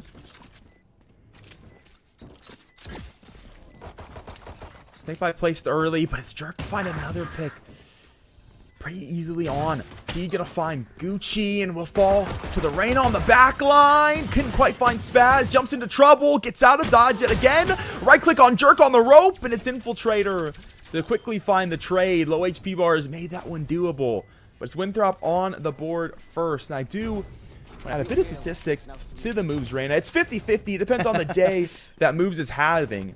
In the last 3 showings, Challengers Quals, Moves 29-13 in a 13-10 game. Another 13-10 game, he's 14-18. That's bottom of the leaderboard. So it depends on the day for this player. They won it with this comp against the Fisher Falcons, one of the best squads in collegiate. It gives me faith, but it really, I think, depends on how this Reyna's feeling. it's not unplayable, but it does just require a lot of individual mechanics and prowess. It requires favorable engagements like we saw at the beginning of that first round. Moves needs to be snowballing early, and sometimes he's just got to be lucky. I mean, like right now, him and Infiltrator on the opposite side of the map from Blinn, and it's an eco now. Gucci's going to have enough util to slow down a lot of what Blinn's doing. And then you can go for a pretty confident retake with a gun advantage. But, you know, in later rounds, Moves not being in the right spot, Infiltrator not being in the right spot, that can be killer for Winthrop if it allows Blinn to set up exactly how they want. Very quick plant looking to go down for Blinn. Shock there, but enough too late that Nazi can't find Monzi before the plant's at least gone down. Moves to find a second quickly. And if you're Blinn, you're not really expecting to hold on to this one anyway. You just want to get that plant down. Yeah. Hopefully find a couple rifles if you can. So they'll anchor back to B main. See what they can grab. Mikey swung out early. He's caught by the Reyna. And that's left a 2-on-5 to deal with here defensively. Spaz will get one. Will finish the kill of Teague. Second, almost a third on that spray, but shut down now. This Winthrop take 3 rifles out the round and a 2-0 scoreline. Ultimately, perfectly acceptable for both teams, right? That's just a pretty typical second round there. But now looking at this third one, this is where we have to keep our eyes on Winthrop. And one benefit to this composition, I should say, is we saw in even just that engagement there, Mikey swinging out. Mikey, we saw on map number 1, likes to go for the unexpected, likes to find tricky timings, tricky angles, right? Catch people off guard. If you have Moves on Reyna, Moves is going to be more forward thinking because that's just how you have to play Reyna, right? Is thinking about taking engagements rather than setting up utility. And that's another tool to potentially shut things like Mikey swinging out like a madman down. So I'm hoping that you're able to keep that up if Winthrop are going to get back into this game. And Blinn, on the other hand, now that they actually have rifles, they need to focus on slowing the pace down. They need to focus on isolating those big threats on Winthrop and just not letting them play the game. Yeah, they played such an aggressive mid just one map ago, so it'll be interesting to see this team adjust to a new defensive look on the other side, see how they handle that. Blue wall up. It's giving Infiltrator a gap. He's actually got space to still hold this angle. Unfortunately, Blinn isn't going to push farther to the back of the site, but Infiltrator will. He's got space on the rafter. Going to find Teague early. Monzi to trade one back. So it's even numbers right now, but slightly better utility. This defensive side will continue this push. Monzi with the stinger does completely dodge trouble. And Blinn have room to work with. A reckoning if they want to use it against this retake. Don't even need to just yet. Asoki going to hold on to things. Monzi with value on the close angle of 2, but it's Infiltrator in a 1v3. Everything to do. A right click to Spaz. He's got 3 right now. We need the ace to win it. A tap to Spike. 3 bullets in this Bulldog. That burst will take away the rest of his ammo. 9 in the classic, but nothing to do. Tries to step out to find Oki. He handles it nicely. And Blinn will finally find a round back. It's 1-2. Blinn are just, I mean, the way Blinn are winning some of these rounds is so cheeky. Monsi hiding up inside his cove. You know, you see the cove up in the top site, right? You think to yourself, oh, well, you know, they used it to plant. Monsi sticks around. He's like, hey, I'm just gonna sit here. You guys don't mind, right? And he lurks out, stabs into the Winthrop retake. So annoying, so cheeky for him to do that. And Winthrop, those are the sorts of plays, those are the sorts of tactics you have to be on the lookout for. Then get themselves around. They keep enough to keep their economy pretty okay. And now they can use Harbor to really leverage pressure towards B. Now, the one thing I will say about Blinn so far is that it hasn't really been an omnipresent sort of double controller setup. It's been all very lopsided, right? It's not like they're using the Viper on one side of the map and the Harbor on the other. They're just committing all of their resources to the same place. And it is kind of a tell, right? Like you can see Infiltrator's already pulled over. We got another couple of players already looking to rotate toward B because there's been so much utility invested this direction. Yeah, it really requires you to have kind of a conditional Viper wall to make it work out. I mean, Harbor, definitely a controller that needs to be utilized for the execute as he is now. Walls up early. Reckoning can have info, and Infiltrator will fall to Spaz. Nazi to trade one back. They'll do what they can to try to hold on to the actual site. Darda's info. Just on Teague, though. He's broken it quickly as well. This mid-contact is free for Mike. He was in no trouble. Same story for Spaz. 2 players not looking in the right direction defensively. Plant's gone down inside the cove. And it's 2 quick frags for Blinn to even out the scoreline. Really nice stuff from Blinn. I thought Winthrop had caught them. I thought the pace that Winthrop had read into the take and the fact that they were able to mostly get away from the Harbor ults was going to be really good. I mean, Infiltrator, of course, gets caught, but it allowed Winthrop to set up very quickly, and Blinn hadn't gotten the spike down. I thought that was it, but just a couple of players. Again, those off angles, those cheeky spots, Blinn setting up in places Winthrop don't expect them. And now Winthrop are forced back to eco. Blinn quickly working their way back up. Okeanos has the op ready to go. Things could quickly snowball if Winthrop aren't careful. Teague, okay, only one for him. But that rifle's not going to be recoverable. No, certainly not, and especially as the extra pressure is on its way. Mon's going to pick up one. Oh, through the wall. Come on, man. Give him a chance. It's not going to be like that. Mikey already here on Rafter. We'll take Infiltrator on the timing. I don't think he quite expected. And Gucci in a 1v4. Not much you're really looking for here for the Viper, and not much you're going to find. Mikey will take a second. It's 3-2. Another pivotal round here for Winthrop. Excellent timed time out. Once again, Coach Joe doing a phenomenal job there. Yeah. 5 rounds into the game. Yep. I mean, at least this time, Winthrop had put a couple on the board, but it was just pistol in the second round, right? So we've really only seen Winthrop win, what, 1 rifle round this whole series? 2? Yeah. 2. There were, yeah, it was 2. Because it was 2, it was both the ones that they won in their first round on Sunset were rifle last round of the half. And then they got a pistol, and then they lost the anti-eco and lost the map. So these rifle rounds have really fallen apart for Winthrop. They're not going to be able to get an operator for Infiltrator. I have to wonder if he's just going to use the Blade Storm here, maybe buy himself a Stinger or something. But the question for Winthrop still remains, how do you stop Blinn from getting everything they want on the map with their double controller setups, with Teague on the Sova? Teague, not normally. I mean, not you. I don't think of Sova when I think of Teague. He's capable on it, don't get me wrong, but I think of things like, the Breach or the KO, right? Teague setting up Monsi and Spaz to just throw down their util. I mean, clear out whatever for Okeanos, and Mikey holding up the flank, stopping Winthrop. Whenever they try to retake, I mean, it's just been tough from top to bottom, and here we go again. This time, Winthrop going for aggressive, but, oh, the swing is too soon! All right, Nazi getting value back off the Fury. Looking for that offer now as well. So 1 tag. That was enough to commit the frag, though. Blinn will still push forward. They've got a pit to work off of, so they just need to get space into sight.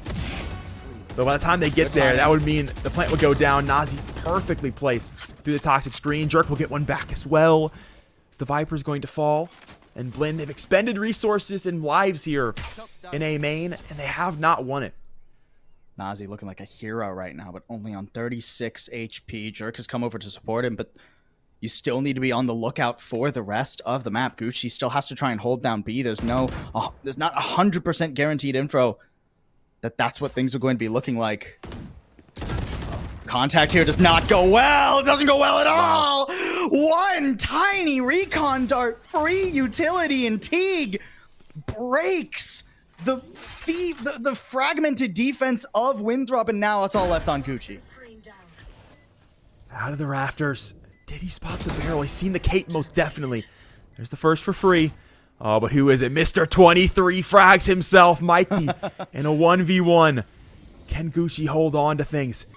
Do those muscles translate to the server? He's got it with no trouble. He's got the space in back of sight. Mikey none the wiser. And Gucci, 2 opponents with back turns to him.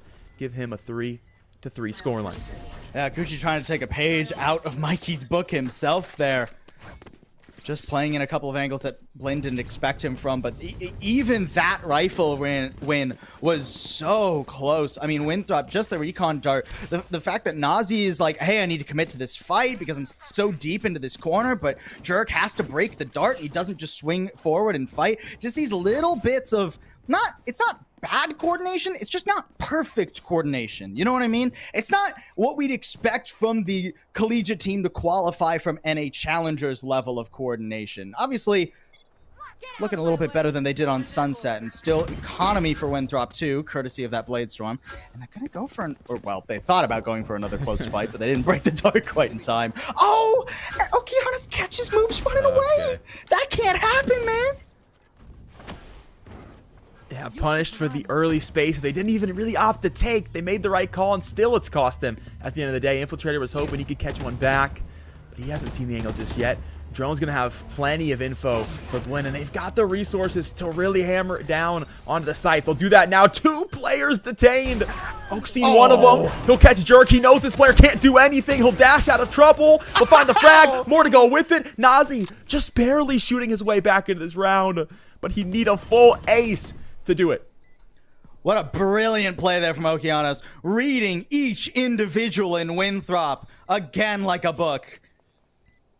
I mean, the fact that he reads the push from Jerk, he dashes past Gucci, annihilates Infiltrator, and I mean, there's just no hope for Nazi here, man. There's no time. Even on the Sova, I mean, getting a little bit of info, but yeah, is going to have to cede this round, save the rifle.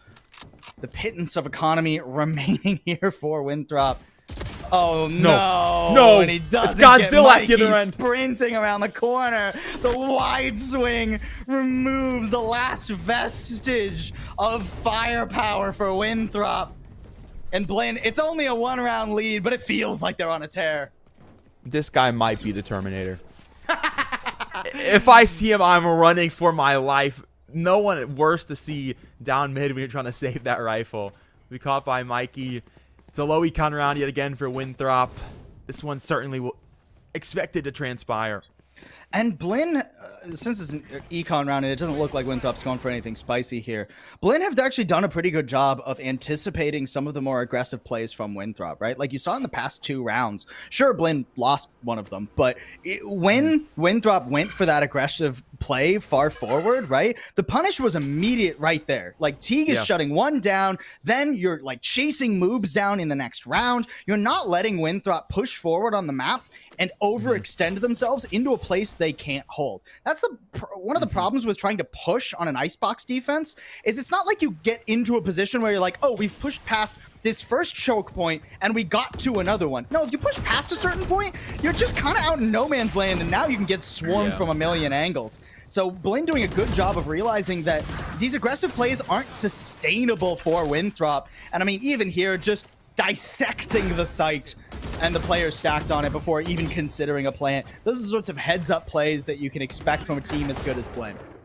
Yeah, a team with a Harbor on their side. I mean, I think a lot of teams threw Harbor out the equation very early into the Agents development, didn't give him a chance, but the teams that do play a good Harbor really play it effectively. You see the way they're able to utilize that wall. They clear space on the site. They're able to fight with no reinforcements on the other side defensively, because those players are certainly caught on an island. And they're not even overextended. They're just forced into that position. Mikey now behind. Yet again, Chief Flanker going to pick up both. And it'll be 5-3 for Blinn College, who just continue to outwork Winthrop.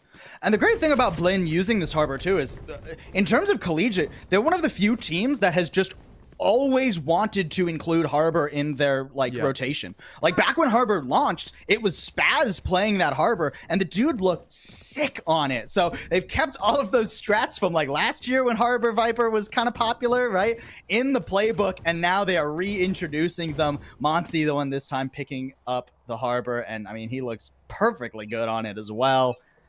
A 2-round lead for Blinn, but Winthrop, it feels like one more chance to try and stabilize and have a decent half here. And Gucci is just, I mean, there's nothing he can do to try and keep B main, right? Like, he can spam through, he can maybe get a little bit of damage, but even that much isn't allowed. Finally, Winthrop are able to get something. A perfectly silent push deep into past A, forces Blinn's hand. Now they have to plant B. Yeah, looks to Raptor fantastic. They'll give a look to defender spawn if they want the flank off to play mid instead. So they're going to try to get back together. And notice no one on site this go around. They know that the reckoning there. They know that wall constantly being placed for the actual take. So they've moved all the way off site. They'll play this completely into retake territory. And they got the numbers advantage in addition. A lockdown to utilize. Ooh. As Nazi going to shoot the lights out of 2.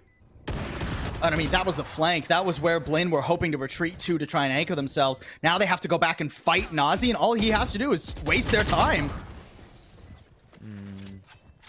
Doesn't waste as much of it as he probably would have liked. Taking the fight though as 2 does give space to get back towards site for Winthrop.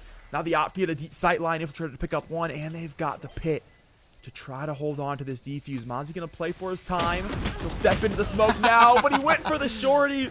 Was hoping that he could find the 2-shot burst. It didn't happen for him. Infiltrator has it with the classic, and Winthrop have brought this back within 1. You know, even if he has the rifle out there, even if he gets both those players, it's going to be really hard for him to stop Gucci from defusing. Like, not only was it the Viper's Pit, but also the Poison Orb. Gucci was the safest person on the entire planet in that instance there. So, no harm, no foul, Monsi. But Winthrop do a good job of keeping it close, something they weren't able to quite do. And I'm feeling better about the Winthrop adaptation. That was a great adaptation for them to push that far forward with that many players, all perfectly synchronized when that early round utility comes up over toward B. And now it forces Blind's hand. They're going to have to keep committing util that direction, but commit players the other way, and moves taking down the op. Like I said, man, there ain't a fight Moves has ever seen. He didn't think he could win in 1 shot. Doesn't matter if it's an op, doesn't matter if it's 3 players. Moves is ready to take fights when he knows he can win them. Which means he's always ready to take fights.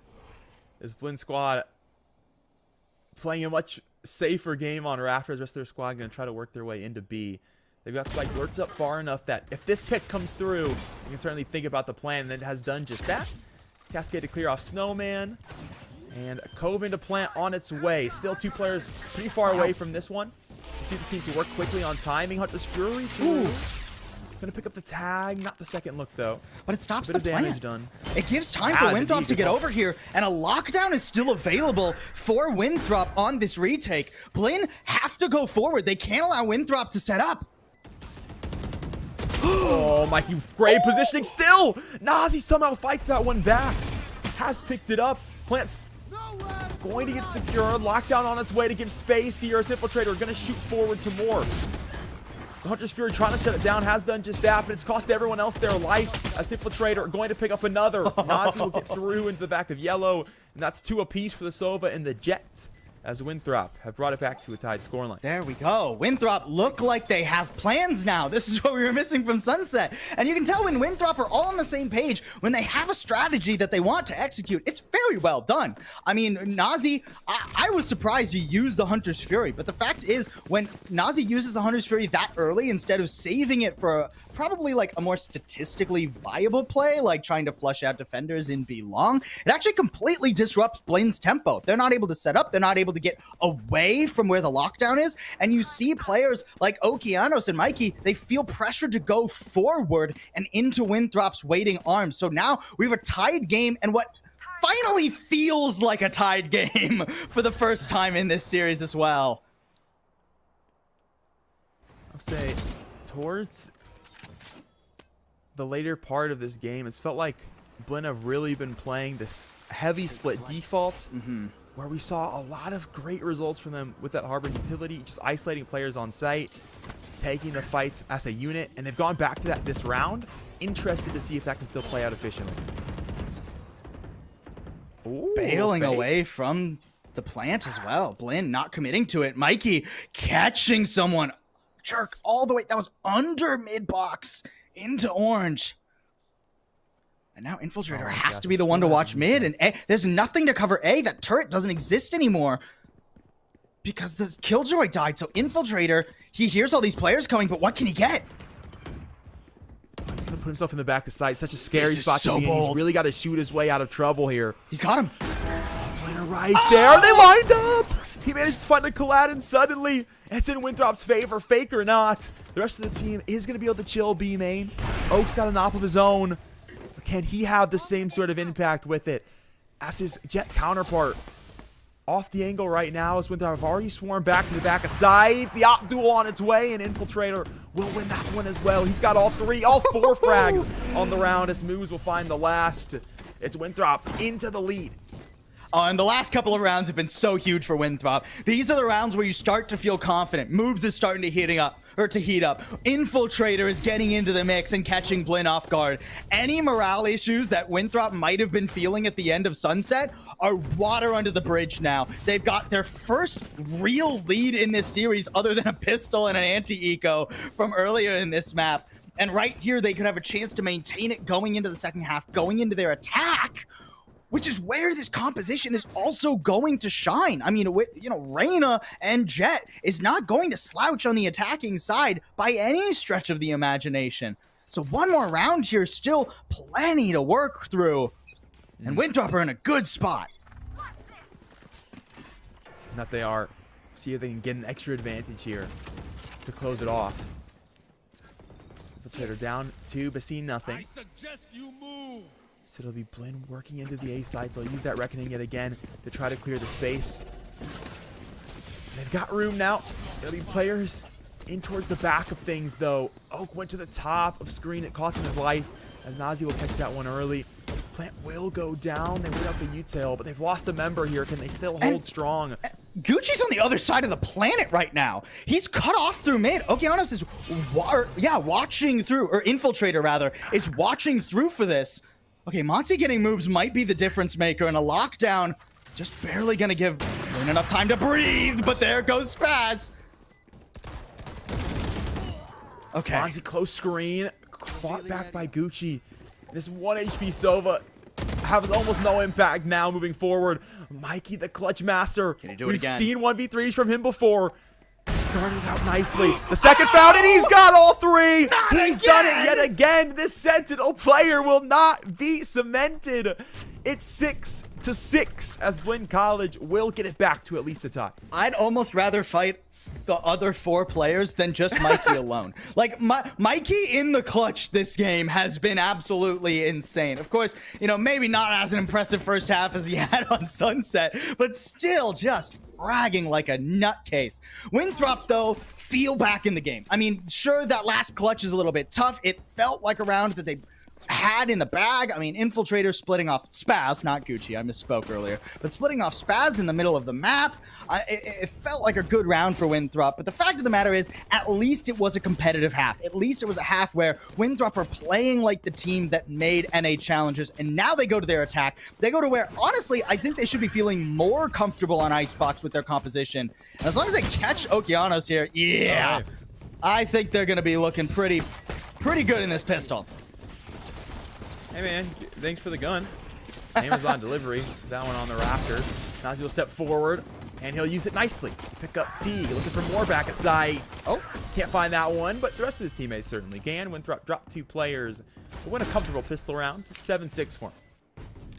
And Winthrop are going to look to swarm like that. They're going to look to play fast. Not fast and loose, but fast with their composition. They want to leverage those early kills into quick exits. They want to explode onto the site, catch any anchoring players, and not allow Blinn to actually set up for a retake, and also not allow Blinn to reset the pace. If there's a quick engagement and there's even trades, normally you're like, oh, well, a 1-for-1 trade favors the attackers.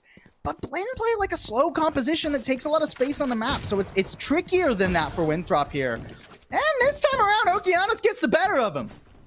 All right, quick little redemption arc for the Blinn College Jet, perhaps. To the harbor to contain all the way back B main. So all the info in the world already for Blinn. Exactly where this one is going. We'll see if this eco can still manage to make something happen with that information. Tegan, a tough spot. He's forced out, though. Really nice snake bite. Oh, and the check. Spotting Great 2 info. players is huge, but there's no cover. The toxic screen cuts off Moves' cover. The screen close. Okeanos from screen to hold the opposing angle, allows Spaz to walk in and find the right click, even though Moves did a great job of checking off the first pick. Jerk gonna take down turret, and they've got room to still work the B site. And now they've got angles too. They got some distance on their side. Winthrop still definitely in a favorable position to win this round. And the good news for Winthrop is they've set up their toxic screen on this side of the map. Jerk deep tucked in Snowman too, but such a quick fight loss.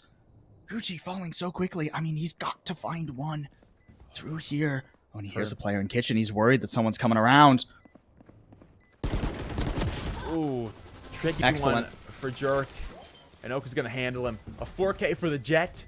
Blinn will get it back to Tide. They'll be able to win the eco as well now.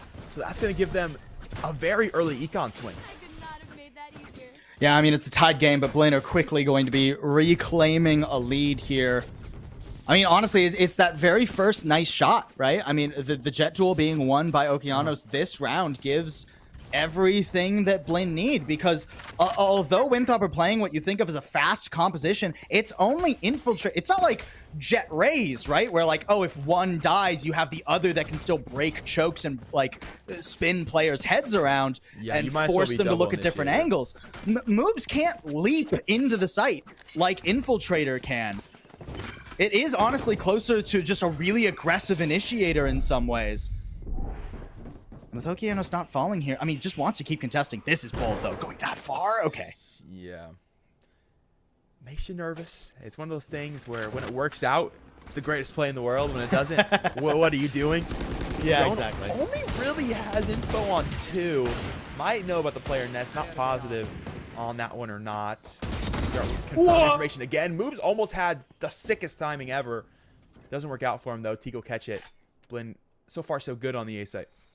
Yeah, and Winthrop don't really have teeth in this round now, right? I mean, there's 4 players all with rifles here. You just need some absolutely insane shots, and you're getting slaughtered through smokes. It's not going to happen for Winthrop.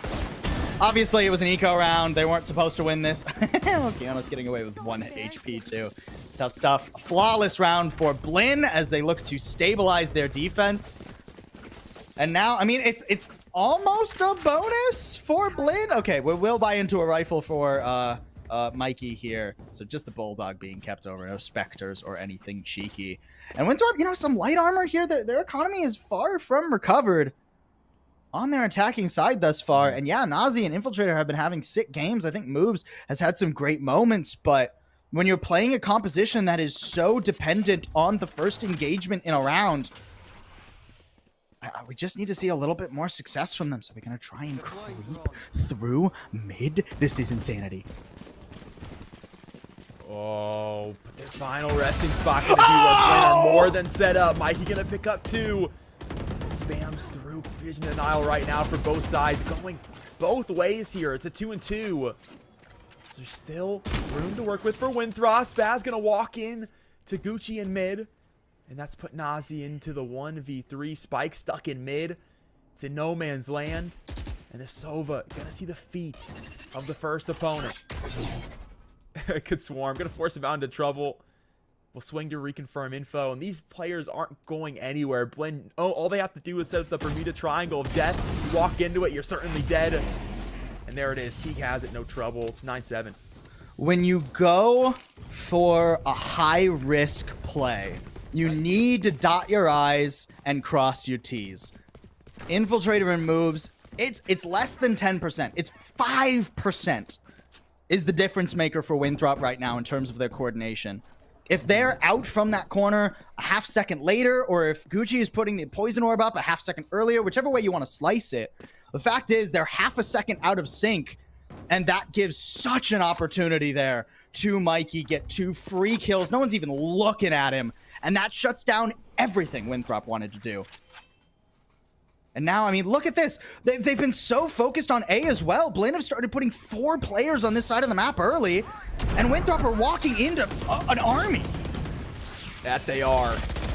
Mikey to grab the first. Moves to answer back with the Stinger. And these Stingers have found themselves 2 rifles. Okay. Mikey gonna fall to the newfound Vandal. And Winthrop, another high-risk play. This one slowly being rewarded.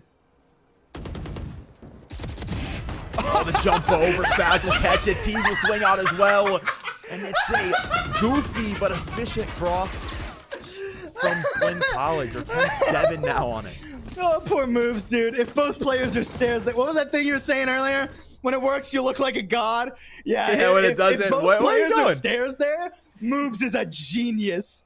But instead, it just looks absolutely ridiculous. Oh, I love you, buddy, but oh, that's a tough one. Another timeout here from Winthrop, as this map has been far more competitive, but Blaine's defense has quickly solidified And Winthrop are going to have some pretty tough gloves if they want to punch through these brick walls that Blinn are laying down. I mean, we've got to see some sort of pressure towards B side, right? We've got to see a fake. We've got to see a toxic screen over there. You can't keep running headlong into A and just hoping that there aren't enough players. And that's the other thing about this composition, right? Is when it comes down to it, all you really have to clear sites are destructible Lears that can be shot if there's more than one player looking in that direction, and Sova utility. But Nazi has to lift so much on his own. I mean, not only is he top fragging right now, keeping up with Mikey, despite the fact that Winthrop are losing, but he's got to be providing info. He's got to be clearing corners. He's got to be making sure the util is all properly set up. And if one part of Winthrop's exec falls to pieces, they don't have enough utility with this composition to pivot necessarily. That's why, you know, the double controller, it's really just one tiny change between these compositions, but it makes a world of difference in terms of how versatile they are. Yeah, that hardware just gives you a lot more room to work with. You can play slower because you have better vision denial. Nice. The Infiltrator gonna find the first off a tube. Knows about Teague. Hoping he can kind of catch him on a timing here. That or slip off the back of this thing. And he's got some space now. Gonna opt just to hold the space for now. Teague's drone just to confirm that info. Infiltrator gonna head away. Moves will pick up Mikey under tube. And Winthrop gonna get that space on to B. They'll work it through mid efficiently. And they should have pretty good footholds in this round. At least a plant here for Winthrop. Infiltrator's been living rent-free in their head, so Teague's going to go ahead and evict him. Don't want to worry about that jet anymore. I mean, the only reason Winthrop really get that is 4 players on Blinn are all looking at mid. They're like, oh, we can't just let Infiltrator live here. They do lose 2 players for it, but still a winnable retake as Blinn launched toward the site. Slight gap in the wall. Oh, was able to get one, but couldn't find the second swarm, so that's going to kill some time on hoping to start that defuse. As Monzi going to swing deep into yellow. Can only find one. The rest of his team gunned down. As Winthrop going to answer back. A clean round from Winthrop there. I especially liked how Jerk had the good presence of mind to keep watching the snake bite, right? It's something that we've seen, especially at the collegiate level, is a lot of players, it's kind of like how like plat and lower players think of a smoke. Oh, a smoke is a wall. I don't have to look at it. Well, no, a smoke is powerful because you're looking at it. It's the same thing with a snake bite a lot of the time. A snake bite is only really good to stop a swing if somebody's there to punish the vulnerable on it, and Jerk does a good job of that. Doesn't allow Blinn to leapfrog back into the round off a cheeky timing. So now Winthrop still with a good economy. Still only 2 rounds away. Blinn do have that Harbor ultimate, but the Hunter's Fury available too for Winthrop. Tools for both sides of things. And Winthrop getting slow control of B main. Is Okeanos going to try and timing this drone? Oh! Unfortunately, that book was nothing but a chapter. Gone very early out of this round is that operator, and cost quite a bit of economy from this squad as well. Winthrop have that first pick. They've played the spacing. They haven't opted to commit to this one yet, though.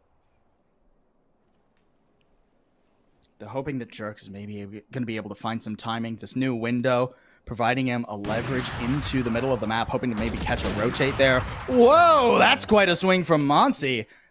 I mean, the B site now is ever so fragile. Oh, Mike, don't, that's an op, man. I know you've had a really good day, but that's still an op. How many more players can walk into Infiltrator's operator sideline at this point? Hopefully not that many.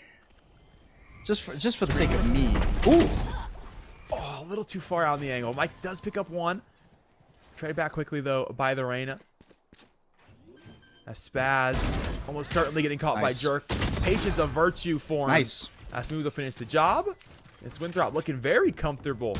Just slowing the pace down a bit. And there's that 5% I was talking about. That half a second gap I was talking about earlier. That was the bane of Winthrop's existence. In that round, they perfectly molded over. In that round, the exact moment that the toxic screen is dropping, that's when the Lear goes up. And sure, Mikey's able to get one, but you know, you're up a player already, you have dominant site presence, it's perfectly fine to trade pieces at that point, essentially. Trade 1 for 1, that's totally okay, especially considering it's the anchor in Mikey and their top fragger in Mikey. So Perfectly acceptable loss there for Winthrop, and now they're just one round from tying us up. Blinn starting to lose the thread of Winthrop's pacing, it feels like. Winthrop have slowed things down, aren't just completely launching themselves at A anymore, although as I say that, they're back toward A in this round, so 3 players lying in wait from Blinn. How much will they be able to catch?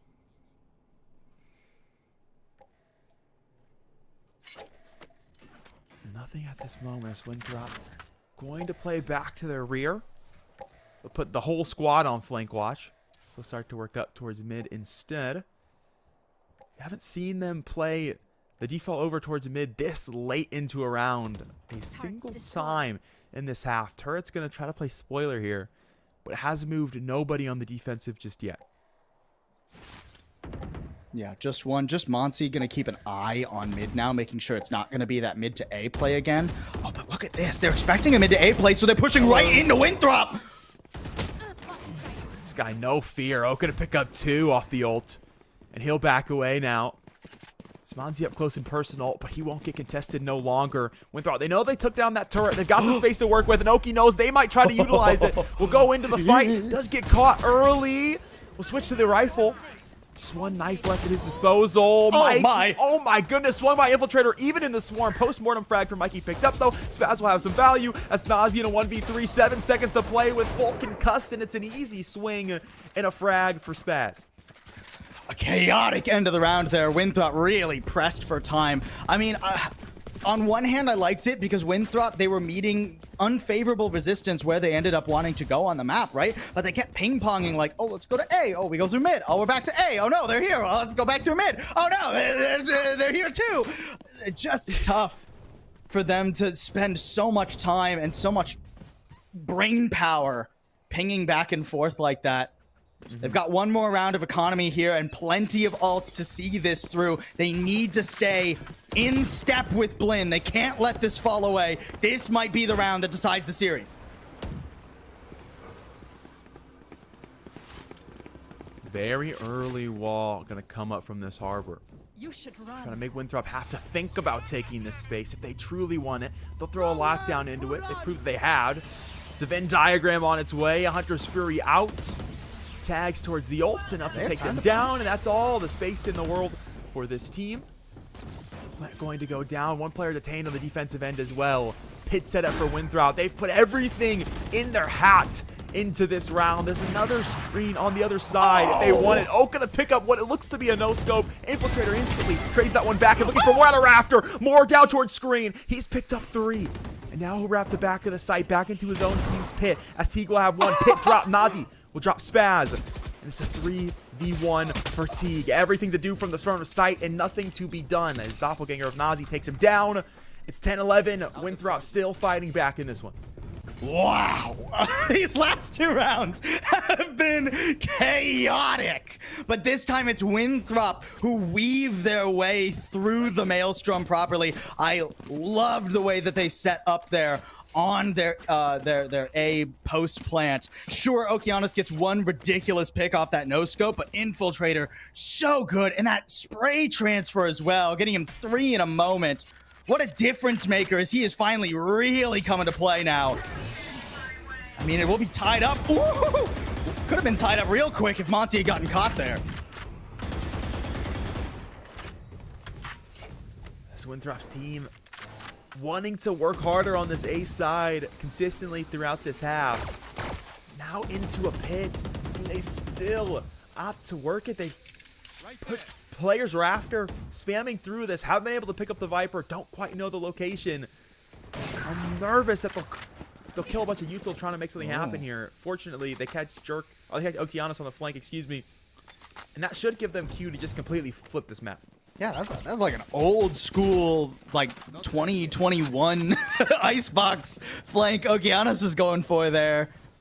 I mean, considering where the Viper's pit is, I'm not sure why he was that far forward. I guess trying to catch a timing, but being watched for beautifully by Jerk. The spam onto the spike doesn't get much. Counter spammed away. Mikey not able to stop that, and now things are looking difficult for Blinn. I mean, Spaz is still on the other side of the map. Yeah, might have some timing in mid though. He's going to find one. Instant trades on both sides of the coin here. Gives this mid flank to have value. It has for Spaz, but now he's the only player standing. And they'll know where he's at. A 1v2. He does have his orb to work off of. Just use his last snake bite. Orb up. He's found the first contact. We'll tap this spike. Couldn't quite find the swarm, but it's not on spike. He could sit and start this defuse. Jerk gonna spam through with that op. No time. Spaz needs the half for it. He missed the shot! Has the frag! There could be time for this now, but not quite. It's a second the difference. Jerk plays it nicely enough, waits long enough to swing, that he's still able to convert the round despite that missed op shot. Oh boy. Thank goodness there are secondary weapons in Valorant. Otherwise, Jerk would have lost that round. Only the threat of a swing out with a classic pulls Spaz off the spike. Another unbelievably bloody round there, but one Winthrop walk away with. I mean, the timing in mid wasn't favorable for them, but Moves able to lock it down. Honestly, the shocking thing about Moves' Reyna here, and I don't say this about Reyna's very often or ever, is actually the timings on the Leers have sort of been the difference maker. It's not even just Moves' like fragging power. The dude's roughly even right now. Okay, getting away from that Hunter's Fury. I was worried for a second, but like his timing on the Leers have been impeccable. Ooh. Okay. I like that play, though, from Spaz still, though. After that 100%. second Hunter's Fury tag, at least trying to get in there and make something happen, that extra info, thanks to the Sova just slowly finding its way into that situation, but didn't come through. Both players alive. Everyone unscathed. As Winthrop started to work up towards Tube. I do like the way we saw this team like really trying to barrel in. Didn't have enough util to make that effective for them with no true flash. So I like the way that they've really slowed down the pace of their attacking side, where they're waiting to get extra information before they actually push the issue. Jerk's going to kill Turret early again in Tube, and he'll still walk backwards, get back to the team who slowly works towards B main.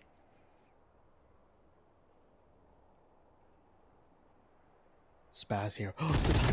Okay, still able to put down Moves.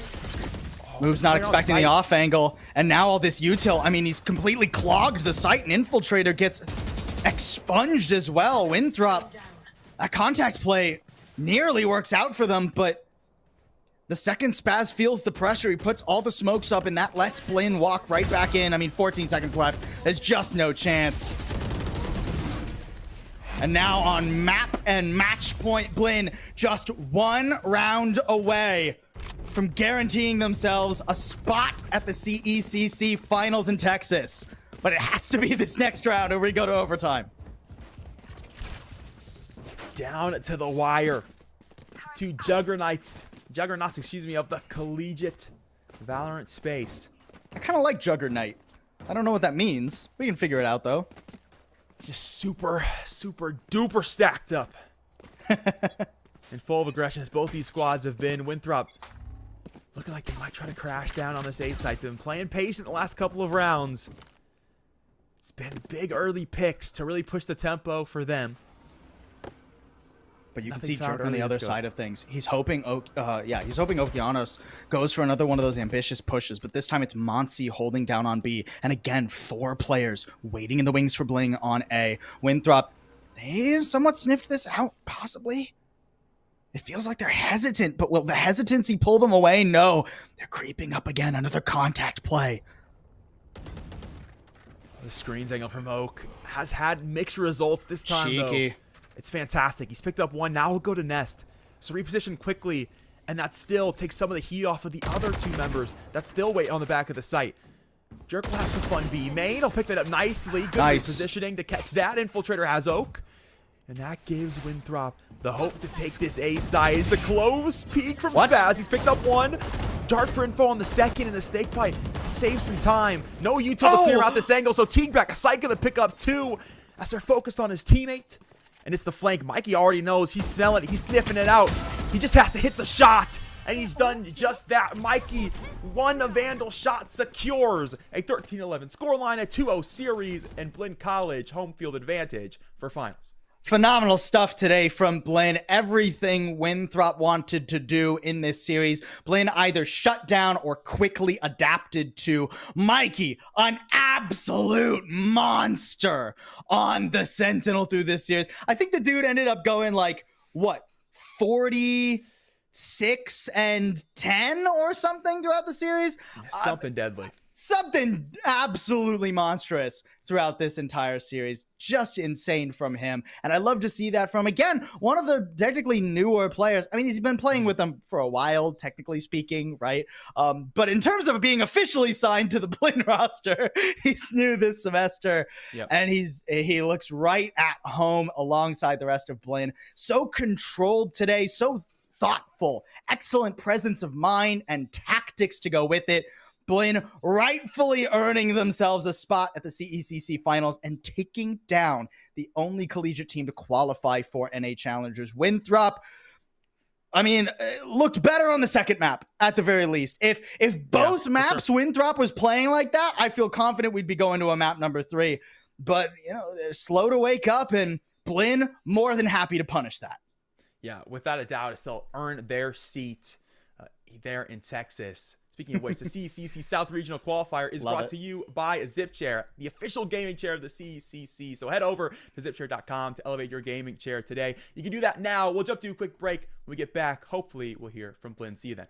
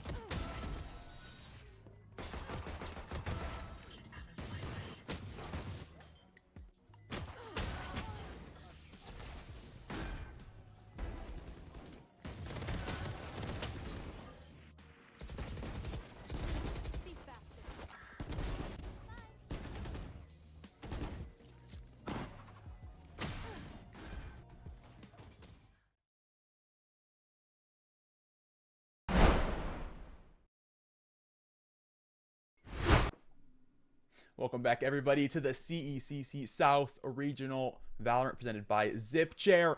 Blaine College just secured their ticket into Texas here in the summer. We're feeling good about it. They're certainly feeling good about it. Plausible. The biggest advantage for this team seeing themselves into Texas. What is it? I mean, you know, they won't have to travel far, so that helps, right? It can be nice and rested when they show up to Texas, but also it's just going to be excellent to watch a team as controlled and as man, how do I put this? As good as they are. That was the dumbest way I could put it. But Sure. But as good as they are, I really like these double controller setups they're playing, but they're also a very flexible and versatile team. They're not afraid to run at you. They're not afraid to fight you straight up, just go blow for blow, because they got guys like Mikey and Okeanos and, I mean, Spaz and T, Monts. I mean, all five of them, really. But what an insane day from Blaine and a well-deserved win. Yeah, you speak of one of them, and we'll start to see from them now. Okeanos, a player who had their way with the server, constantly has their way with the server. So much so, What's up, guys? found himself 15-13 today, 17-18 in map number 2. Oak, how are you feeling, brother? We're going to check out some of your plays for this weekend. I think while we check out these plays, tell me your thoughts in some of these plays.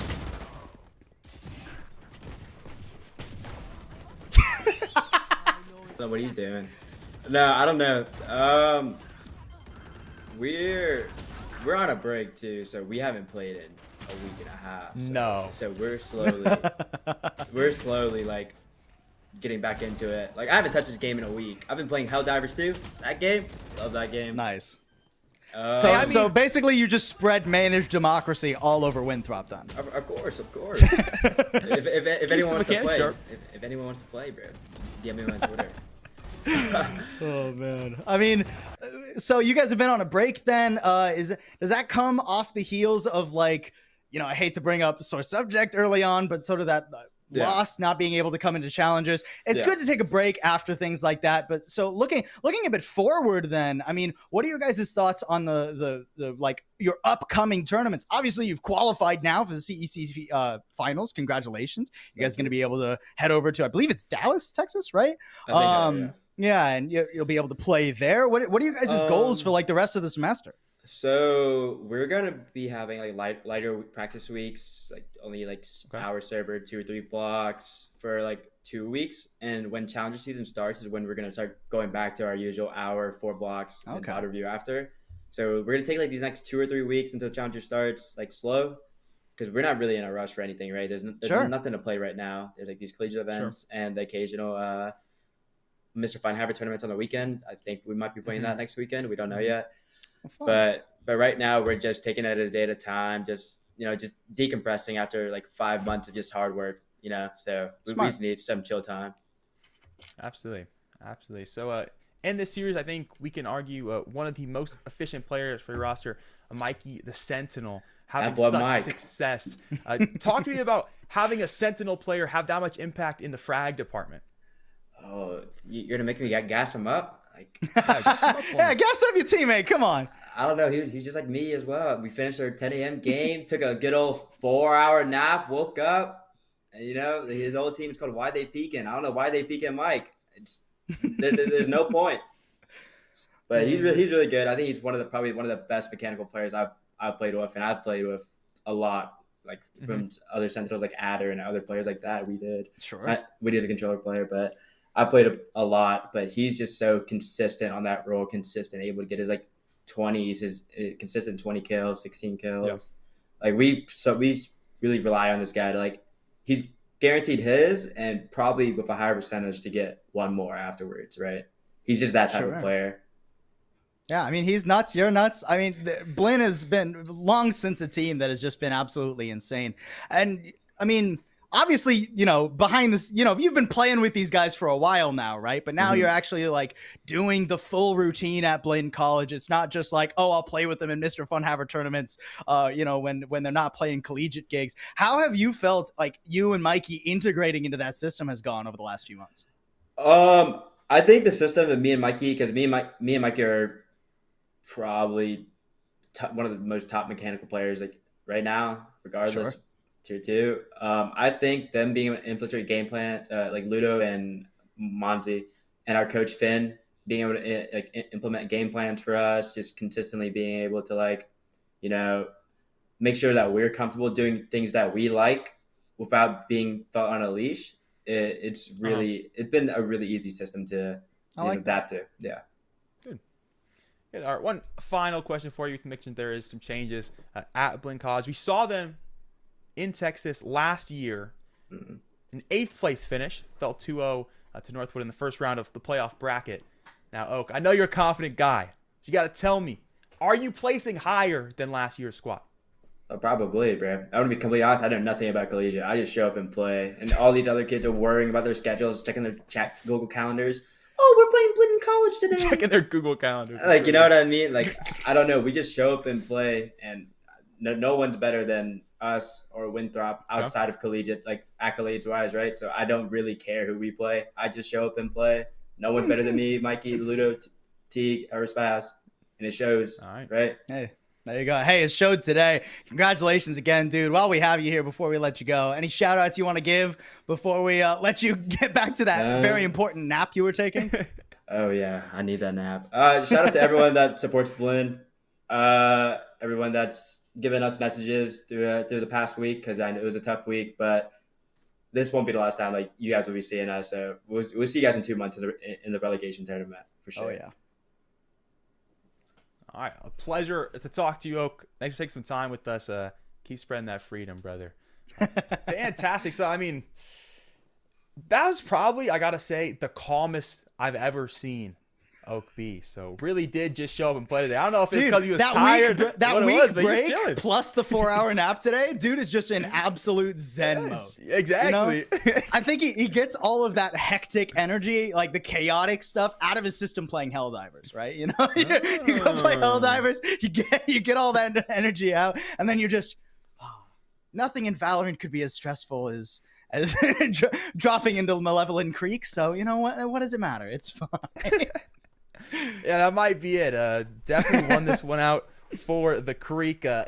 Action on its way still. Have not solidified all the teams making their way to Texas. The West Regional kicks off next weekend on Sunday, as well as the service qualifiers. Those will be for Rocket League. So catch up that action as well. It'll be right here on twitch.tv/esportsu. But for today, I've been Catinator. That's been Plausible. Thanks so much for joining us. Congratulations to Blinn College, and we'll see you in the future.